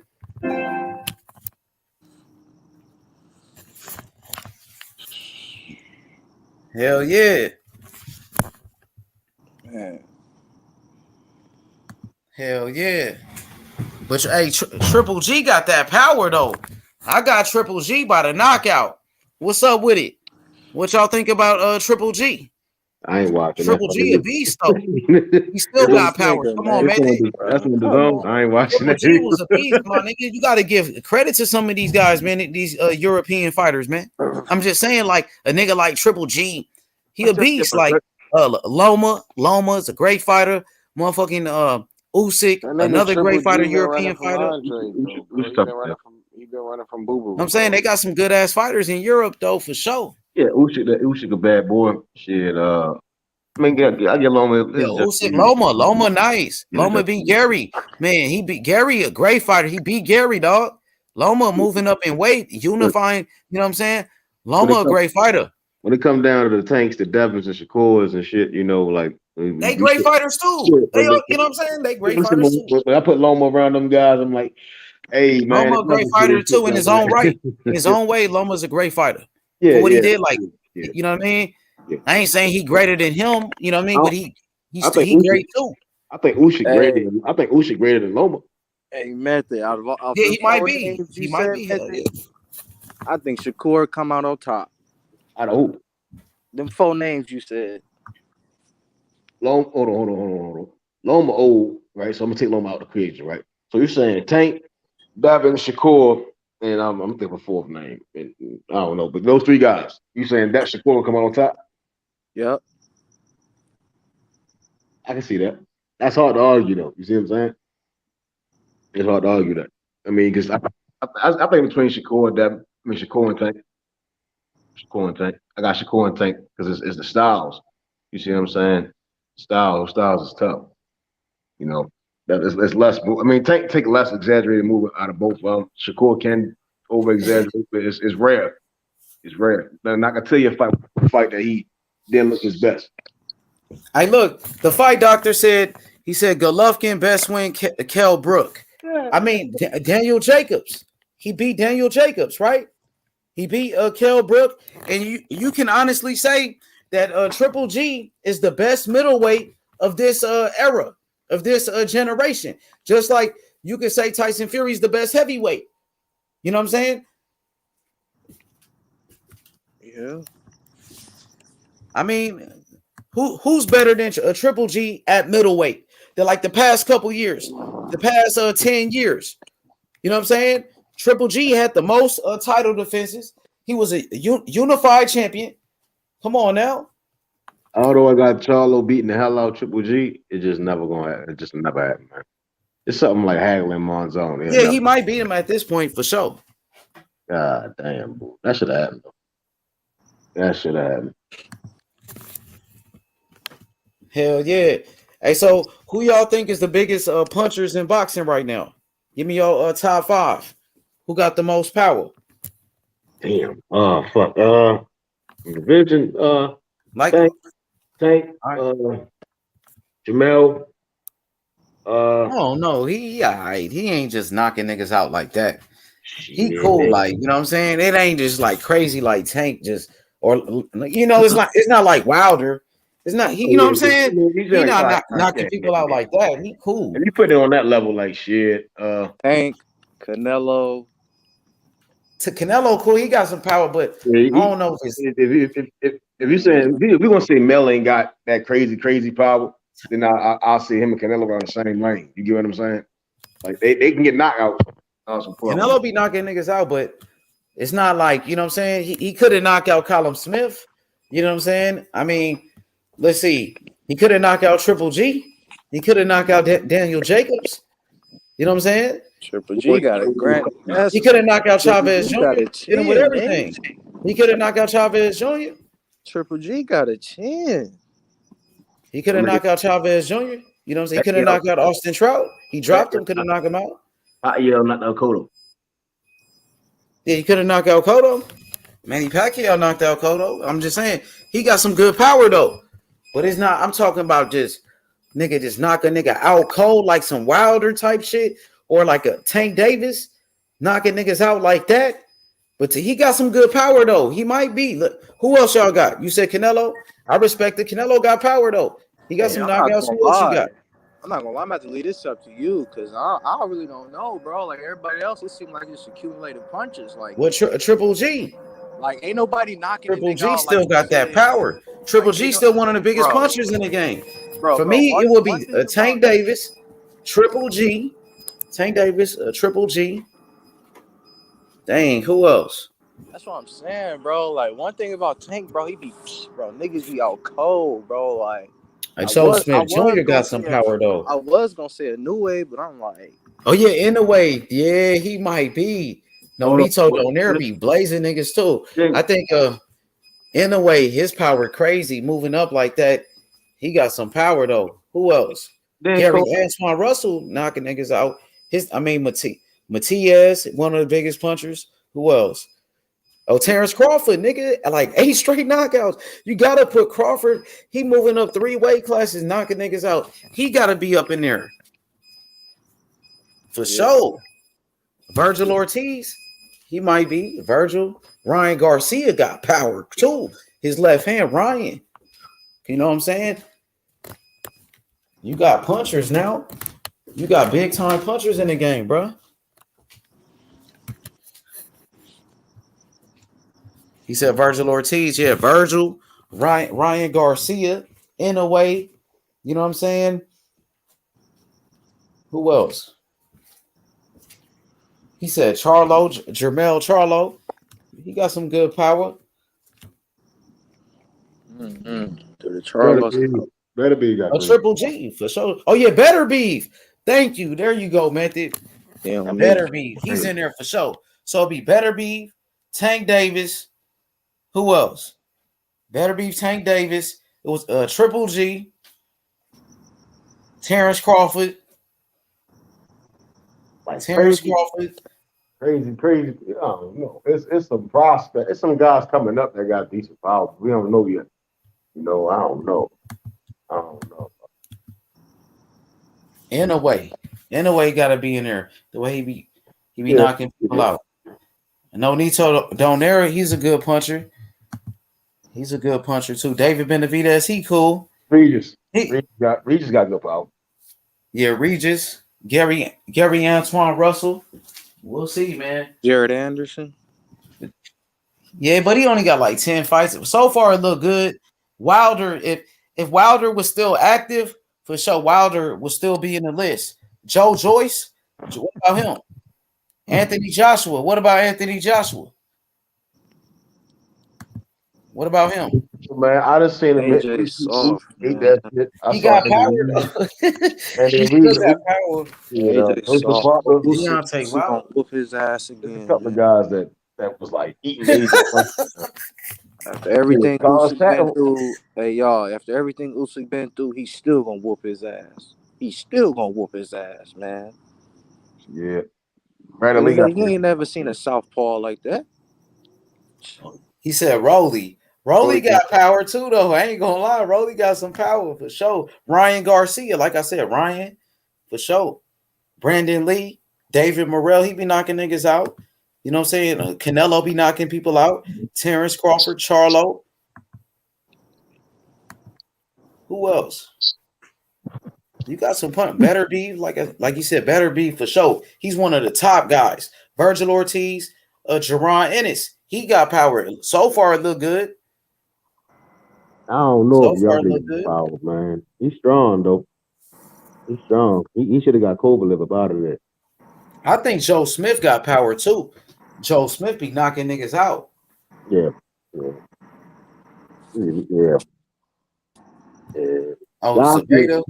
Joshua that power. I don't know what he doing. That motherfucker was knocking dudes out. They got crazy power. He knocked the PD up. Man. He said Tiafimo. Yeah, Tiafimo got power too, man. For sure, Tio got power. That's why we want to see Tio, 100%, so he can come back, so we can see it again. You know what I'm saying? So we can see it again, bro. For sure. What you think about Tio power, Matthew? Overrated. For real, you think so? Ain't not tiny up, man. Not tiny was eating the shit. When not tiny for what's the Felix Badeo? Man, but you know, like he damn near killed that. It's like Nakatani had him confused in there and shit. When he was in that Yeah, was he had him confused, man. You know he did. Man, I swear to God, I thought Badeo killed Nakatani in there, man. His leg bent up. He was in the air. That shit was crazy. Hey, Go back and watch that fight. That shit was crazy. Yo, H. So, Manuel Tago have Ryan Garcia confused? It's possible, man. And I seen him at the when they had a little face off today, and Tago looked mean, like you know what I mean, like he want to fuck up Ryan Garcia. So he got a chance though. I got Ryan by the knockout, but if Tago went out there and did some Kambosos type of shit, I'm just telling you, man, I wouldn't be surprised, dog. Just letting you know. I got Ryan by knockout, but if this dude come out there and do some crazy shit, and Tago got on his ass and started to confuse him and shit, I wouldn't be surprised, my nigga. I'm just letting you know. Yeah. Ryan losing Ryan Garcia, he might as well just wrap it up. Call it a day. You talking about Tago? Yeah, if he loses to Tago, he might as well go and retire. I'm saying I got Ryan Garcia knocking him out, but Tago ain't no bum. I'm just letting you. He's a good fighter, dog. He's a good fighter, bro. Shit. They say you can't spell Tago without bum. You know. Well, I mean, they made it kind of easy for Ryan, I think, because they made it at 139, so he doesn't have to struggle to make weight like that. So, he should be okay as far as his weight is concerned. But we just gotta wait and see, man, what happens, bro. Yeah, What's up with it, Piro? What's good? Facts, same old shit, different day. What up, y'all? What's good, man? What you thought about that Ryan Garcia face off with Tago? It was got kind of entertaining. heated in there. He was entertaining, man. I ain't gonna lie. See, Ryan got up in his face and shit. Yeah. And Tago didn't like it. And Ryan was talking shit, I think. Yeah, man, it's all a show. You know how it is. Y'all can hear me? Yeah, we can hear you. For sure, Rich. Yeah, that shit was elementary, bro. That shit was weak, bro. I don't know. Tago wasn't playing though. Ryan might have been playing with Tago, but Tago, he wasn't playing with Ryan. I know that. Yeah, that might be true. Hey, Rich, you remember you was watching Tago, right? You said he was a good fighter. He can box, right? Nah, yeah, he can box. I don't know if he I told you, Rich is the one that told me he was good. That's how I know he was good, because Rich told me. Rich studied him, dog. Rich actually took his time out to study that dude. He did. Hey, Rich, we taking your want to boxing watch off, him fight one time, bro. That nigga he can box. He a boxer, most definitely. And he but he kind of start off slow and he rhythmatically gets himself in motion, bro. And I don't know if that's cool for him against Ryan, but Ryan is hella like, I don't know. I can see Ryan getting his face jabbed up, but he real quick though. But Tylo can move. He got good feet. You feel me? I don't know, bro. I think Ryan should win. You feel me? But I wouldn't be surprised if, bro, like you said, confuse him. Exactly. That's what I'm saying. Hell yeah, Rich. You right about that, dog. But Ryan left hook is something crazy, and it should be taken very seriously. Once you take that seriously, Ryan is very, I don't know. I'd say against the right guy, he'd be asked out. I'm just looking for progression in Ryan in this fight. I mean, he just beat somebody that's a better boxer than Go, in my opinion. So I'm just looking for progression from him in this fight. I just need to knock the dude out, get on to the next one. Knock him out, go on to the next fight. If he can knock him out in the first round, like he don't even get touched, he should be fighting next month. That's what I think to see from Ryan. Go on not to go out first round, get another fight in when are you fighting? This is April. Fight somebody like May or June. Shit, keep moving. They're thinking. I heard it from this one channel. Man, run that shit with JoJo Diaz. Shit, let's go. That'd be a good fight, JoJo. Well, not 14. JoJo beats Ryan, bro. No cap. Nah. Well, maybe. JoJo That'd be a good fight. beat up on JoJo Ryan, ain't been in there with nobody hitting like Ryan though. Yo. Nah, he been in there with much more gifted boxers though, bro. He gonna tax Ryan, bro. Yeah, he don't want to get hit by Ryan. I'm trying to tell you. Yeah, Ryan actually like his chin all the way out there. He gonna get hit with a crazy overhand. Nigga, If he was there able with to Ryan. catch Ryan Devin gonna with that close both his overhand eyes. left, bro, that nigga is gonna break Ryan with that same overhand left, bro. Rich tripping. Ryan gonna I'm close actually both rich. JoJo I'm eyes rich up. with that one. I like the JoJo. JoJo fuck Ryan up, bro. Way too JoJo, game. I don't know about all that. JoJo He's getting way hit. too game, bro. Ryan has not fought anybody. Once he start getting hit, he wants to turn to Luke Campbell. I'm trying to tell you about that I'm bit. telling you, he That would be like- hell no. Campbell is soft. That's my point. JoJo is fucking game, bro. He game as shit. Ryan get an uppercut is over. Ryan get one Ryan uppercut. Ryan don't even throw uppercuts, bro. If he can get an uppercut in that fight, that boy gonna be he gonna JoJo ass into the bleachers, nigga. Like JoJo that canvas, man. JoJo's shorter than Ryan and shit. Like Ryan ain't even finna throw that same body shot he threw at Luke Campbell. He gonna be throwing straight up left hooks to the head. JoJo being that high guard. JoJo will fuck Ryan up. Right, and that's why his eyes gonna be closed. He gonna go on that high guard, get with that left hook, boom. No, he gonna have to aim around the guard, and JoJo faster. He gonna dip overhand left, bop. Ryan is done. Ryan is fragile as well. Ryan, he ain't that soft. He talking about a guy. Like, come on, the dude got he tender as a motherfucker, but he ain't that soft with JoJo. Bro, Luke Campbell put him down, bro. That nigga JoJo hit him with that overhand left. It's over. I got Ryan would be nice, to be honest. If Ryan fight, Rich, you said JoJo could knock out Ryan? Yes, most definitely. If Luke Campbell put him down, most definitely, bro. Yeah, but Luke Campbell's got like underrated power. Like he's not a power puncher. No, he don't get me doesn't. wrong, man. But he hurt Lomachenko. He hurt Linares. I mean, he just doesn't have enough, to get him out of there. Bro, who has he ever dropped?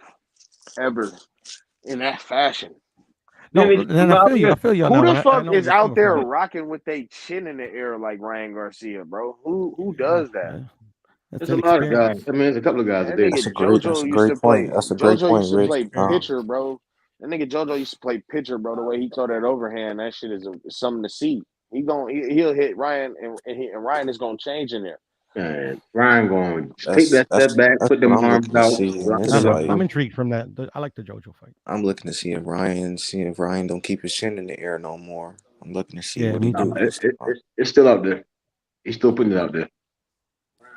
That's some shit. That's how Ryan been fighting his whole life. Ryan has always been more talented than the competition, but bro, he not beating JoJo, bro. JoJo is so I much. don't know. JoJo is like leaps and bounds better than that man on the inside. JoJo fuck him up, bro. At the Tigo, put JoJo up in there and watch what happens. Yep, and we can bet on it. I'm JoJo all, break hey that. man, I'm JoJo has the smoke. all these snizzle with that one, boy. He gonna That's knock a good JoJo out. ass fight too. JoJo's supposed to be fighting on that card too, but I don't know his opponent. Yeah. Man. Don't even mention that shit, man. I can't believe they gave him that I fucking don't. opponent. Who he fighting? Mercedo Gesta. Yeah, I've never heard of that guy, but Exactly, bro. That's what I'm saying. sound like man. one of them That's niggas that Ryan was finna fight. that's what they were mentioning. I remember fucking Oh, somebody that's was what it saying that is. shit. I'm like Joe Heron was saying that shit. I'm like, get the fuck This is out. stay busy fight. Hey, that's what I'm telling you, bro. And They finna that should have the let you know niggas your fight boy next. Joseph next. Your boy JoJo next. Yeah, JoJo and Ryan next, and JoJo like will that. break him, bro. And I ain't who want to I bet don't on know it, nigga. JoJo will break that nigga, bro. So I'm telling you, man, when I'll bet you the JoJo same bet I did with Method, bro. You put your change your name for a week. Wait, Rich, you really got JoJo? On my mama, I got JoJo. JoJo is game, bro. Ryan is soft. He is. That He is. nigga's soft, bro. I don't know about being soft, but That JoJo's nigga's definitely a good soft. fighter. He's never been pressured like this, bro. He's going to That stop nigga Luke JoJo, Campbell man. was in there trying to box, and Luke Campbell is not exceptional, bro. That nigga is very straight up and down, bro. Very UK with it, bro. That nigga JoJo's finna break him. If Ryan get out his comfort zone, get up off from under them YouTubers, man, he get around some real elite boxers that's like lock in, and he can really just settle down. Man, he gonna knock JoJo the fuck out. Like he's gonna Hey, knock. that nigga better get his chin from out there. Hey, JoJo gonna be up in the air when he hit him, man. I'm trying to tell you, he gonna be in that boy's shoulder. It's gonna sound crazy. It's gonna sound like gunshot. Pop, pop, pop. And George's gonna keep getting hit. Pop, pop. They're gonna have to stop the fight. Though. His face is gonna be swollen. Remember performing for Holyfield? Face swollen. That's how he gonna look crazy as Nigga, shit. Ryan ain't shooting no straight rights down the middle. JoJo has a pretty great high guard. He's not. His face ain't gonna be really shit, bro. JoJo is gonna beat him up. It's just that simple, bro. You don't want to go in no high guard with nobody hitting like that, man. Stand there and get you We little talking man, man. about the nigga that pulled out of the fight against Fortuna versus the 2012 Olympian, bro. The dog. JoJo, Who he was the gonna 2012 fuck him Olympian? up. Hey, Rich. To be honest, I want Ryan to fight all them niggas that he pulled out with this year, bro. I don't. Not Fortuna. He just needs to fight JoJo. I like JoJo. What's that boy name again? Not just Tago, not Tago up in like 1-2 rounds. Get JoJo up in that ring, knock him out in like 5. Then throw Fortuna in there, knock him out in about like 4. And shit. I don't know if he beat JoJo. He needs to fight. I think him and Nakatili and JoJo- Ryan would be fucking fire. You know, they both Devin punchers. dropped them belts. If Devin dropped them belts, bro, him and JoJo fuck around and fight for a vacant one, bro. That's what I'm telling you. That's how De La Hoya gonna make that shit happen. And Ryan will be a champion at that point. He might be trying to unify, and that's what niggas need to be pressuring his soft ass to do if he gets a belt. So yeah, man.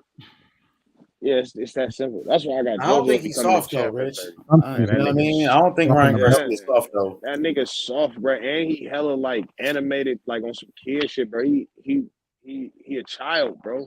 He a little retarded, maybe. Maybe He ain't retarded. That nigga just a he kid, might bro. be a little retarded, man. That nigga just a wrong kid. with him. It's something That wrong nigga's, with him, real. that nigga's a model and shit. He you know what? Young girls do love that nigga, bro. Like all the young girls, they love Ryan, bro. That's He what the Ryan is. NBA young boy boxer, man. You jealous, Rich? Nah. It be young girls, like little high school girls. I ain't worried about no bitches in high school. He the NBA young Bitches boy like boxer, man. 16 years old. Hey, you said young girls. 16-year-old. You didn't say like underage. Come on, bro. I'm talking about high school girls. I just was watching the shit earlier. They love Ryan, bro. That's That's what something Ryan is. The niggas like he like a fucking like a I don't know, like a Disney star or something. That's what I think of Ryan. Like a Jake Paul. He's like if Jake Paul and them had a younger brother who had been boxing. He's a fighter, Rich. No, Yeah, man. he's a fighter, but he dropped out of a fight because of whatever. He's a celebrity too, though. I give you that. He's a celebrity too. Like he's popular and so shit. Like, Rich. And I be listening to him talk. Bro. Jake That Paul nigga's beat smart. Devin 3 times in the amateurs, bro. We gotta say about Jake that. Paul. You Jake know what I Paul. mean. You know what I mean. Ryan. Yeah, Ryan. Did you see the last couple times they fought? It don't matter, bro. Like, did Ryan beat them when like early in their amateur career? No, most of the time it was let me see. I think Ryan was like a 5-time national championship. Every time that on most of the 5 championships that Ryan won, he beat Devin, and the ones that Devin won, he beat Ryan. Devin is like, I want to say, a 7-time national Something champ, like that. but Something like that. but I seen the last time they fought, and I can understand why Ryan don't want to fight him. I can understand why Ryan turned down his first title shot. It all makes Yeah, I don't know sense to about all me. that, but No. Did Ryan not turn down his first title shot ever in the no, beginning of yeah, he did. no, he didn't. That it's irrefutable. He became No, it's not irrefutable, mandatory. bro. Just because you It say it's is. irrefutable, don't make it irrefutable, bro. No. We I got a saw it 12-inch happen. dick. Don't make it true. See, but see that's this nigga weird. Nah, but simply, bro, that nigga Ryan turned it down, bro. He became this Nah, mandatory man, he against Luke didn't, bro. Campbell. We all watched that shit happen. They fought January 2nd, 2021. After that, it was, should I fight Devin, guys? Like, come on, what do you mean? You just fought a title eliminator. That nigga is soft, bro. Who was he? Who You was he should asking that you. question to? He was asking the 16-year-old girls in there that don't want to watch him get beat up on Exactly. like Devin. Exactly.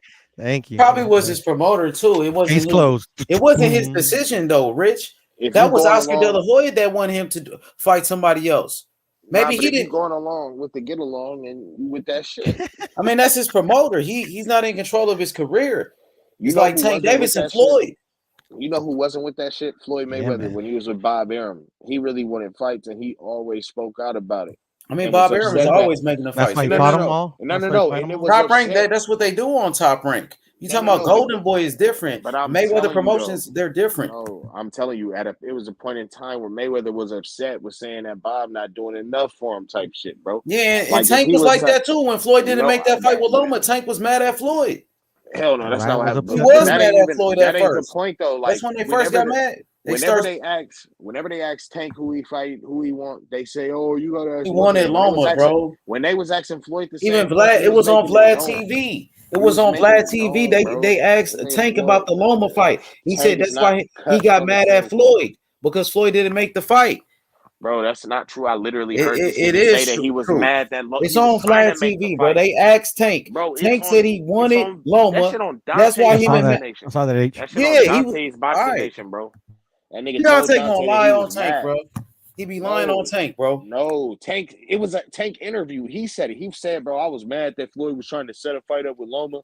I don't want to fight Loma Man, right that dude now." probably Yeah, asked him a on weird my mom, he question, said bro. that shit. Tank, No, bro. Tank in Niggas fuck another with Tank, bro. in another interview, Tank Davis said he wanted to fight Loma, and that's why he got mad at Floyd Mayweather, and he's still mad at Floyd, and he about to leave Floyd now I'm gonna just send niggas the because shit, Floyd ain't bro. make the fights, and that's why he leaving. Nigga He Tank can't talk wait to like leave Jamal Floyd, bro. Charlo when Boo Boo was in Even the room, Richardson bro. Hitchens is pissed off at fucking LRG Hey, and yeah, fucking facts. Floyd. Just like a lot of fighters, they mad at Oscar. Yep. Ryan ain't. That nigga Ryan These going guys are along Yeah, he with the is. get along. former fighters. Now they turn to Documented. promoters. Ryan, And they trying to Ryan. promote Right these now. guys a certain way. So Ryan is the reason why. So De La Hoya is the reason why he didn't say he wanted to fight for a title. And he's part of the reason, for sure. A He's lot of part of the. He's a fighters big say part they of the want to reason. fight for the title. How many Alright, titles do they bro. fight for? Come on now.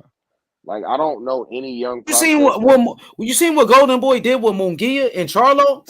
Other than Okay, so Munguia, they didn't make Goddamn straight. Munguia fight Charlo for the belt. seeing They this is what said I'm saying, no. Puro, you should be pushing for these guys to take these fights. Other than Munguia and Ryan Garcia, who the fuck is turning down their title shots, bro? Hey man, Who's I've doing already that? said multiple times, bro. I can yell to the highest.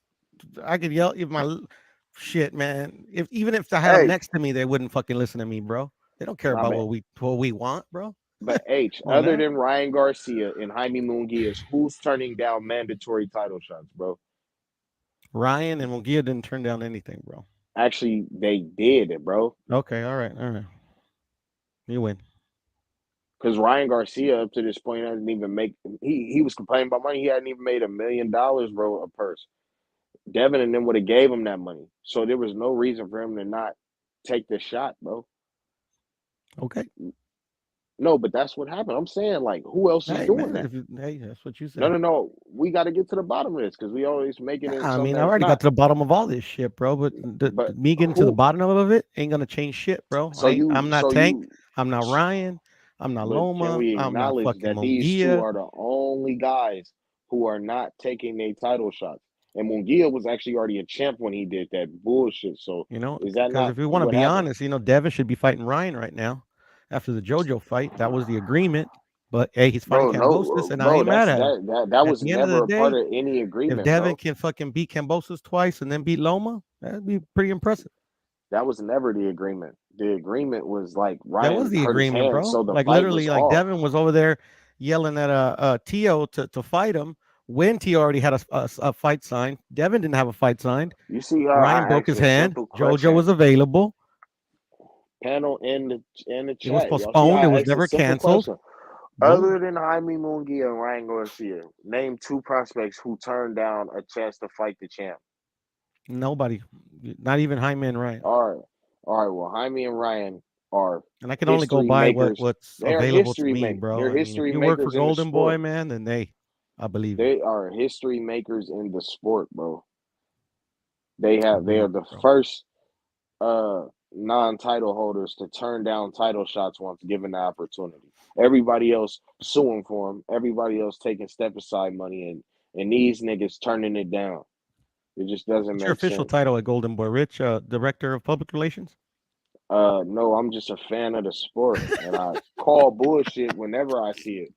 You guys Not whenever you see start it, doing bro. it. It's You all gotta good, man. start. I ain't You mad gotta at you, bro, start. because there's nothing you can do. We gotta start, Piro. Actually, there is something we can do. The fans Nah, been there's putting nothing we pressure, can do, and bro. now these The guys are promoters making just laugh better in our fights. faces, bro. The All the only two time. niggas bullshitting Laugh in our faces. is Jaime Munguia and Ryan Mhm. Garcia. Jaime Munguia fighting what's the name? So if you don't want to blame Jaime for it, since Jaime's not a grown ass man, since Ryan's not a grown ass man, and since we've seen fighters who felt like they were being shorted of opportunities for big fights and better fighters, if it ain't on them and it's on Oscar De La Hoya, is Ryan not a fucking kid like I said he was? No, it's not. Oh, all right. But like I said, bro, hey, you work for Golden Boy, bro. I'm wrong. So He ain't want all none of good, bro. that shit, bro. You know? I work for the sport, bro. I want the best fighting the best. If Ryan is that guy, like you said, Wow. we should have known. Who the best? The best is fighting fighting the best right Kambosos. now, bro. The best ain't He fighting the should have best been. right now. So He should have been fighting Kambosos because he should have took Devin if you Haney's want the belt best when fighting the Linares best, fought him.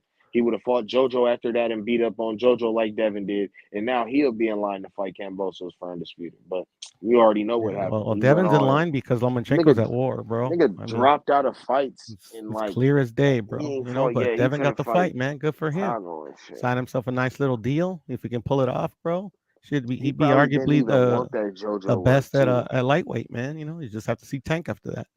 So I'm not fighting JoJo. He didn't get stopped by Devin. So hey, man, it is what it is, bro. It's good though, bro. I don't know, bro. It doesn't get worse than that, bro. Turning down your first title shot. Yeah, hey, man. Whatever you say, bro. You should be happy Devin got himself a undisputed fight. Fuck no, bro. I would have been way happier if he had Ryan on. Like this wouldn't have stopped the undisputed fight. He would have had Ryan on the resume. Why would you want to fight? Like, why would you want to fight Ryan right now? I mean, you said you wanted the best to fight the best.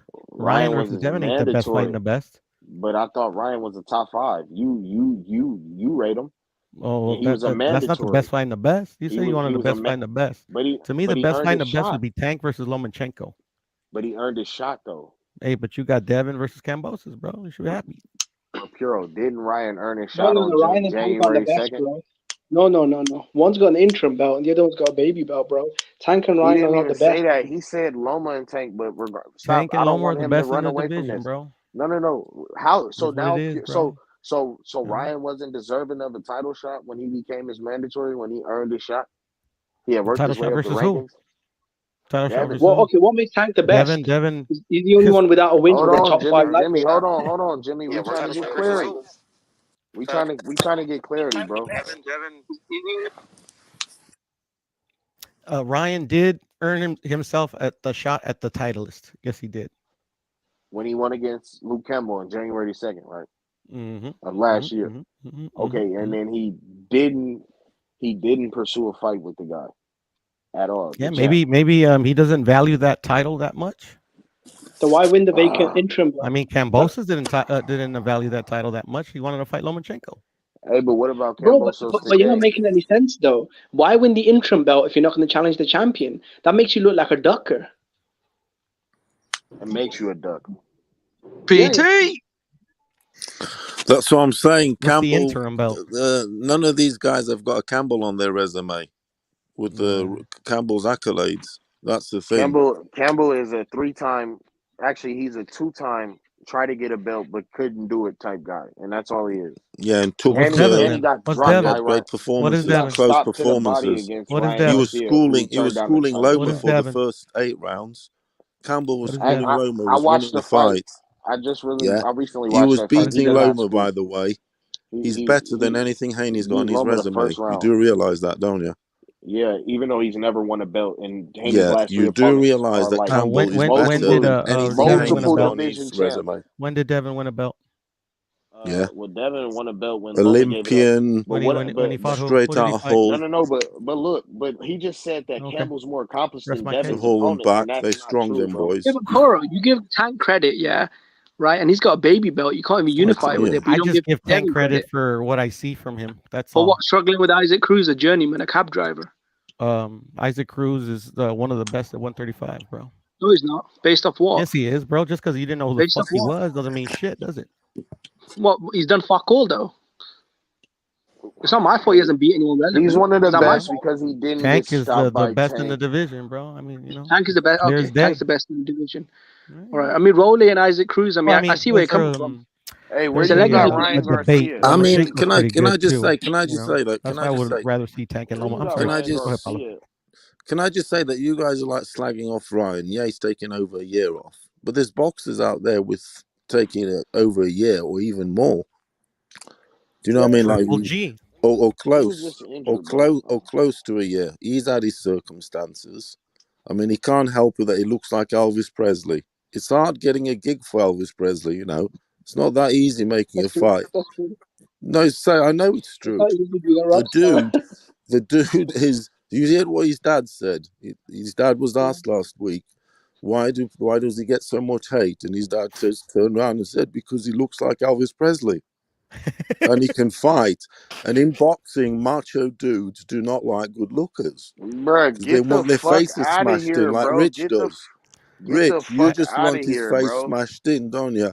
You don't This want to is how see I him can on a tell. stamp. This is how I can tell you You fans are don't want to soft see as him on a hell, bro. fucking stamp, like Chuck D said. Bro, you sound Most of my dumb. This heroes is how I have know you never guys appeared are on a stamp. scared. You guys are scared for Referring Ryan. to Elvis So Presley. is fighting Devin. I'm just so saying. fighting Devin automatically means You're Ryan's shitting gonna get in there yourself. in the fuck You ring. are I don't have to absolutely That's get what I'm in there. shitting saying. yourself. Shit. He's Y'all coming be back y'all be strong. putting your foot I'm in your safe mouth. You and right in literally front of my And mic. you're just admitted. shitting Ryan's yourself. gotta go get the smoke, You bro. just admitted that Ryan not turning down his first title shot meant his face was gonna get fucked up.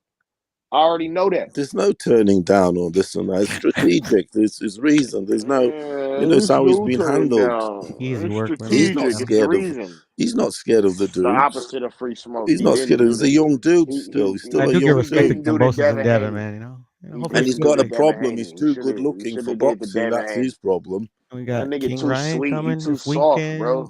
That nigga's That's the mentally weak. problem. That's his only problem. He's too good looking. Devin wanted to fight got You'd be knocked walking down down by the Luke street, your Campbell. Now missus be Ryan's gonna looking at fight him. him. He's the Not first you. guy to get knocked down by Luke Campbell, and he got depressed, and he realized None of them that he have was a Campbell in their nowhere near the fucking guy. resume. Dude, they don't need Campbell one. was Campbell schooling is Loma. shit. Oh my god, Campbell was bro. schooling Loma, Has supposedly the Campbell best ever boxer won a ever, they belt said. in his life? Hey, The PT, best.